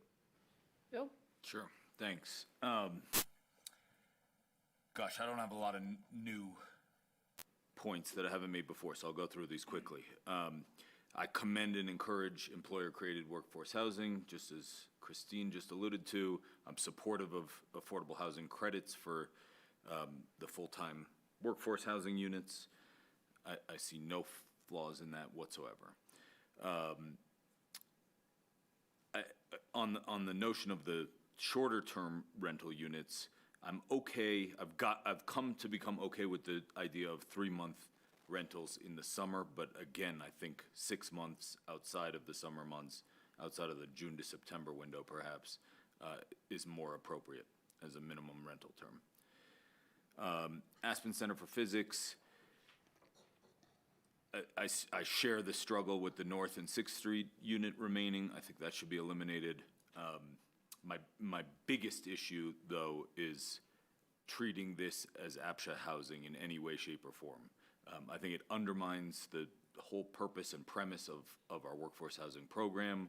I think this would entitle you to development fee waivers that you shouldn't be entitled to for this type of housing.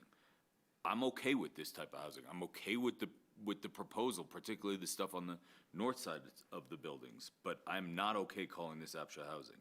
I think that is a terrible mistake for our community.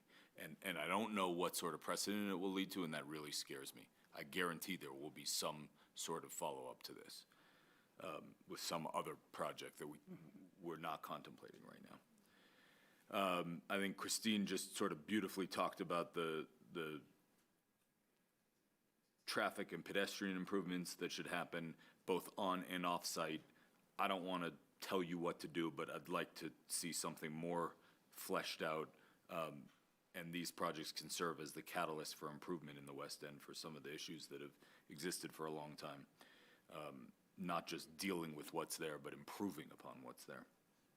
Again, not every dollar has to be spent by these institutions. The city can certainly contribute to a lot of these things, but I would love for you to be the catalyst for them.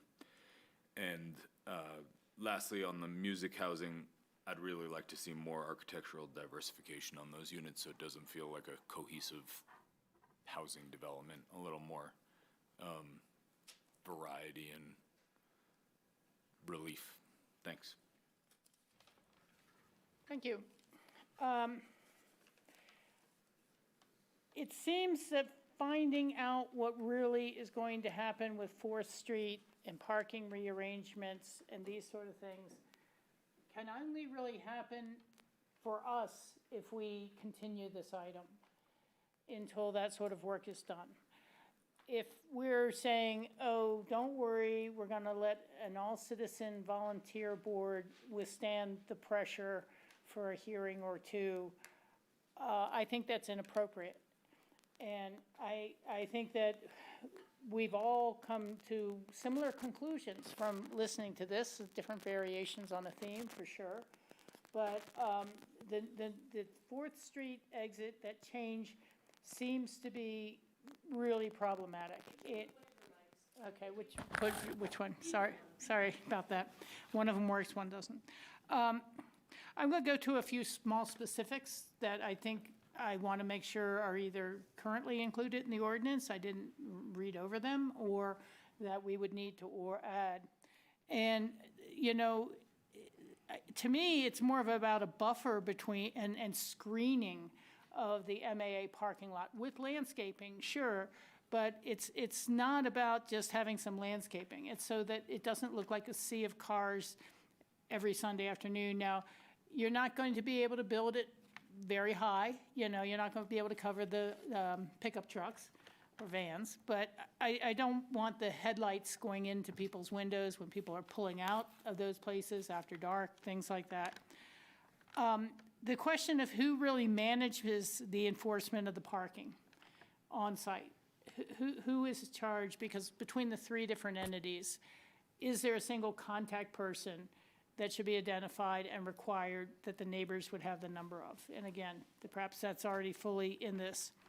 I think that there's been comments, and it's just reinforcing these things, that the trail easement must be recorded and protected. It can't be informal as it was before. I do like the idea at some level that the Physics Center should perhaps show some reserve parking spaces in case this doesn't work out on their plan, that they would have to use if they're really, you know, activating, if they're really not being able to control through all these transportation demand management measures. As I said before, it seems that we're altering to 4th Street mostly because of the ditch and mostly because of the housing, and not for any other reason. And that doesn't make sense to me, because you're taking an impact from one neighborhood, part of a neighborhood, and saying we're going to shift it over to this other part of the neighborhood and hope they don't mind, and they mind. And it is a different access. I've been there myself looking at it a number of times, and it really narrows down. Maybe you're hoping the city will go in and reclaim the easement on either side and have to pave it and park it and tell these people to move their cars in their you know, which we've had to do before. And we usually do it when a house redevelops. We reclaim the easement that it should be there for the road. But right now, it's not, and that's why there's no parking on the street in that area, other than the pedestrian way. So those are the things that concern me, on emergency access, and I'm just not sure that the safety is there, trying to mix all the traffic exiting in the dark with people still walking or biking on that very narrow strip. And if we even think about our own city trails, when the Parks Department comes in and tells us we're redoing this trail, it's usually to make it wider so there's enough room for 2 bikes to go next to each other, or for 3 people to walk next to each other and a bike to pass them. And that little strip is really not that. And I'm sorry if this is the part of the job that's the tough part, but I want to make sure the trees are watered and that they reserve. And I am willing to say I would continue this until we know more about how North Street is going to be handled. I am getting at least two people who've said they'd like to move the house, or was it the one remaining house for physics? You said you'd like to see that gone? I did. Bill would like to see it gone, Christine would like to see it moved. I can agree with you on that. It's really hard. I keep wondering if it couldn't go somewhere behind Stranahan Hall, as you're saying, or one of the buildings that is currently studios and 1 and 2 bedrooms be made more into a family-style units in that area. It's painful, but I see that is still really causing a lot of concern. Those seem to be the two, and I'll just put out there, I will accept the employee housing credit proposal that's coming from the MAA. It's not on the 3-month people. I can support that. I do want to, in the future, look at our employee credit housing program code. It seems to me that we would have an awful lot of properties, not academic, not nonprofits, that are coming in the future to say, hey, we're building the housing, because we have a lot of properties in town that never had to build housing, that never had to. And they'll come in and say, hey, this is voluntary, and can we build it and then get credit for it for other house? It's just like, wait a second. We're just creating an invisible housing program that people can't really use because it's like double dipping. But again, that's different, it's in the code. But if every building that doesn't have housing came in and said, hey, we're building our housing now, give us the housing credits, we'd have maybe 400 new units built and 400 more credits for future growth that is unmitigated. And so I have very big concerns about where that program goes. After that, I'm open to ideas from anyone. I know no one really feels like saying, hey, let's continue it. I don't know if we want to up or down vote on this, or we could make a motion that has amendments and then approve it at that level. If our attorney has any advice on that. I'm not comfortable making this type of amendments or conditions. I think it needs more work, so I'd make a motion to continue? Yeah, I'd actually recommend that we make a motion and vote on it so that it's very clear that whether we are or are not supportive of what's been presented, and they can always come back to us. But this perpetual continuance thing, I don't think is a good idea either. Can I make a comment? In 1 second. Yeah. In 1 second.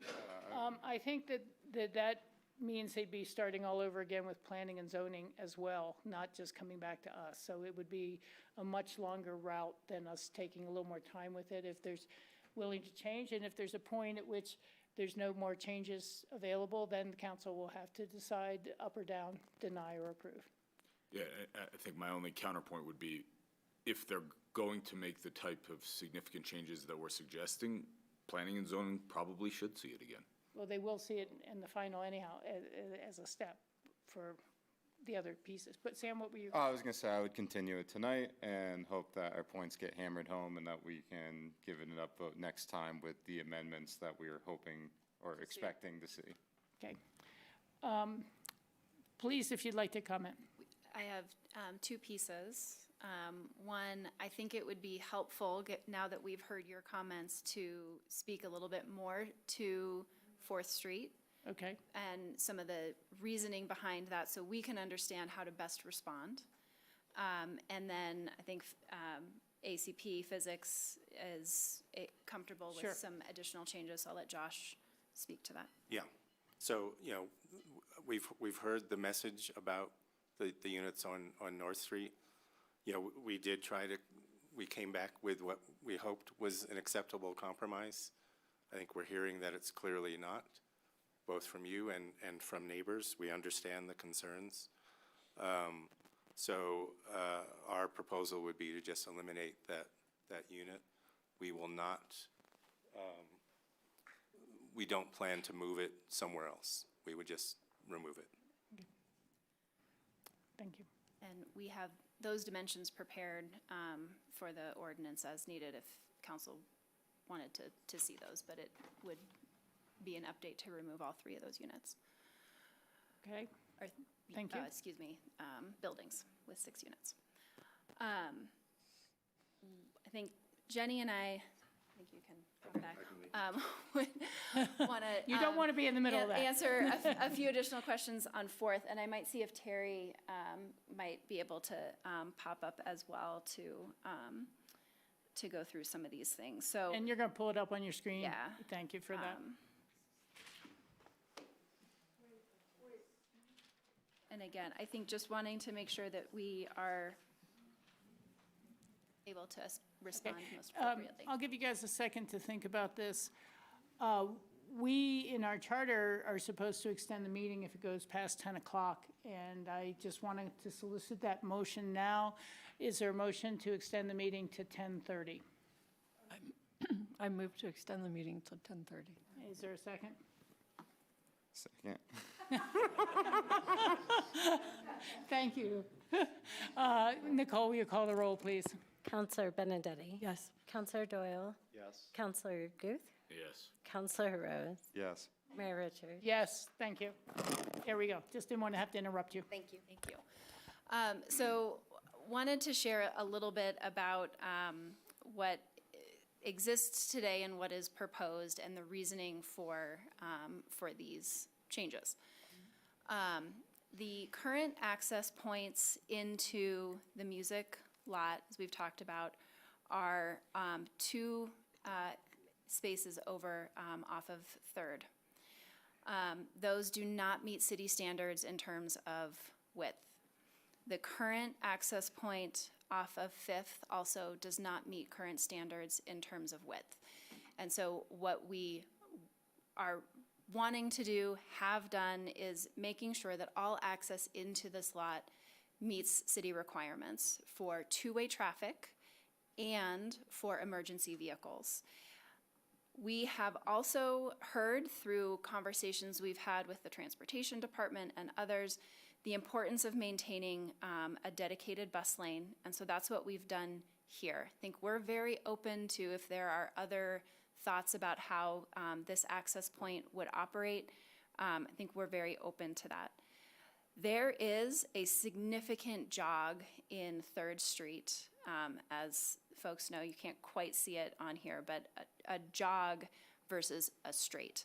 That is a dangerous intersection. It's one of the only places where there is crash data within the neighborhood. And so aligning this was, I think in our minds, with the civil engineer as well, the safest way to access the property. The access point here on 4th, in the same way that the current access point on 3rd, does not mean that all traffic is going to go up one of these streets. People are going to go kind of where it makes the most sense. Terry, what would you add related to the analysis that has already been done and some of the comments heard? Yes, and just please introduce yourself for the record. So I'm Terry Parch. Magic button. Thank you. I'm Terry Parch. I'm an engineer with Jacobs Consulting and one of the authors of the memo that you guys have read.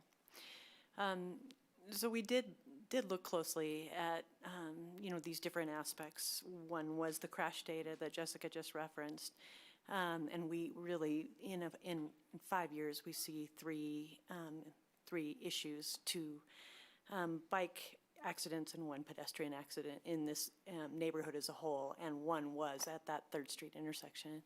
It is an awkward angle. I'm sure you guys recognize that. The other things we looked at were pedestrian volumes, and granted, because of data limitations, big data limitations, we could only look at 2019 data, and I believe, and I think I've heard from the city of Aspen that the 4th Street walkway was installed in 2017. And just looking at the data that we gathered, which was specific to the events that occurred.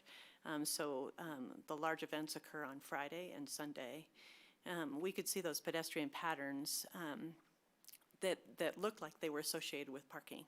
So 3rd Street had higher densities of pedestrians, and then 5th Street and to the west had higher densities of pedestrians, moving into the music site. Meadows Drive, very high density there as well. So those were the areas that we thought, the pedestrians really concentrated, at least for the events. We also looked at vehicles and how they moved, through the sites, specifically for the events, their speed and their volume. And we saw higher volumes, again, on 3rd, and then on 5th, and in that North Street neighborhood, just to the west. So that was how we made those conclusions, that we really thought that, the pedestrians. Can you put that map back up? Oh, yeah, sorry, I was going to. The one with the movements? This one? No, the one you flipped right over. yep. There you go. Yes, that one. So that was why we drew those conclusions, that the pedestrian patterns would likely remain the same, even though we were shifting those vehicles over to 4th Street.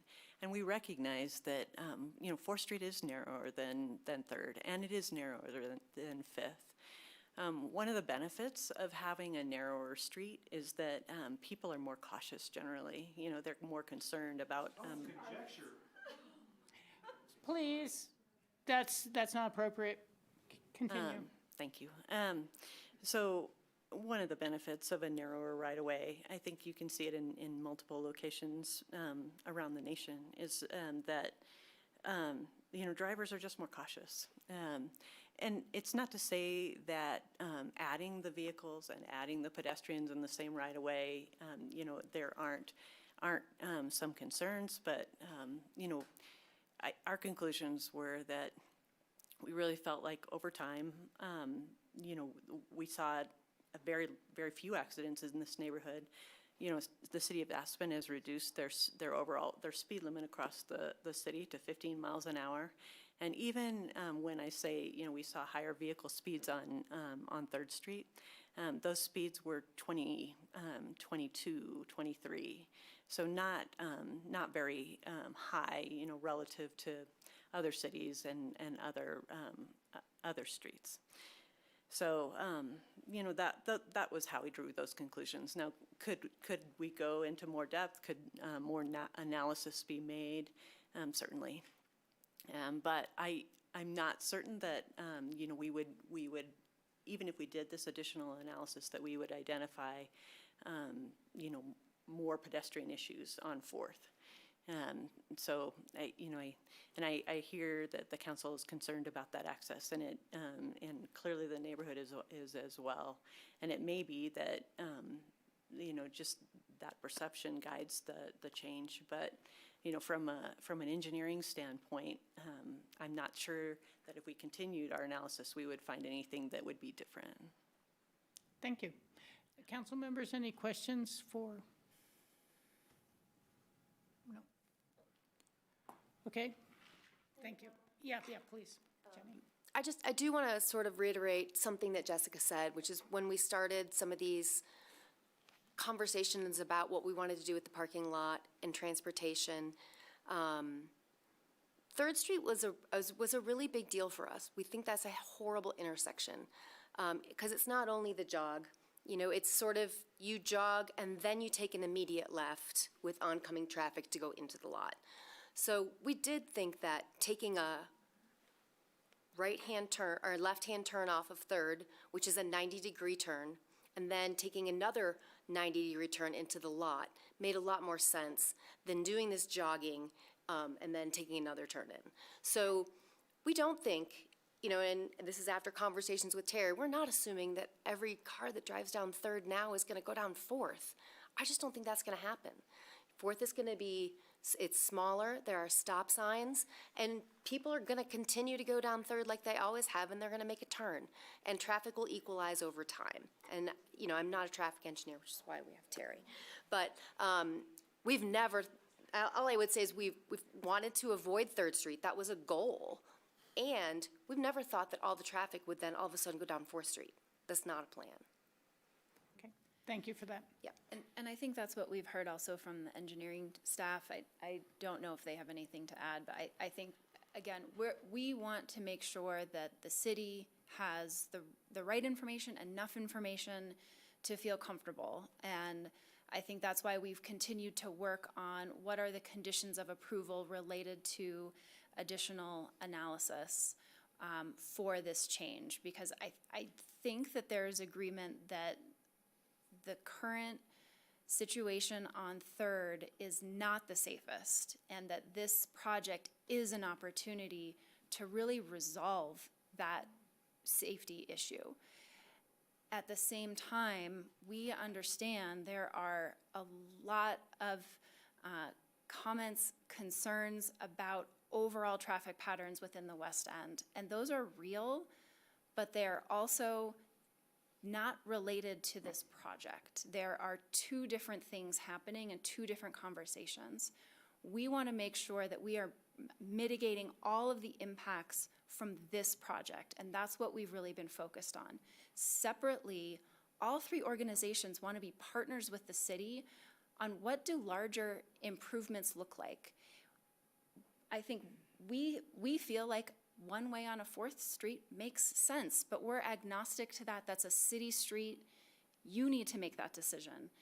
But we would support that. And part of kind of moving forward with this application and then the detail review is what is the decision process from the city on the larger traffic impacts within the neighborhood, and how can this project support that relative to our impact? So I think that's really what we've been trying to do through the detailed conditions and the work with additional consultants, additional study, all of those pieces. It's interesting how you phrase that, to work with the city. I've had to sit back here, and I mentioned it at least once during a meeting, that, you know, I like the Crosstown Shuttle a lot. I hope we can always have funding for the Crosstown Shuttle, but I don't know that we will. And I know we're doing a new wage and salary survey to compare ourselves to other governments and how we can attract more people. I don't know that we're going to get more parking officers, you know, and, you know, or how we continue to sustain these things, even as we've raised the rates in town to $7 an hour.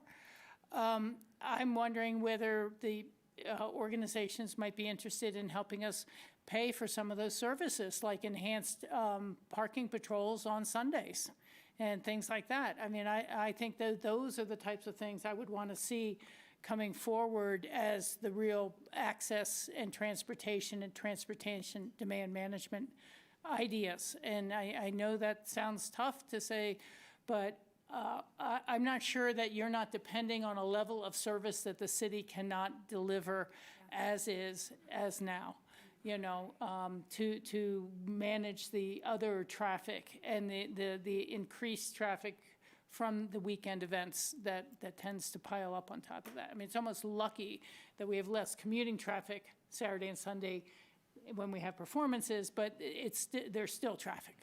And we all know those concerns have gotten very, very sincere. Well, Council, let me ask you, how do you feel about moving this forward with the commitments they've made to work through parking with the next step back in planning and zoning and the removal of the one house, the final house on the other street? Can you clarify what the next steps are here? I didn't think that there was a next Ben step. has the next steps. Yeah. I think a couple statements. First, I think that the conversation that I just listened to is really indicative of I think, the challenge with this project. I lived on North 3rd Street. I think the comments that I've heard from neighbors, I understand the traffic in the neighborhood. I understand the parking impacts when there are events. And so those are real things, and I think the expression of those things are very real and sincere and I think true. But I think in terms of the requirements that we can impose on a project, the way that our code spells it out, both for us, for transportation and engineering, as we look at these things, it's about the development that's being proposed. And I think when we look at those things, you know, the things that are being proposed, and we've raised questions on Ben, that was not our question. Our question was, what are the next steps that planning and zoning would take with this? I'm getting there. Okay. The reason I say that is because I do think that this document that you folks have in front of you is the result of some really good work in the last few days, I think, to give definition to that topic of a lot of investigation and discussion as these projects move forward. That will be the way that they'll be considered and defined, and staff will evaluate the intersection of these issues. And that's why I brought up that previous topic, because I do think the whole conversation the last few minutes has been about the intersection of the affordable housing and these other neighborhood impacts of traffic and parking. And so I do think that staff, and I really want to give credit to our engineering and transportation departments and parking departments for participating in this. This document, on behalf of the applicant and in discussion with the applicant, I think is a really nice directive for how this conversation is going to go over the next, several months prior to their detailed review. There's nice detail that's here. So give Bill the answer to the question, what comes in detailed review? An evaluation by staff of these things and how each of these projects are going to meet the conditions that are spelled out here. And so as part of a landscaping plan analysis, as part of material analysis, maybe there's some additional architectural details that are being evaluated that P&Z on every plan development has justification on, or has jurisdiction on. In addition to that will be a staff evaluated, Planning and Zoning Commission verified and reviewed response to this document and the conditions that are spelled out here. And I think that this document was a step further than what we typically see to give additional detail and definition for each of these three projects and how they might go about responding to the questions that have been raised about transportation and parking. Ben, let me follow up. Yeah. If this project is approved by council, is there a subsequent follow-up hearing of any kind by planning and zoning or council? By Planning and Zoning Commission, detailed review that's required of every plan development application that the city has, it would be consistent with that. And there would be additional public comment at that meeting? Yep, it would be a public hearing. But the real question is, would they be able to recommend a change in the access to the parking? Or once it's set here that this is it, I think what that can they change? I think that those questions around access on 4th Street, if that remains a fundamental question. If there are remaining questions about whether or not that 4th Street access is appropriate, that is a really essential site planning issue that I feel should be resolved by council at project review. Well, that's what by council at project review, that means now. That's right now. That's what I thought. Yeah. That's why I was kind of bringing up that aspect. And then my last comment for us, before we make a decision on what to do next, is I really ask you, am I the only one who's this concerned about treating the physics housing under the APCHA program at all? I really think that's a tragic mistake. Again, I don't have a problem with it. I think it should be deed restricted. I just don't think it should have anything to do with APCHA.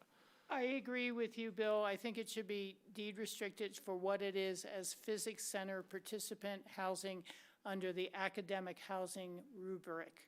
I don't think we need to call it affordable housing. I'm agreeing with you. I think we don't have problems with the housing that is proposed other than the houses on Main Street, but the way they are academic housing.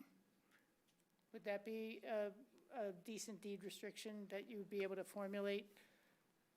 That's for participants of the program, can work on that deed restriction since, but I do agree, it's not really housing, and it could come back to bite people. Is that a question to me? That's a question for you. Would you be able to craft a deed restriction? Well, I think this is a difficult question because I do think it involves intersections of the land use code and intersections with APCHA guidelines, and I don't want to speak for my friends at APCHA. But I do think that as the conversation around affordable housing has progressed in this community, I know that there's a debate between employee housing and community housing and what that means. I think from staff's perspective, this housing fits neatly into the desires in the AACP and elsewhere for coordination between governments and nonprofits in support of stuff that's in the AACP. I think, from my perspective, crafting a deed restriction that is not part of APCHA's regime is not something that we have a ton of here in the city of Aspen. We use those deed restrictions and APCHA's management of those deed restrictions as essential foundational things in our whole sort of affordable housing. And I understand the nature of the conversation, but I also do think that the deed restriction related to APCHA is our best guarantee for making sure that these housing units don't turn into something that the community doesn't desire them to be, or the way that they've been represented this evening. That is the most known type of restriction that we have. And so coming up with an alternative to that is not something that I'm prepared to say, yes, we can, or no, we can't.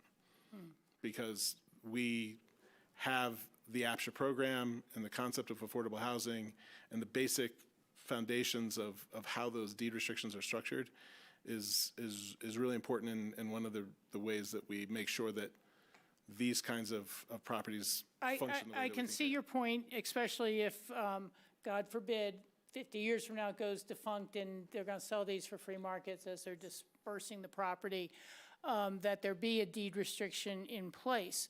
But it is academic housing, and it's not a working resident of Aspen. So it's really hard for me to imagine why we're putting an affordable housing deed restriction on it in that sense. Is there a way to have a subcategory that is APCHA? We had to invent RO, so let's be real. That is APCHA deed restricted academic housing, and is very clear that it can only go onto academic properties, and is a deed restriction that it's already tailored to this property at some level. I think Bill's just objecting to the name of it being called affordable housing, and it still could be run by APCHA, who manages these things, and could be protected for future years. I think I know that it's probably more than a semantics question, because I do think that it has impact in the code and elsewhere. I will say that that framework is important. It's the way that I understand the system, and thinking about an alternative is a challenge on the fly. Okay. And it's not just about semantics, as Ben said. There are very specific and generous benefits afforded to Like no tap fees? no tap fees, no development, a lot of other development fees are waived. Utility fees are different. The list goes on and on. They're significant. And I'm okay with them for workforce housing. This is not workforce housing. I don't think we can treat it as workforce housing. I think it's a mistake to do that. Please. I'm just throwing out a suggestion. So in the ordinance, you have a description of what would appear, I think, in a deed restriction. It talks about the rental rates, and it's used for physics participants, not employees, but participants. It's how it's written in the ordinance. What I'm wondering is, to Ben's point, APCHA does manage your affordable housing deed restricted program. Deed restrictions are to the benefit of APCHA. They have enforcement authority over that. The deed restriction that's proposed here does limit use and occupancy for these purposes, and it also limits the amount of rent that can be charged. So that would follow the land indefinitely. What I'm wondering, to Bill's point, is if it's possible, and again, I haven't really thought this through fully, but it's an idea that for purposes of those waivers, council finds expressly that it does not qualify for waivers as affordable housing, but is still subject to the deed restrictions that are found within the ordinance, and would be required to record a deed restriction that sets forth these limitations on its use and rental rates. It does. I'm okay with the notion, but I think it needs more than this on the fly. I understand, I'm just sort of trying to, we might need to go wordsmith some things. I'm just trying to get to the outcome that you're seeking here. And if it is, I think this is sort of a hybrid, right? It's not affordable housing for employee purposes, but it is affordable housing for, as you point out, academic purposes and other, and within the spirit of the AACP meets community housing purposes. But I'm trying to sort of, I think what you're asking for is then a hybrid treatment under the land use code. But to guarantee its use and to limit its use and the amount of rent that can be charged, and then sort of take it out of the benefits offered to what I think Year-round, Councilmember Guth 100%. is indicating is his mind is true affordable housing. I think that the actual, what you would maybe think about doing is a provision that says for purposes of the land use code, it does not mean affordable housing waivers of fees. That might be something, and I'm looking to Ben because I haven't thought this through fully, but I think that's a little bit easier than trying to craft out of whole cloth a deed restriction that we've never seen or done before to understand how it works, and having us, not APCHA, be the benefit of that deed restriction. It's just a thought. And again, I'm not suggesting we craft language here tonight. No. But I think it's something we could take back and consider and draft some language that would meet that need, if that's the outcome. And I'm just, again, trying to understand the outcome desired here. Yeah, and fully think through, are there other implications other than just fee waivers? Yeah. I don't know off the top of my head, but just think through that. I mean, because of the PUD, you're not getting more FAR. That's what comes to mind Usually. to me, but I think something else. I think it's primarily a way that the project, specifically these units, would be contemplated within fees, et cetera. But I do remain committed to the idea that the concept of an APCHA deed restriction for these units is the best way to make sure that they don't turn into something that the community doesn't want. I get that and respect that, for sure. Can I also revisit procedural question? If there were a no vote on this, is it accurate that this is a full start over, or is there another option other than a continuance? If you deny an application under our land use code, you are precluded from bringing back a similar application for at least 1 year. And so they would be required to come back after a year unless they change this to Enough. enough to make it a new application. I think that would apply to all 3 entities you have before you. I think it would be more appropriate to continue and try to work a few things out. Understanding that, I agree. Thanks for. Okay. Go ahead, you have a question? I was just wondering, I hate doing this, but on When? April 6th or 7th, but 6th, we have a work session. I was wondering if it'd be appropriate to have a special meeting, so this could be our sole focus at one point, and I don't know what's on the schedule then, but. Yeah, Pete does. I'm looking and right now- at Pete. Right now, we're 3 weeks away from our next regular meeting. I know. I know people are out of town next week, but Yeah. I figured for the maybe the school 6th break. might be appropriate, or 7th, if people are celebrating Easter Yeah, Monday. right now that work session does look like it's open, and we could potentially slot something in there. Okay. mind if No, I- no, no, I think that would be, thanks for looking Tentative ahead. whether I'm I'll gonna be remote. What? or not. I'll be remote. On April 6th? Yeah, Sorry. I'm gone for work the entire weekend Oh, is that- following. Sorry, that was But, bad. you know, respect your desire to move this forward, but until recently, they were asking for 10 years of vested rights. So I think a few more weeks to No, that's get this fine. right is not I was more consequential. talking about it being like the sole focus of. Oh, yeah, one single night meeting. Rather than part of another regular meeting. I Well, wouldn't mind to continue, we must have a date certain. I do not have our council calendar in front of me. I'll take a look About April 13th. with what, 28th. 28th, May 12th, May 26th, of April. April 28th. 13th, April 2020. I am gone for a while there. I got the memo. Here's my calendar. You're gone the 28th, Rachel? Yes, I've let everyone know I'd be gone for 10, 12 days there. Make a motion, once I know. May 12th. Which week are you, what about the 13th? make the work session the 13th, a special meeting just for this item. Go ahead with the regular regular meeting on the 14th. Right now, You're back in town? Right now, it's meeting with planning and zoning and historic preservation, so it's a meeting with those two individual boards to have some collaboration. Yeah. We can try to reach out to them and see if there's an ability to move those around. How about, let me try one more. What about a special meeting on Wednesday, the 15th? Totally different day than we normally try to slot them. We have 15th of April. You guys have an APCHA? Yeah. Okay. We actually probably also have this room booked for certain P&Z. P&Z don't normally meets in this room On because Wednesdays. of the recording capabilities, Okay. correct? do the 13th and just move them, if that's okay. Ben and I can make some calls about the 13th. I think that that's an important conversation, but I think this would take priority if that's a date that we can agree on.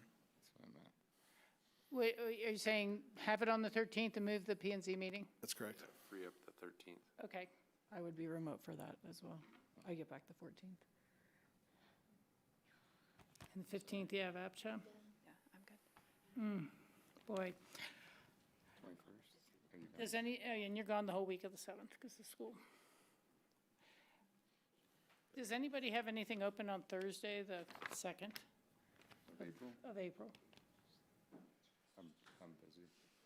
You're busy that night? Hold on. Out of town. I'm free. We need a doodle. You're already out of town. Can I suggest May 12th again? May 12th. We have a regular meeting scheduled. I imagine the agenda is not that full yet. Not that. Or I apologize, we could just go to the 14th and Yeah, let's do it the 14th Sorry. and see what else we can maybe not have on the 14th. April 14th, unfortunately, is a date that does not work for our team. Any other dates, we would be happy to continue to the 28th Okay, meeting, let's try again. anything else. How about Tuesday, the 21st? Yeah. You're here? Yeah. Tuesday, the 21st? We don't have a meeting scheduled then. No, but we could Special have a meeting. special meeting. I can't commit to more time for this. I cannot. Oh, come on, Bill. Nope. It would be the only item instead of having it after all the other normal stuff that we have on a regular agenda meeting. yeah, just to finish it out. You can make a motion to do it. I won't be here. We could do it with 4 of us. You can. I hate having a 2-2 vote on a Yeah, 4. it's not good. And you're gone the 28th, so maybe we're pushing all the way to the, 12th. May 12th. And, well, or May. Christine was saying on the 14th, if we do it on the 14th, you're Here here? on the 14th. Okay, well, let's just But do it they on the. can't do the 14th. They can't do the 14th, that's all. Mayor, how about we push the council retreat date to a different date? And we could use Do it the on the 20th. 20th instead? How about the 20th? Does that Yep. work for your team? Yeah, April 20th is April 20th? fine. There we go. I think April 14th is the only day that we can't. I apologize. How does that happen? Yeah. Okay, well, great. 4 PM instead, the 4 Yeah, PM we'll- time work for you We'll guys? move the time back to the 4 PM start. Okay, we'll do the 4 PM.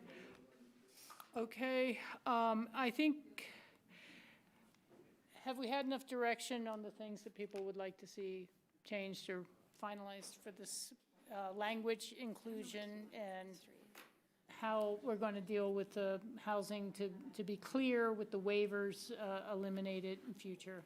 Yeah, I think that issue is resolved. I do think both for staff and the applicant team, I do think that the question of 4th Street as an essential site planning topic and access across the site is an essential topic. And so I do think that whether council would be comfortable contemplating design or mitigation efforts at 4th Street as a response to the concerns, or if the concerns are so fundamental that the expectation is that it's a redesign of that parking lot. That's how I've heard the conversation. Yeah. And I do think that it's a fundamental question that, again, I think a lot of what's here could be resolved as the design of the project moves forward and we move towards detailed review.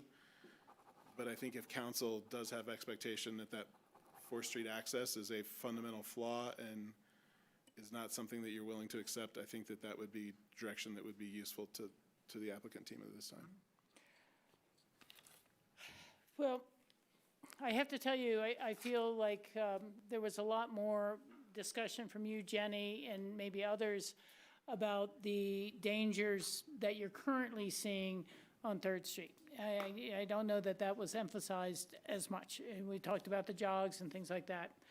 I don't know if you had any earlier plans or designs that you had looked at different ways of laying out that parking lot, and we might be able to look at what the alternatives were and what the fatal flaws might be if the housing was moved a little bit or changed in its configuration to have a different access plan.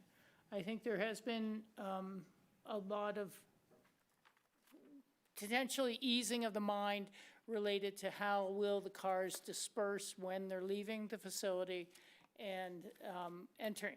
Because that's the tricky part, is the two-way on that street, or will they still come in from a porous west end, so to speak? Council, I'm going to turn Ben's questions back to everyone else. Do people expect to see a redesigned parking lot by that meeting? Or do they think that we're going to talk more about what the mitigations could be and how it could be made to work? I expect to see significantly improved on-site and off-site vehicular and pedestrian transportation. Okay, who else? Sam? I mean, it's like almost the same answer, except mitigation might be able to solve that. I've talked about bike pedestrian way. You think it could be mitigation and not have to be a full redesign? Well, yeah, I think it could be, realistically. Okay, yeah, because no, I think the I'm issue just is trying to not get the the answer entrance for as much Ben. as it is 4th Street being not an appropriate street for a large number of vehicles. Yeah. Others? To answer Ben's question. I guess all I want to say is I think the representatives kind of answered assuaged the issues I had with the 4th Street exit. I would like to see more work done on how ingress and egress is going to work there. I don't really expect a full reconfiguration of the parking lot. I don't see really how that's going to be improved. I think a lot of thought's already been put into it. I think some compromise has been reached here tonight. Thank you. Christine? My question, and I don't know if this answers it, but is this configuration the best we can do and why? And so the reasoning for that to come forward, and if not, what are the other best solutions? Does that help? That's very helpful, I think. Okay. Thank you. We are 3 minutes from running out of our time tonight. I apologize to everyone who's been through this wonderful thing with us for the lengthiness and for being here for just maybe one question or one answer. It is a very important project to all of us. The Institute, the Physics Center, the Music Festival, these are treasured community features, and these are treasured community members. And as I think the term was used the other day, these institutes are just trying to chart their own future. And the same can be said of the neighbors. And so we're all working together. Thank you very much. I would accept a motion. One question. Please. Just because of the action tonight to close the public hearing, Yes. staff is wanting to understand council's desire for keeping public comment open over the coming time. Council, what do you think? I think we're going to see some final designs for final decisions on one aspect of this. I think we have heard the concerns very, very vividly, and so I think we'll keep the public comment closed. There's some stuff that was said that is not presented to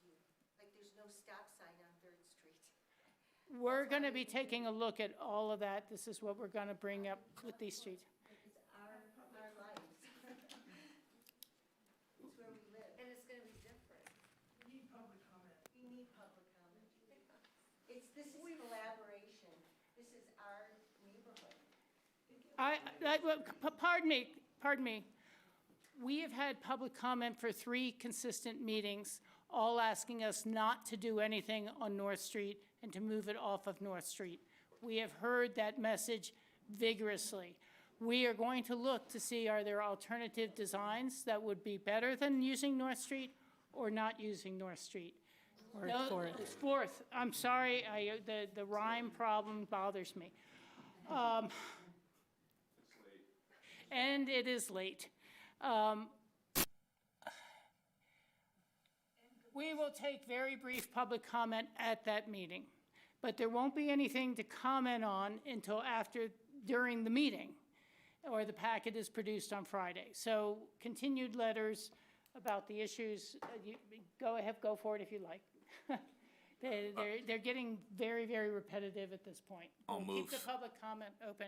We'll move to continue. I'll move to continue this matter to April 20th, 4 p.m. Seconded. It's been made and seconded.